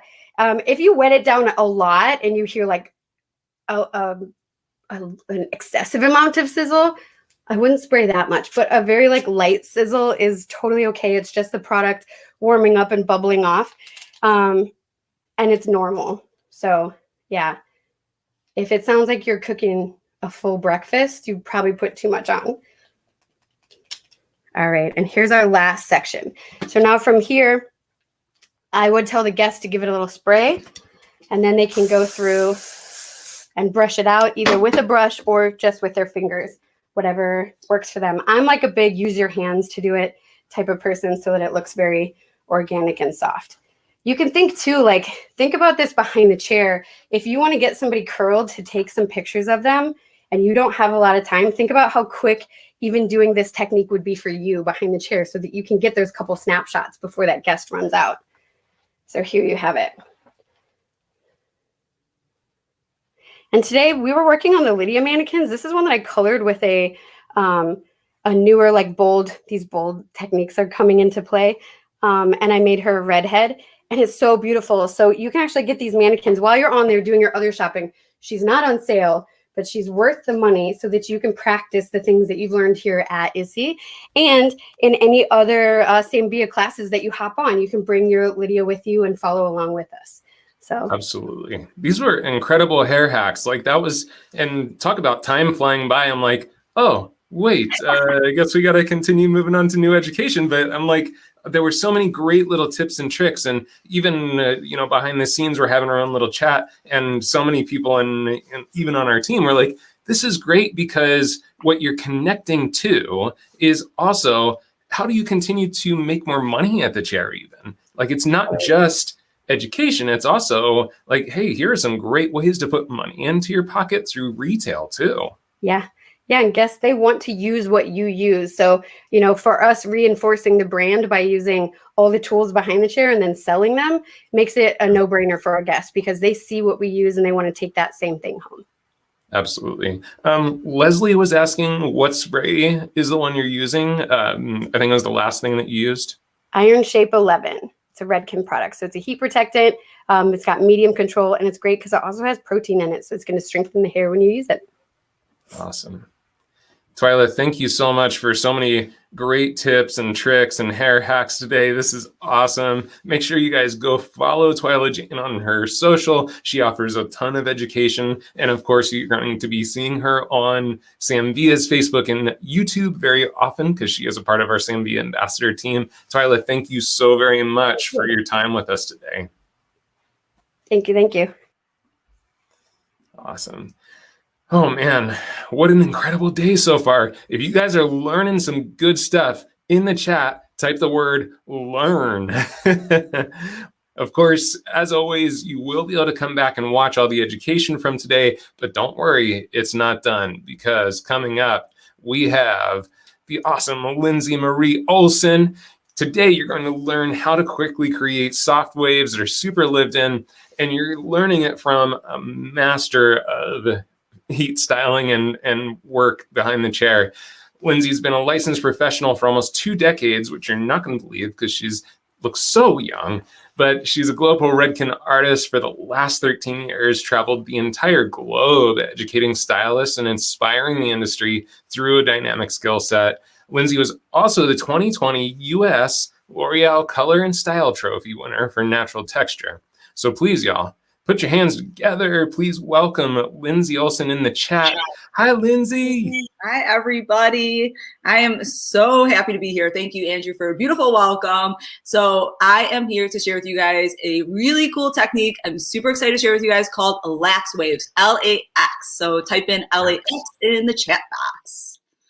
Awesome. So I'm going to take you guys through how to do this. And there's some really essential points of when it comes to styling that are going to help set you up to make it last. So I love what TWYLLA just shared. She did fantastic. And she gave it so much guest hot tips as well. So if you've ever had a guest tell you that their waves didn't last or you weren't getting enough volume, and TWYLLA did talk a little bit about it, there's a technique that we're going to start our technique with called dry mousse. So type in dry mousse in the chat box. So lax waves, let me show you guys what it looks like. She's on the other side of me. So I love the look that TWYLLA just gave, but I'm going to give you guys something that looks really, really undone. So what we're looking for, let me get her face out of here, is a really effortless wave. So something that almost looks like, you guys heard that like bedhead's kind of cool. So something that kind of looks like bedhead. So we're going to start with dry moussing. And I already did half the head, actually 3/4 of the head. So it's super soft and movable, but you guys are gonna be surprised. I wanna show you how much mousse to put on the hair. So this is the first step before I do any waves, sets, bridal work, anything like that is dry moussing. So there's 2 products that I love. So one is Redken Guts 10 for dry moussing, and the other one is Full Frame from Redken. So really just depends on how much control do I need, what I pick. They both work really well. Today I'm gonna use Guts. So you guys, I'm gonna show you how much dry mousse to put on, or mousse to put on for this dry moussing, so that you guys, when you guys go back to the salon, that you are not scared. So small section, take my Guts and fully saturate it. So don't be scared. There's going to be a point in the middle of your drying that you're going to feel like it's stiff, it's sticky. How is this going to be when I put a curling iron on it or a flat iron? And this is what's going to set it up for it to last. So let me show you. I like using the Sambia paddle brush because of the grip on it for this. And you're just going to heat that section up. And it's going to go from feeling really stiff and sticky to soft and shiny and movable. So just using that paddle brush. There's two brushes that I really like using when I'm dry moosing. Paddle brush, definitely, because I need that tension that the paddle brush is going to give me, because that guts is going to put that grip on the hair. And I need to do it quickly. So I dropped down one section, already did 3/4 of the head, and then I'm just going to drop down the top and come in again. And if you guys are surprised at how much product that we put on the hair dry before we wave it, definitely put a big wow in that chat box. So then you can even just come in on the top and just work that guts through. So this is the way I start so many finishes. It's what's going to make it have that control that you need to make the style last. And like I said, it's okay. There is a point that if you're not used to dry moosing, you're going to feel like, oh my gosh, I used too much. If you feel like you use too much, that means you actually used enough. So you want it to feel a little stiff, sticky, and wet as you're doing this. If there's not enough of the mousse of guts or full frame on there, then it's not going to have the strength to hold the style, and it won't last as long. So just continue to heat it up. See how it looks really stiff and sticky and tough? That's okay. It's part of the process. So just going in with that paddle brush, and I'm just keeping the hair flat because the look that we're looking for is really like undone texture. What's really cool is, as TWYLLA showed you guys, if you guys saw her, is that you can use our guts and blow dryer on dry hair to help create volume. So it really helps like problem solve if your guest is, struggling with volume, especially day 2. So there is how we did just dry moosing to give it a flat look. But I easily could come in and tell my guests that when her hair is dry and it's the next day, I could come in and spray that guts there. And then even with like a small brush, just lift the base. And I just want to show you all the options. So dry shampoo is amazing, has all the benefits. Dry moosing is going to give you all the benefits as well, and a little bit of volume. So I'm just going in with that small brush and lifting it up. So when it comes to dry moosing, it's the foundation of the finish. So it's what we're doing first before we do anything else. I know she looks kind of crazy right now. Trust the process, you guys. Trust the process. So let me just work that out and comb it down and show you guys that it is soft and movable. So the whole head was a blow dried with the guts, all of that guts that I just did. So see how it looks movable? So if you're surprised, type in surprise in that chat box. So before you do any bridal, proms, all the events that are going to be happening, beach waves, the lax wave, which is what we're doing right now, this is essential for step 1 to make the waves really last. And it's going to get even more where you're like, oh my gosh, how is it going to look soft and effortless? So think about like if you've ever done a really like loose braid, boho style braid. When you do that boho style braid, it starts off usually tight, right? And then you pull it apart. So we want the finish. Look at, she looks crispy and crunchy. Trust the process. It's got to go a little bit controlled before we can loosen it up. And this is what's going to give them the longevity of the style so it lasts all day, the next day, and the next day. So let's take you through how do we do these lax waves. So I'm going to subsection. And I love what TWYLLA said. TWYLLA, I'm stealing your clip, your little bowl at the front desk with the clips, because I as well love these Sambia clips with the rubber. And she even said like this holds a lot of hair, and I have a lot of hair, which I think all of the guests then with a lot of hair flock to me because I have a lot of hair, but I work on a lot of texture as well. So these even hold really dense amounts of hair. So I'm going to subsection. I want my subsection to be about 2 inches deep. So I'm going to share with you guys, there's lots of different ways that once you guys know how to do this technique, that you guys are going to make it your own with the size of the section and the direction that we're going in. So I'm just going to click that up. So this was already prepped with our guts. As you can tell, the crazy bits in the back, but like I said, we're going to trust that process. I love iron shape as well. So if you feel like you even need more heat protection, go ahead and you can just mist that iron shape on that section. And like TWYLLA said, it's a treatment styler as well because it's got protein in the hair too. So I'm going to take that section. I'm going to come through and you're actually going to heat it up a little bit before you create the wave. So this is Effortless, Undone, Lax Wave. We want it to look not perfect. We want it to look really like editorial. So, and don't freak out because you guys are going to see that it's going to get really stiff now from all that guts. So I'm going to take my section through and yes, it's like super stiff right now. Then I'm just going to take that hair and work your comb through. And all I'm going to do is take those ends and flip them the opposite side. So right now I'm going to the back. Let me actually take the iron out of my hand so you guys can see. Let me do that one more time so you guys can see how we take those ends. And you could rotate just like we would be doing iron work, which direction those ends are going in. So I just have the hair. I want to keep the hair close to the head. I don't want to elevate it really high because we want that like lazy wave. And flip it up and you're going to create like a little loop right there. I'm going to come in and now we're going to heat that loop up. And I found that the size of the section, I like the 2-inch section. I think it gives a beautiful result. And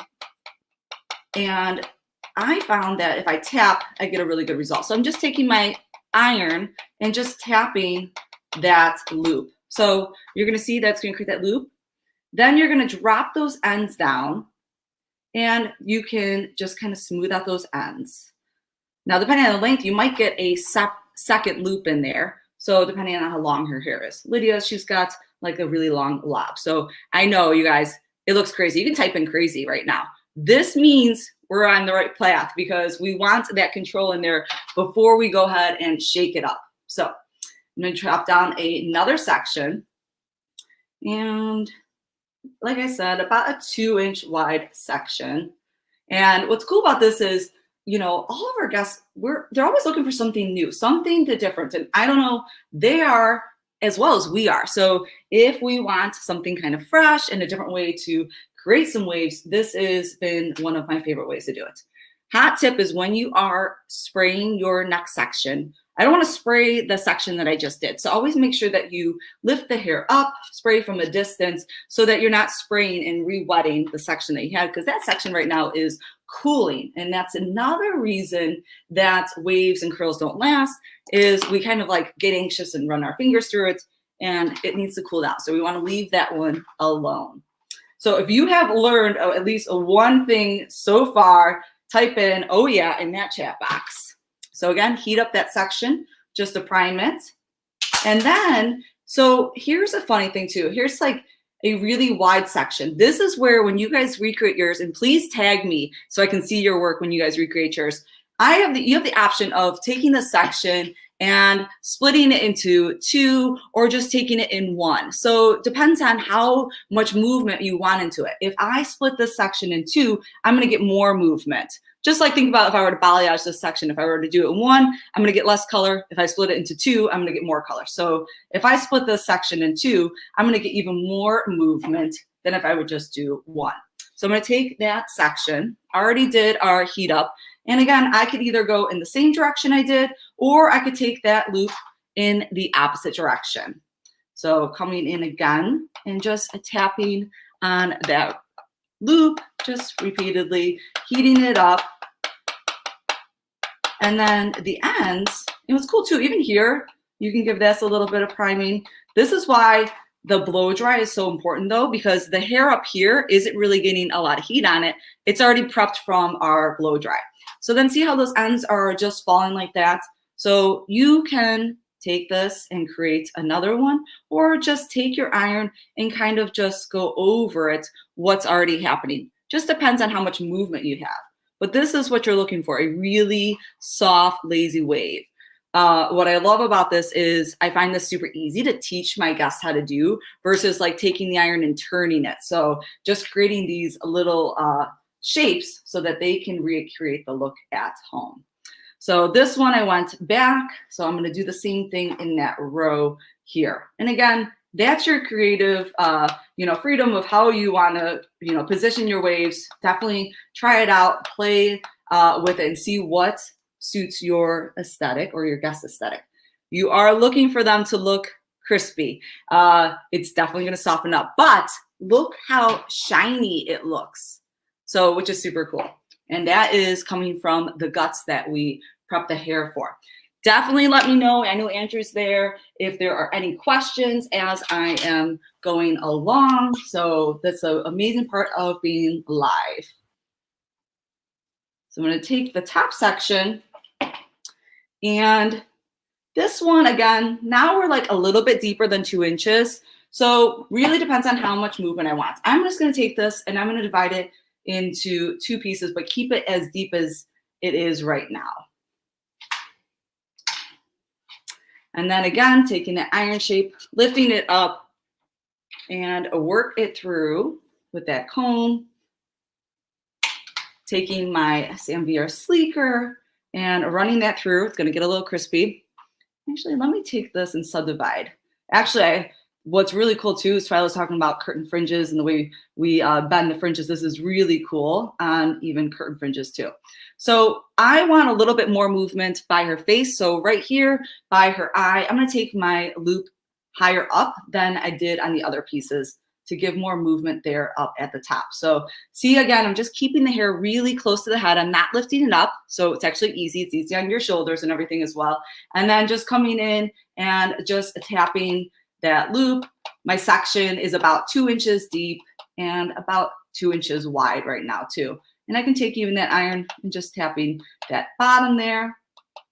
And then maybe with this section, because it is close to the face, I want to create a little bit more movement. So I'll do another one on those ends there, near those ends, but still keeping the very ends out. And then just follow through with the end. Lindsay, I know that a lot of the times the question that comes up when we're sharing these different ways to create waves or create curls is, how long does this actually take you as far as real time at the chair?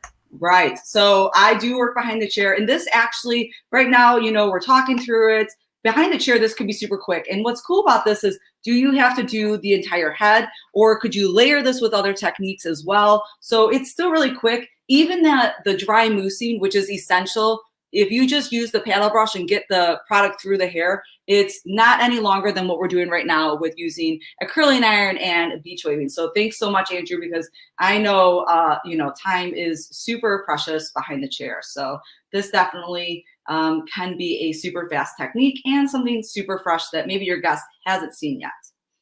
So taking that last piece on this side, and again, just bringing those ends up and just tapping that loop and just heating it up. And then maybe these ends I'm just going to slide through. So I know she looks a little wild right now. Trust that process. Crystal is following along and working at home, I know, and she's wondering, if it was to crease, how would you fix that? So that is a great question, Crystal. So thank you for that. The reason I'm doing that first pass with the flat iron before I create those loops is to help prevent those creases, because at that point I have started to heat up the hair, and that's going to help prevent it from creasing at all. So really, really great question. If it were, maybe you could take the flat iron through where it creased and just kind of work it out. But I think once you do that first pass with the flat iron in the beginning, it's going to help save you from having any of those creases. So I'm just going to do, I think I have like 3 more pieces on this other side, and then I'm going to show you guys what do we do next. So again, see how stiff that is? That means you did it right. So don't get nervous. That means that you did it right. So because that means there's enough product on there. That's the test, like when we're working on hair and we're setting it for maybe, we're doing a shoot or a fashion week, or, I'm about to do a bride and I'm setting her whole head. If it doesn't do that, then it's not going to have enough control to hold everything. What's beautiful about doing a dry mousse set is that you really don't need the hairspray at the end. So hairspray, as beautiful as we have great options, hairspray can make the looks look more dull, where as you guys can see, like, see how much shine is happening and control all at once. So that is another reason that I really like doing dry moussing first before I go in with any iron work as well. So let's take this last bit. Again, just kind of crease that up. And then bring those ends down and just give them a little bit of curve. Some of these, you'll see too, as you play with this, if you're not creating a flat loop and you start to turn it, you'll get a little bit push of volume. The point of this technique is for it to not be so consistent. I mean, it has consistency because you're doing the same thing, but we want there to be a little bit something interesting so it doesn't look so perfect. So we want it to look a little bit more, I guess raw would be like the way I would describe it, a little less perfect, but still something really cool and fresh that your guests would want to try. So again, just doing that last bit by the eye so they have a little bit movement there, and then dropping that bit down. And I think I'll create one more little curve in the front there, maybe go in the opposite way. And then sliding that iron there. So she looks very set, all right? And a little wild. This is good. So here's where we have a couple options of how much we want to maintain the strength of it. Oh, I want to show you guys really quick too.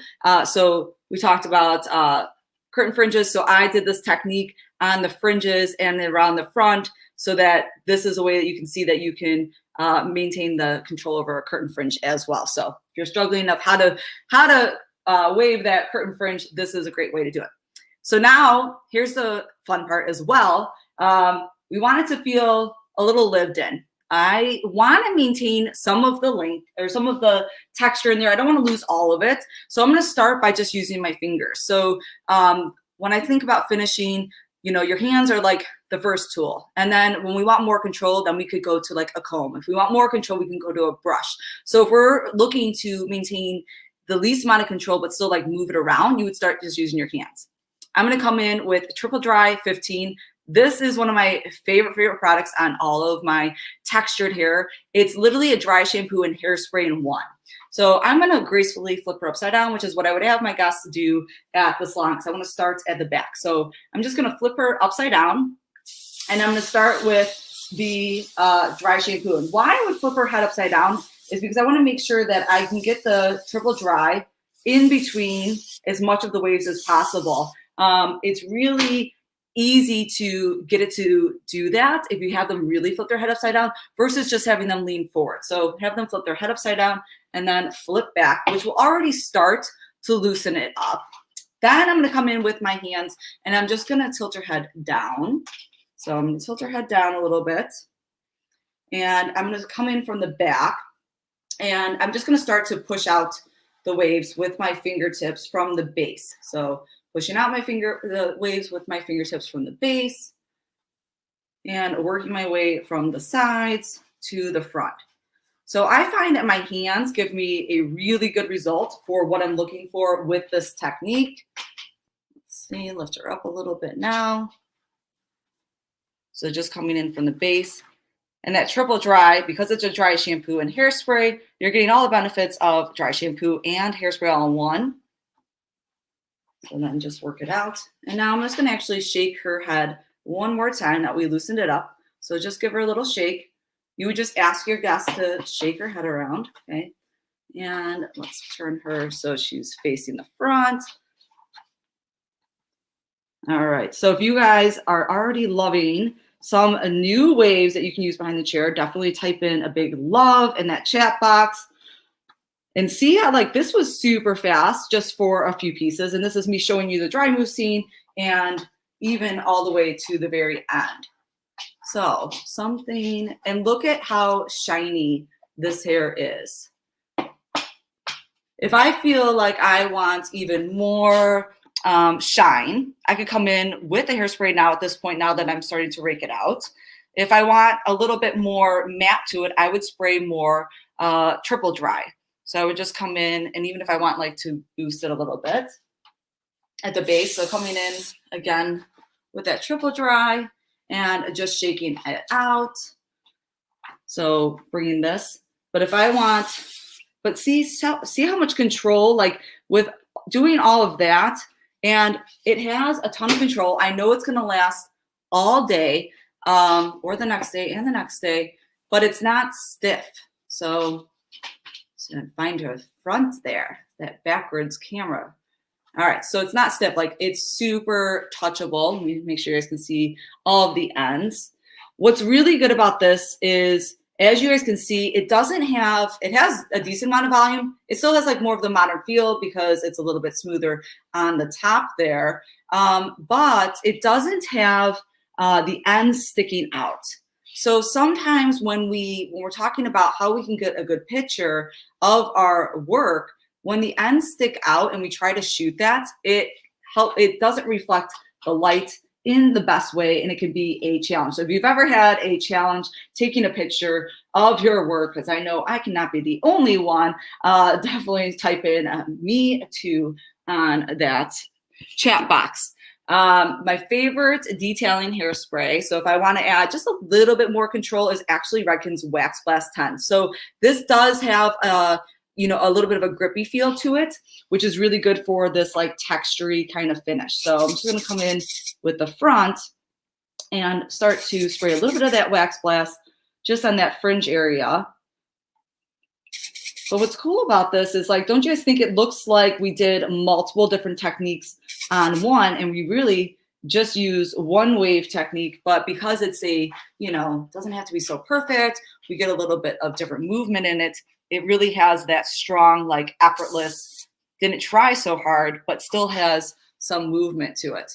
So see how, like, the Wax Blast, again, still adds like a little bit of shine and hold to it, but we can just use this to add even more of that textury feel to it. So as we're moving and shaking it around, and let me show you guys in the back then.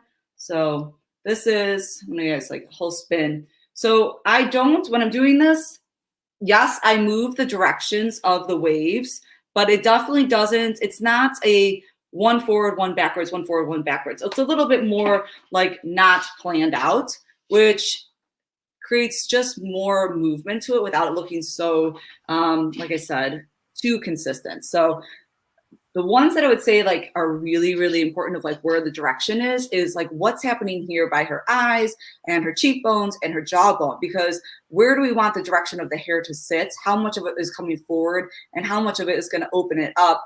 Like right here, like this is really important. See how it opens up so we can actually accentuate her jawbone and show off the color a little bit. So this is, type in LAX for our lax wave technique. I definitely want to see what you guys create. So please tag me in some of the work that you guys create so that I could definitely make sure I give you compliments. There's lots of you, and I definitely always want to stay in touch and see as many as possible. I love teaching as much things that I've used behind the chair, being a stylist behind the chair, that you guys can use as well. And I cannot believe it. Did that really already go by our time?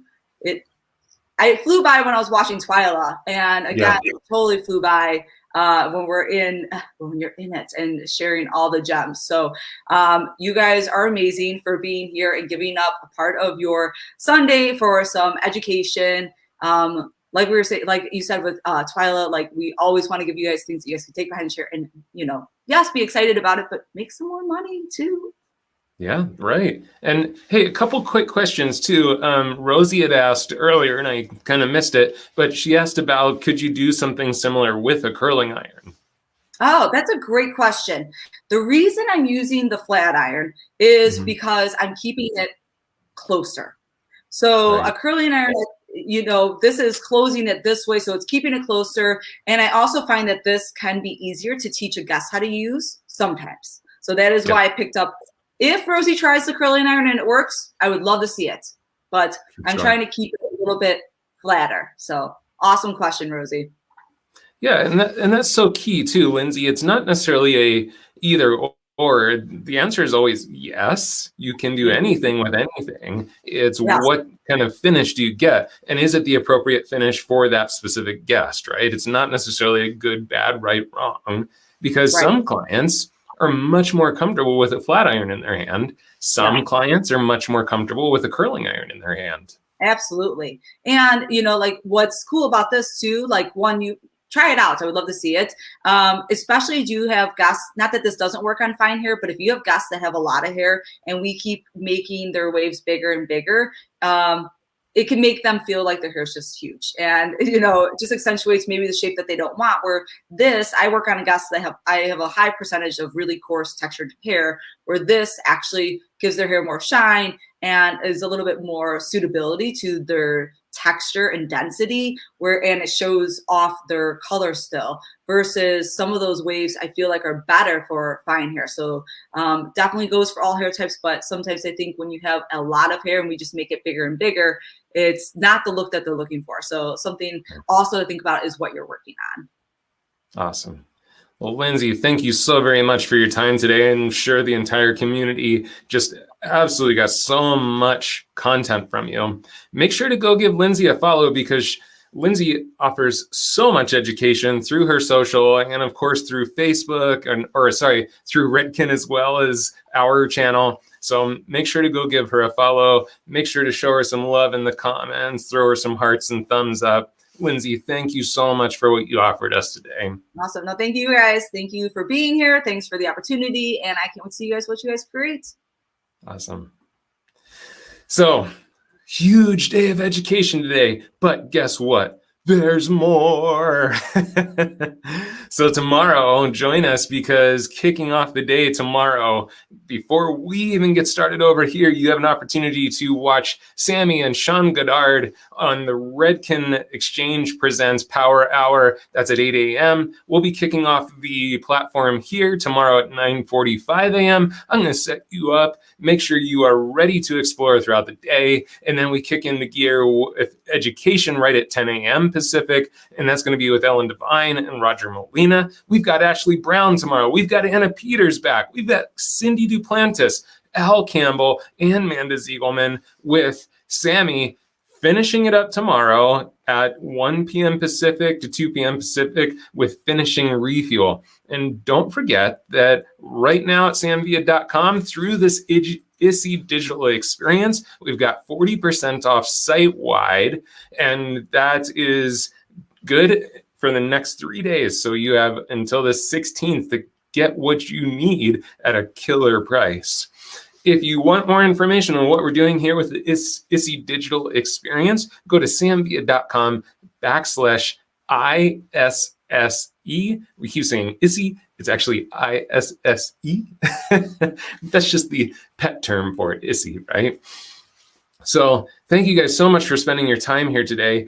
Pat yourself on the back, because you invested in yourself today. And here's what's so incredibly important. Don't let that investment go to waste now, because if we return to the salon this week and we do nothing different, this was just a good time where we got to hang out and say hello to each other. But the goal was today is to educate yourself, to move yourself outside of that comfort zone we always talk about. But change is difficult. The brain's purpose is to protect us. And sometimes when it detects change, it kind of rings the internal alarm bells like, oh, careful, change is scary, change is crazy. Well, know that when you get into the salon this week and you try something as simple as, the braiding techniques or the iron techniques that you saw, it's not even necessarily changing how we cut hair. It could be as simple as just changing how we style and finish. But what's going to happen when you take that iron and you approach the hair in a new way, or you approach the hair in a way that you haven't done before, that little internal alarm system starts to trigger, and it goes, I don't know, maybe we shouldn't do it on this person. Maybe we should wait till next week to try it out. There's always going to be that little spot of fear waiting for us when we try to change. So set yourself some goals this week and make them achievable bite-sized chunks that you can approach throughout the week, because just trying to change everything, that's definitely going to set off the alarm bells. But again, you invested so much of yourself into today and into your education. Make sure it's not all in waste, and try something fresh, try something new this week. We're so happy to have you here. We will see you right back here tomorrow. Don't forget, 8 a.m. Pacific, you can catch Sammy and Sean Goddard at the Redken platform, and then kicking it off at 9:45 p.m. or 9:45 a.m. Pacific tomorrow. I'll be here to start off the day right here at the Sam Via booth at the ISSE Digital Experience. Thank you guys so much for watching. Can't wait to see you tomorrow. Take care.